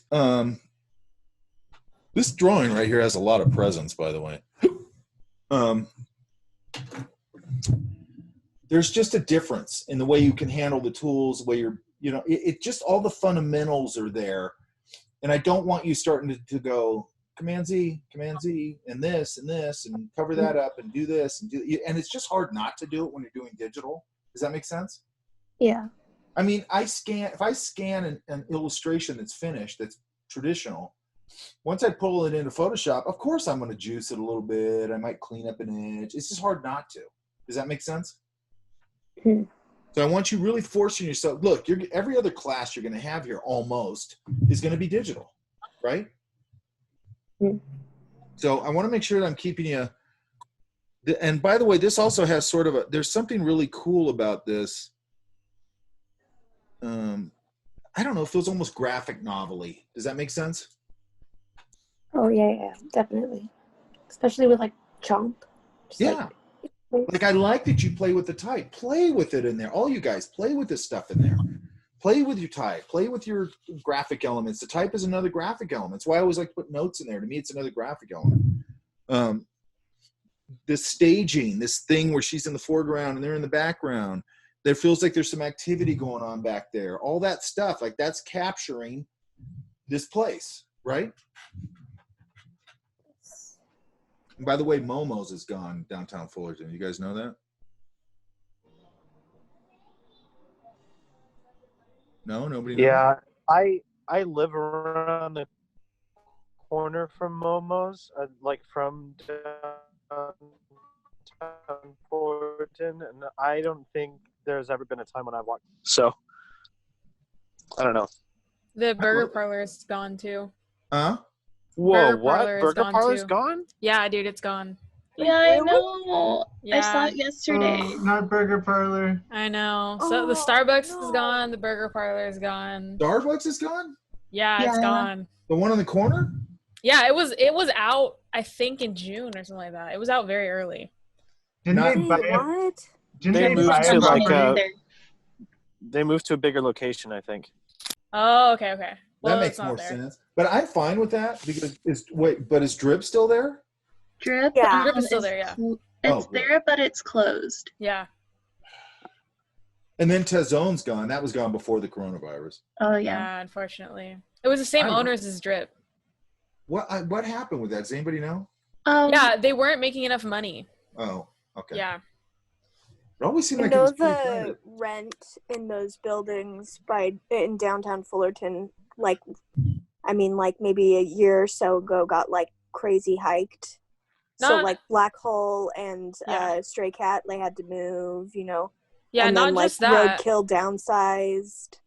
They also charge like the people who own those buildings who rent them out, they charge commission as well. So every customer you get, they get a percentage of the sale. That's On ridiculous. top of rent. It's the same in Anaheim, like right next to City Hall. Okayama Kobo is like this Japanese bakery, and they pay a lot of money to stay there. Yeah, it's really great, but they pay a lot of money to stay there. And right next door was a hair salon, and they moved, and they were like, "Yeah, we moved because we have to pay commission too." Yeah, but you know what you end up doing when you do that, which is weird. So downtown Fullerton's cool, right? And then when you start doing that, then you go.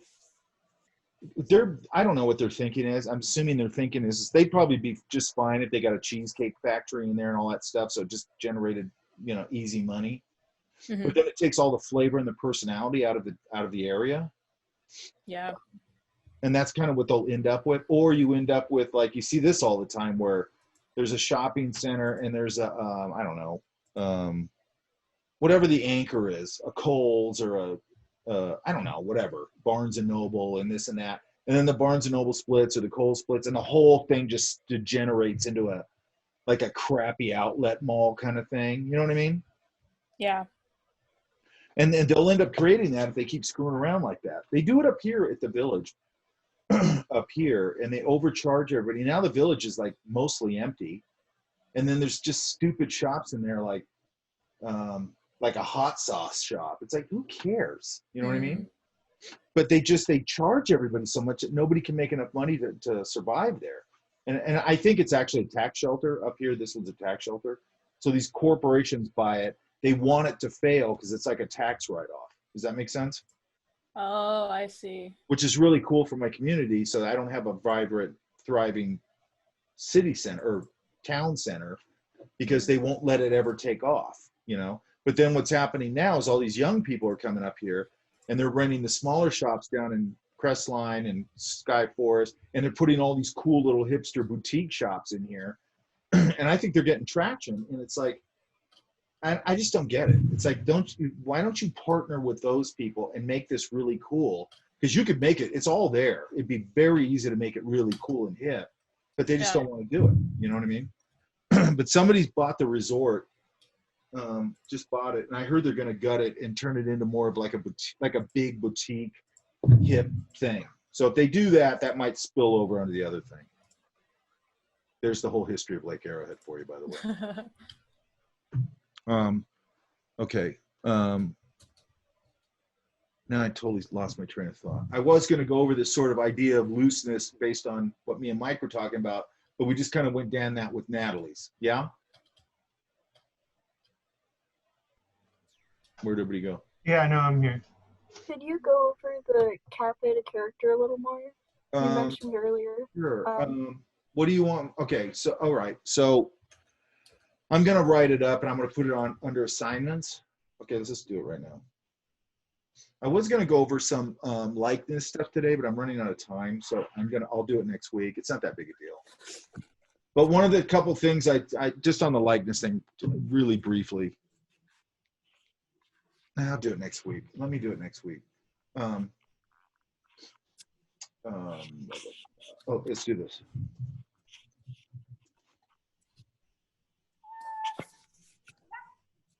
Let's go here. All right, now, have I showed you like anybody else's versions of this? I don't think so. Okay, hang on. So let's go here. Let's go here. I love this project, by the way. Didn't do mine yet. I haven't gone to a lot of them. I can only go over X amount of them. And I'm running out of time. Hang on. Okay, so this is going to be 11 by, hang on.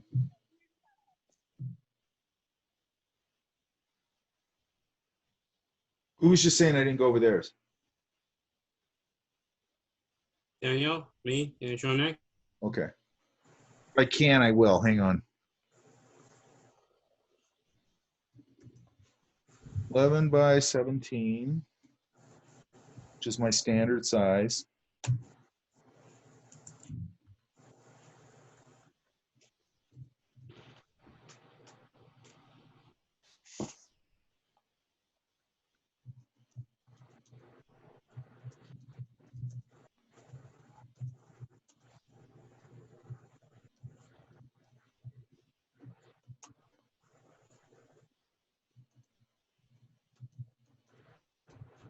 Okay, we all get that, correct?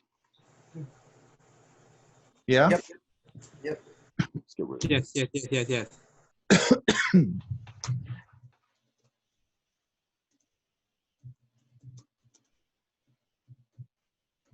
I meant to pull some stuff. I'll pull some stuff. I'll try and do it today or tomorrow. Some groups who do things sort of like this, not exactly, but sort of.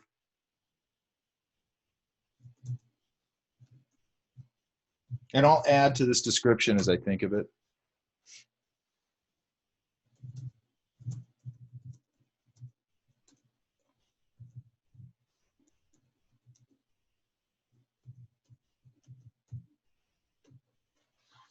I should find Jackie's. They're probably really good. Okay, so that all makes sense, correct? Yeah? Yes, yes, yes, yes. Okay. 11 by 17. So you want the drawing to be on like that big? No, I want it to be some other size. That's why I put that size there. No, I was like, did you want like other components of it on there, or is it just like we're making one piece that's 11 by 17? You're gonna make one piece, but here I'll show you. Okay, cool. Let's go. And I'm just gonna put an arbitrary date here. So I'll just put the 31st for now. That's probably not gonna be the actual date. It'll probably be, yeah, it just depends. I'm gonna give you guys probably a little bit of time on it. We'll see. So don't freak out over that date. Okay, so usually what I like to see is, and I'll show you an example here in a minute.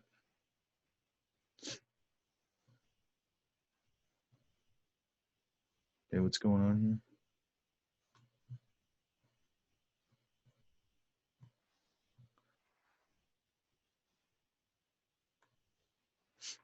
Okay, so I like to have one big version of the character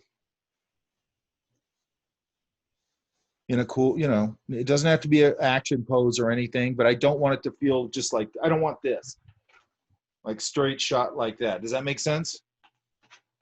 Mm-hmm. So he could, maybe his arms are on his hips. Maybe he's holding a beer. I could do something like that. You guys tell I want to have a beer? Is it obvious by now? Oops.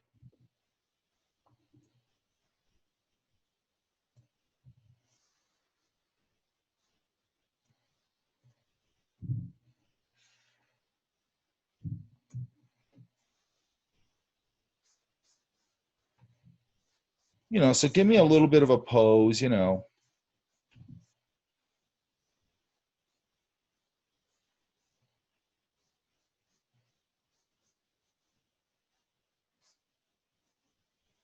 don't know what this is. Push it pretty hard. I don't want it. This isn't about just a straight drawing.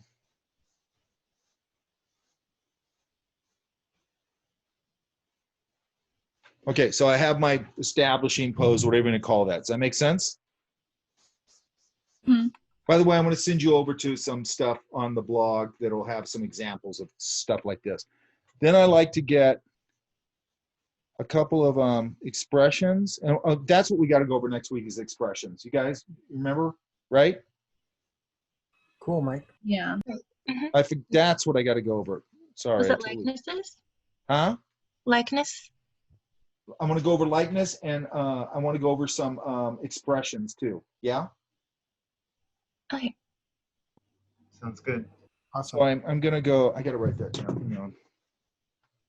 Will you also do a demo of that one picture you used, like acrylic, I think, on or gouache? It was like a painted one.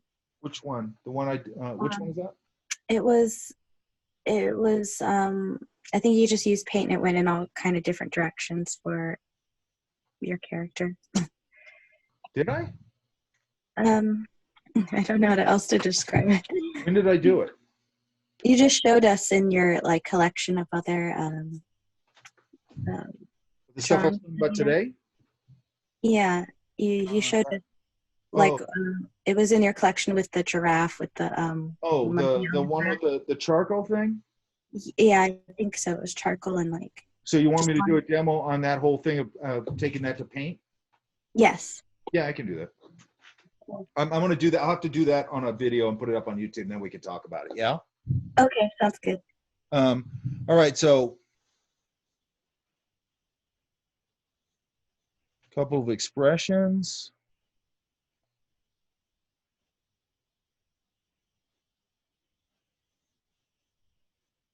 It's not the same guy, obviously, but I'm doing this very quickly. I want them better than this, obviously.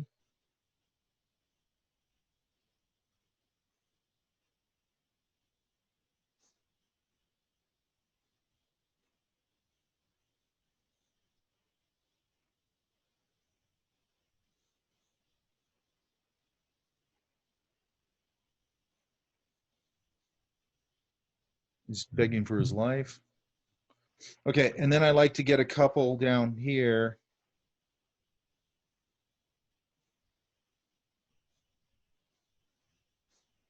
Of some action poses.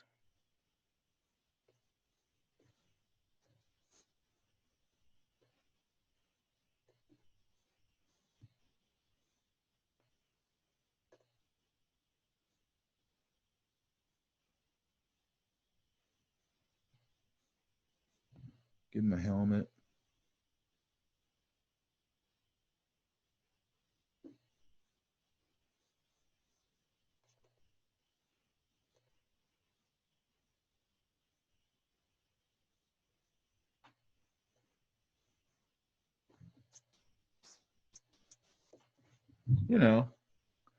Maybe 2 or 3 poses.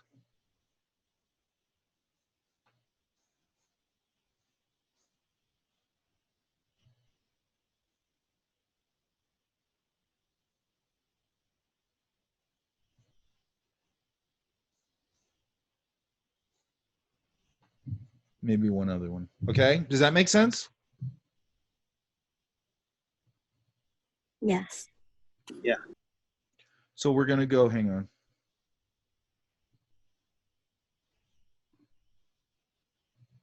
And then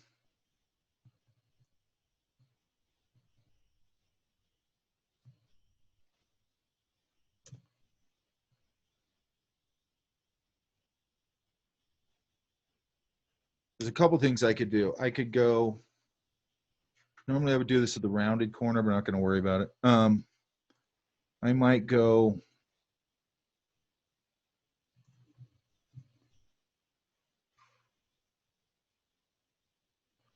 you can use simple tricks like,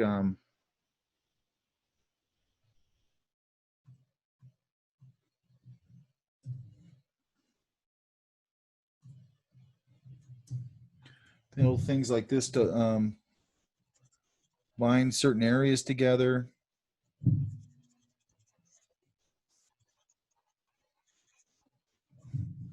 Does that make sense? Yeah, it's simpler than I thought. What's simpler? Oh, how we do this?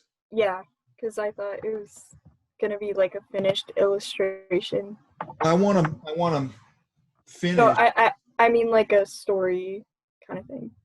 Well, I want you to have a backstory for it in your head, right? Yeah, I just meant like I thought it was like a one story illustration scene instead of like no. just like developing the character. And It's all about the character, really. Yeah. And then, I could put something down here, however you want to do. I'll put some examples of this up too, but, I could put this.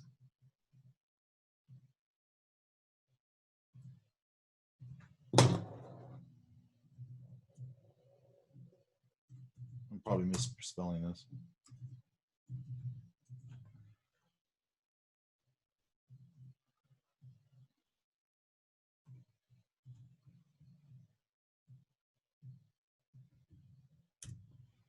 Give me like a nice layout.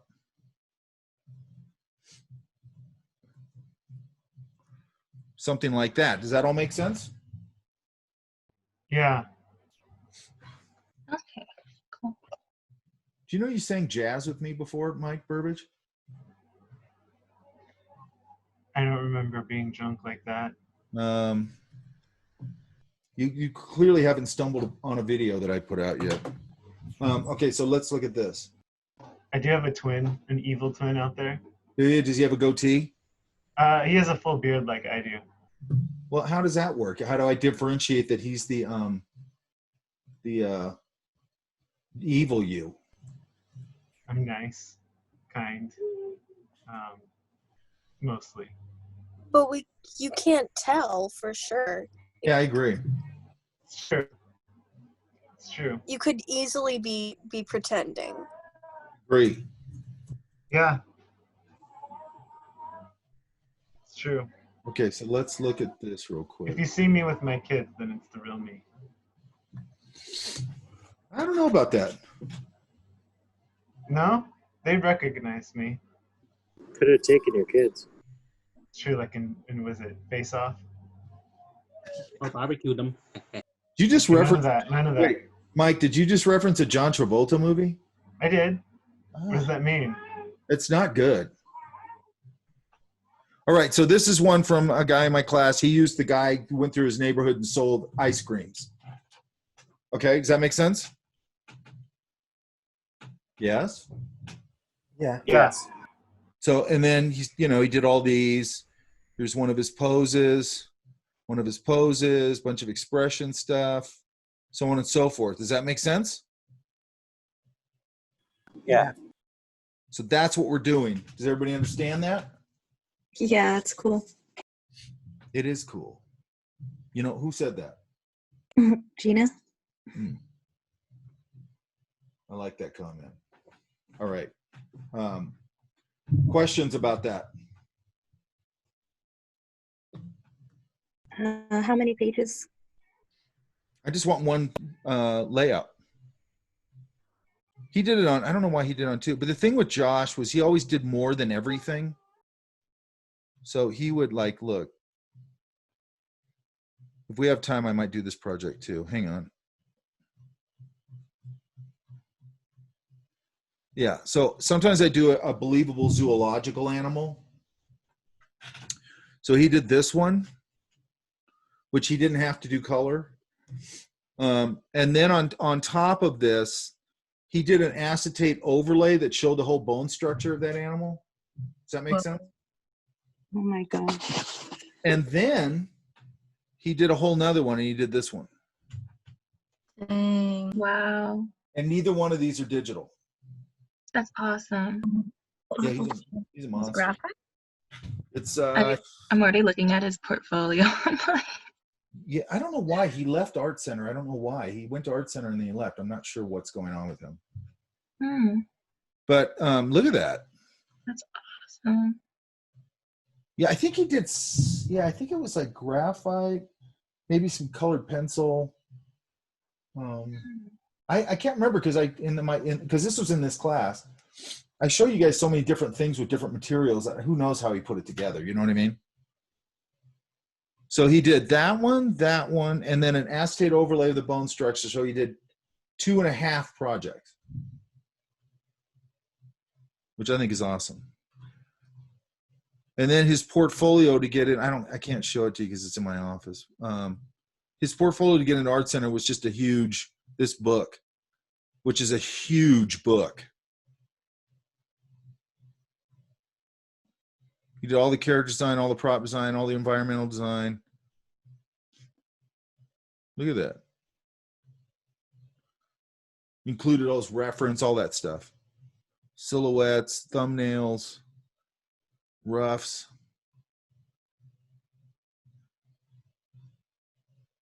Look at that. What does he want to do? I want to do visual development. I don't know what's going on with him. Maybe he is. I don't know. I should contact him. I actually had him come out and talk to this class one time over at when we were at Travel Town. Mm. I mean, look at this stuff. Yeah, this is amazing.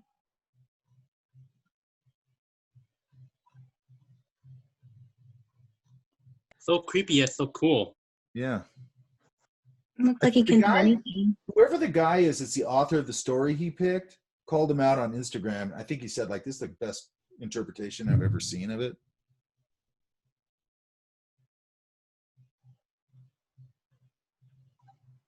It's just a crazy amount of work.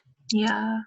I'm just thinking like how long it took for him to do all this. Look at this one. I love this one. He said it took him a I year. love that. Wow. I love doing finding old like World War I pictures and drawing them. They're so interesting. I know I've already brought this up, but I'm on this tear on this. And it's just, I'm fascinated by it.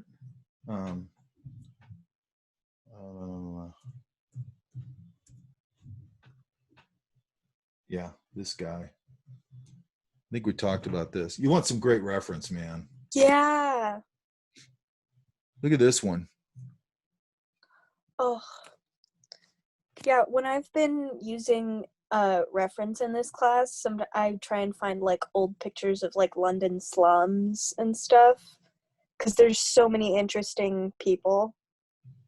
What's so fascinating about it is when they're cleaned up and they're cleaned up and they're you know, because they were shot in color. He doesn't colorize them. They're shot in, this is an old photographic technique that I don't know anything about, but how immediate it makes them look. Like how many people you go, that could be yesterday. You know what I mean?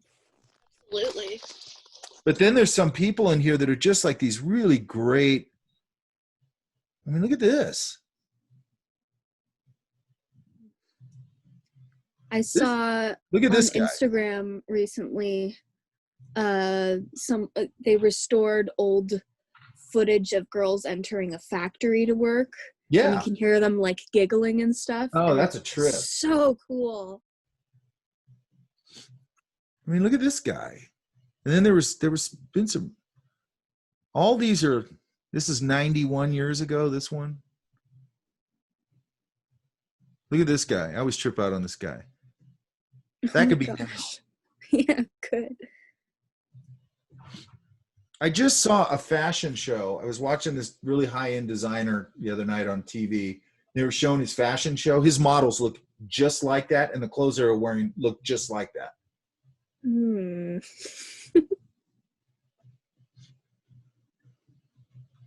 There's one I'm trying to find real quick. Oh, like, look at these. Ugh. Look how cool all these people look. It's so cool.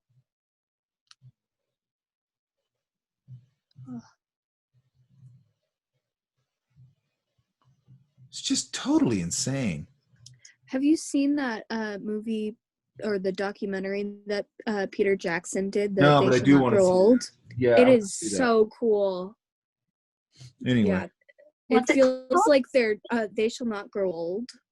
It's they took footage, World War I footage, and restored and colorized it, and they recorded all the background noise and voices, and it's amazing. Like it feels like, I mean, you always have been looking at real people, but it really feels real when you watch it. Yeah, I heard they did. They hired some professional lip readers to lip read all of the people who were talking, so they can recreate the words that were being said as well. Yeah, there's one where it's like they pan across all these soldiers, and there's this one guy who's like, "Hey guys, we're gonna be in the pictures." It's This cute. one's a snowball fight from 1896. I saw that one. Just crazy, man. But okay, that's enough of that. Any questions on this cafe to character thing? Nope. Not really. It's all making sense. So it's not going to be due this Saturday, but No, maybe no. next Saturday? No. Yeah, probably. I just put a placeholder in there. I always do that. And then I'll see where you guys are at. But I would say actively start it now. Yeah? Yeah, okay. So just start while you're out sketching. Just start getting some ideas for it. You know, so on and so forth. Okay? So you don't need it to be like a finished like painting or anything, more just like a tight, like clean. I don't even care about, like, let's look at this real quick.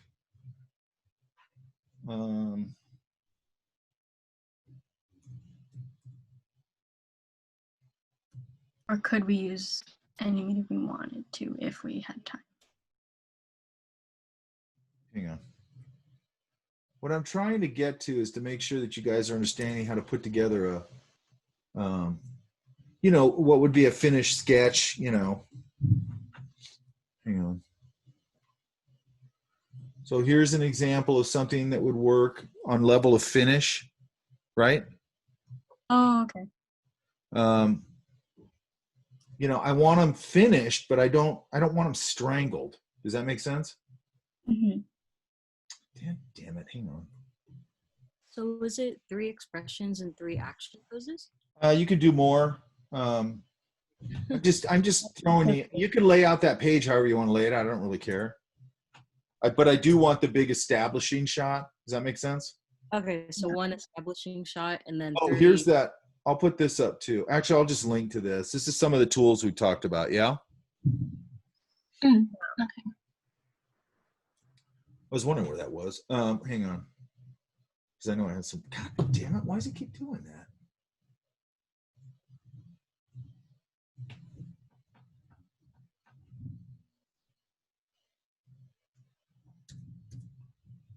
Keeps every time I go back, it jumps all the way back to something else.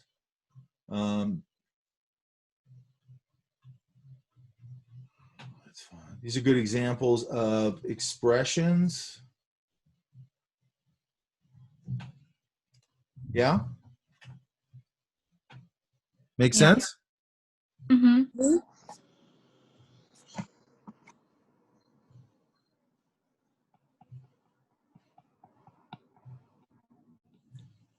And I'll link all this on the on our whatever you call it, canvas. Hang on, I got some more in here.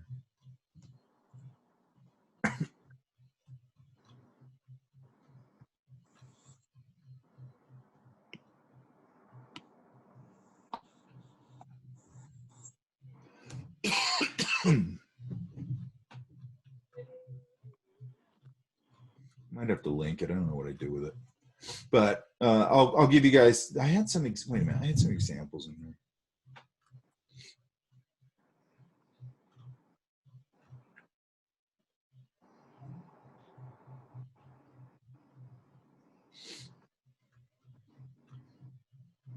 Why is that annoying? Okay, hang on.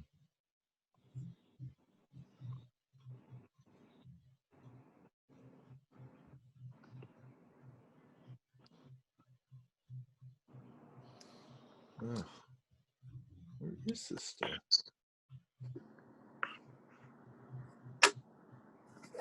Oh, look, here's Josh's.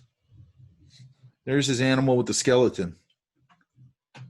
Ooh, that's awesome. And that was an overlay. I thought that was a nice move. I didn't even mention that. He came up with that himself. Yeah, okay, so like here, I think these are some of them. Like all these are nice levels of finish. Yeah? Yeah. But they're not strangled. Do you see what I'm saying? Mm-hmm. Like I'm going to strangle Mike Burbage when we get back on campus, like that. You go ahead and try it, Mike. Ooh. Okay. It's heating up fast. Yeah, now Mike Burbage is starting to throw some shade over here, so that's not going to work out well for him.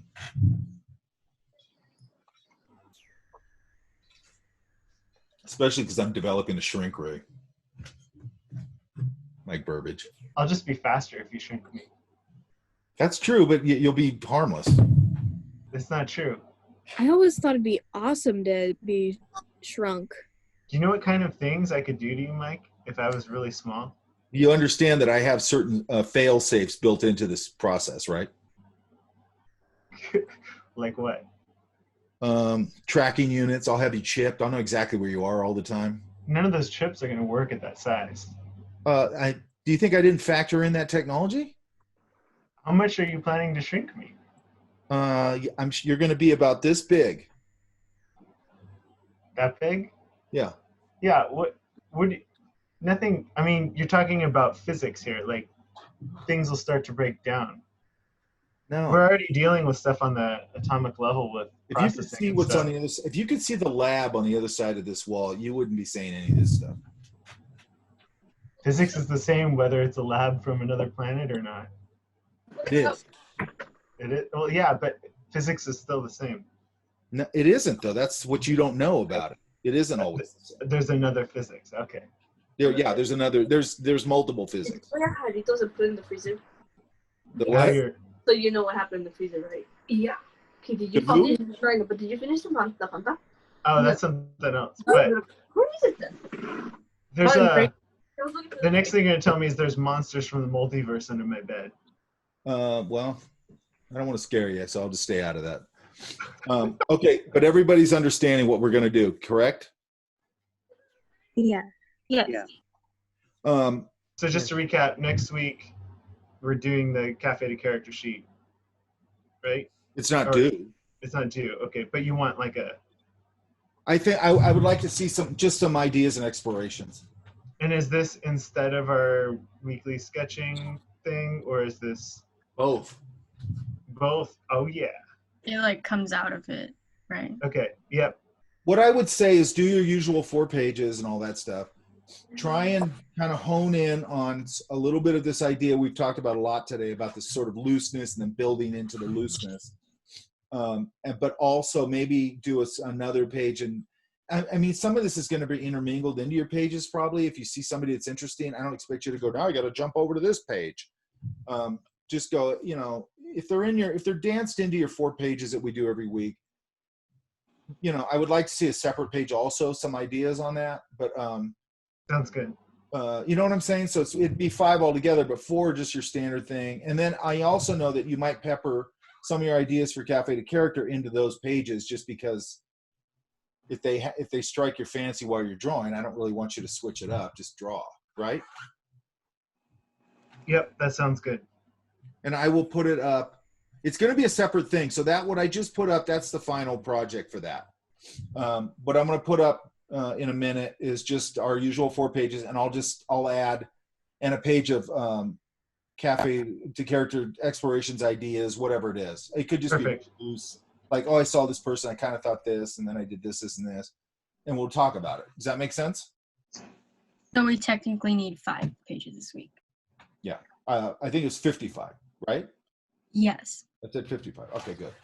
Yeah, it'll be 5. All in 24 by 18 paper, right? Yes. I like that. That's something I hadn't thought of.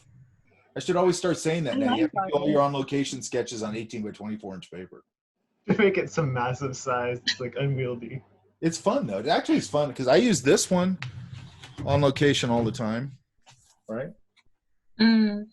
And then I'm taking this one over to the restaurant right now. Wheels in like a giant. Like, Taking that one over. Yeah, I used By bigger the way, nobody paper cares. this week, and it was kind of freeing. I love it. I like drawing big, but Live You drawing. should, Mike. nobody You should notices. I miss life drawing. You should take Yeah. your sketch monster and work at a place where there's like lots of children or lots of like child things, and look like you're like looking at those things, and then you're drawing this monster. So Yeah, you're like, wait, what? Yeah, I will do that. I'll just do So this. I'm sitting here drawing every now and then. I'll look over at somebody and Go to think the you're kids drawing the section of scene. Barnes and Noble. Yeah. Somebody's like, oh, he's drawing Yes. the kids section or whatever, and they look like, what in the world? I mean, you got to be careful with that. I told you guys I had to do that whole perp walk over that. Remember? Oh yeah, that's right. You got to be careful with kids, man. Yeah, no, for sure. For sure. Not with Mike Burbage's kids. Do whatever you want with those kids. But you have to fight me first. Well, that's not going to be an issue. Okay, hang on a second.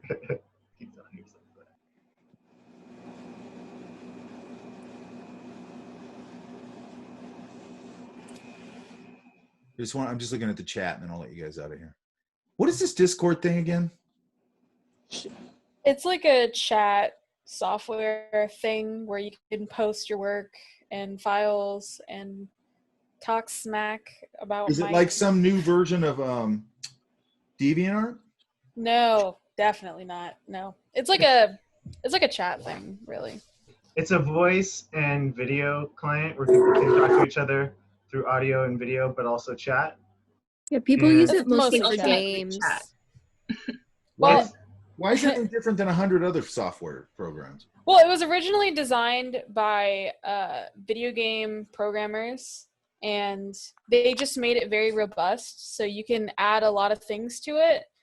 So, for example, you can add bots, which allow you to search outside of stuff. Like you could search from Google through this software. You can play music on a voice chat, and then it's kind of like a lounge, then like a virtual lounge. Oh, that sounds cool. That's cool. Yeah, it's really cool. Especially like right now, right? Mm-hmm. Yeah, but I found out that Fullerton College does not promote us using it. Like they don't want us to use this for class, and they don't want professors to use it. But like Cal State Fullerton is like, yeah, we don't care, which I think is really unfair because Garrett Kaida has his own like Discord and whatever, and he's one of the instructor. He's like an instructor here, but he's also an instructor over there. No, yeah. So. But who says that they discourage using it? Who says that?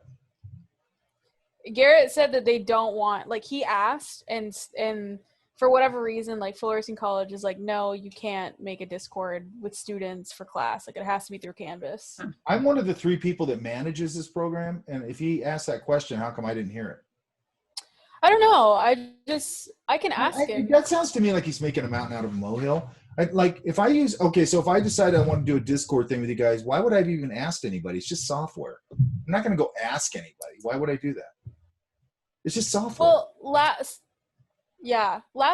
I know last semester a lot of people used it and didn't ask, and I think he might have brought it up because he didn't want to use Canvas.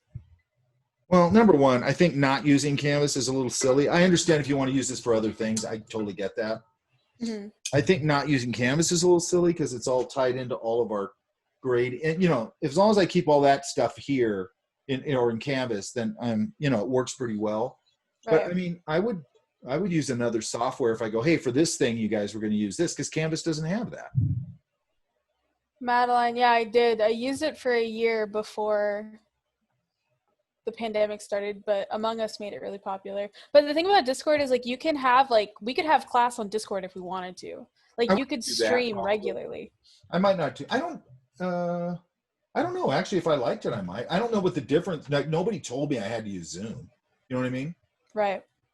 I mean, if I was going to hold I don't see why that would be a problem. If I decided I want to use a different software, I don't really see why that'd be a problem.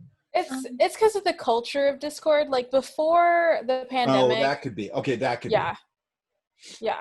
Like, is it that weird gamer culture kind of stuff? Kinda. It can be. It doesn't have. The thing is, like, when you make a server on Discord, it's whoever you invite. But it's like pretty well known to be something where mostly Twitch streamers that are gamers use, and you can get some really weird Discord servers out of it. So I think it's just like people had this notion of what Discord was because of the more infamous cases. Okay, it could be that. All right. It's probably that. And it's also probably, you got to remember also that a lot of times people who are like with Canvas, let's say. Yeah. I get these things all the time where they go, I get these things constantly where they're like, go to this webinar and learn how to maximize Zoom or maximize Canvas. And then you go, I never do. But like, if you do, it's like, because some of those meetings I've had to go to, and you go, this is the lamest. Like, you guys don't understand this. You guys all seem like a bunch of house husbands and housewives who are totally disconnected from the culture. And then you're showing me all this stuff that's not really very cool. And they're like, wow, look at it does this. And I'm like, why would I want to do that? Like, I don't want to do that. You know what I mean? So it's weird, like the people who are kind of gatekeeping these things, and it's anywhere. It's especially in academia, but also in corporate and all that stuff. Certain corporate, or like my girlfriend's daughter works for this company, and they think they're all hip and stuff. And she's like, "Hey, look, Abby and this other employee did this video." And I'm like, "This is the unhippest thing I've ever seen in my life." You know what I mean? Right. Why do you? Yeah. You're 23 years old, and I'm old, and I'm looking at it going, I don't think this is cool. Like, I shouldn't be looking at it and not thinking it's cool, or knowing instantly it's not cool. Does that make sense? Yeah. I mean, it's like, it has nothing to do with age, really. It just has to do with how connected you are to whatever's going on. And like, right. he always thinks, and there's certain corporations that are dumb enough to believe like, oh, I'll hire a young person because they'll understand social media. It's like, well, they don't. Like, some of them do, but most of them don't. You know what I mean? Yeah. Social media is actually very complicated. If you want to run it for like a Disney or a big corporation or something like that, there's a lot to know there. It's not just posting stupid pictures. It's not what it is. It's like there's a whole bunch of back end stuff on that that's hard to know about, and all. And it is an actual skill set. On and on and on. You know what I mean? So I don't know. Yeah. I haven't tried Discord. But what you just said makes sense to me. Where if they go, these gamer guys came on here and they started saying all this misogynistic stuff to this girl, because I've heard of that kind of stuff going on. And then they're, oh God. And it's like, okay, well, there's also people who've been bombing Zoom meetings and taking their pants off. So, you know what I mean? Because that's happening. Or they've been like posting porn into like Zoom meetings, or I don't know what they've been doing. It has something to do with that kind of stuff.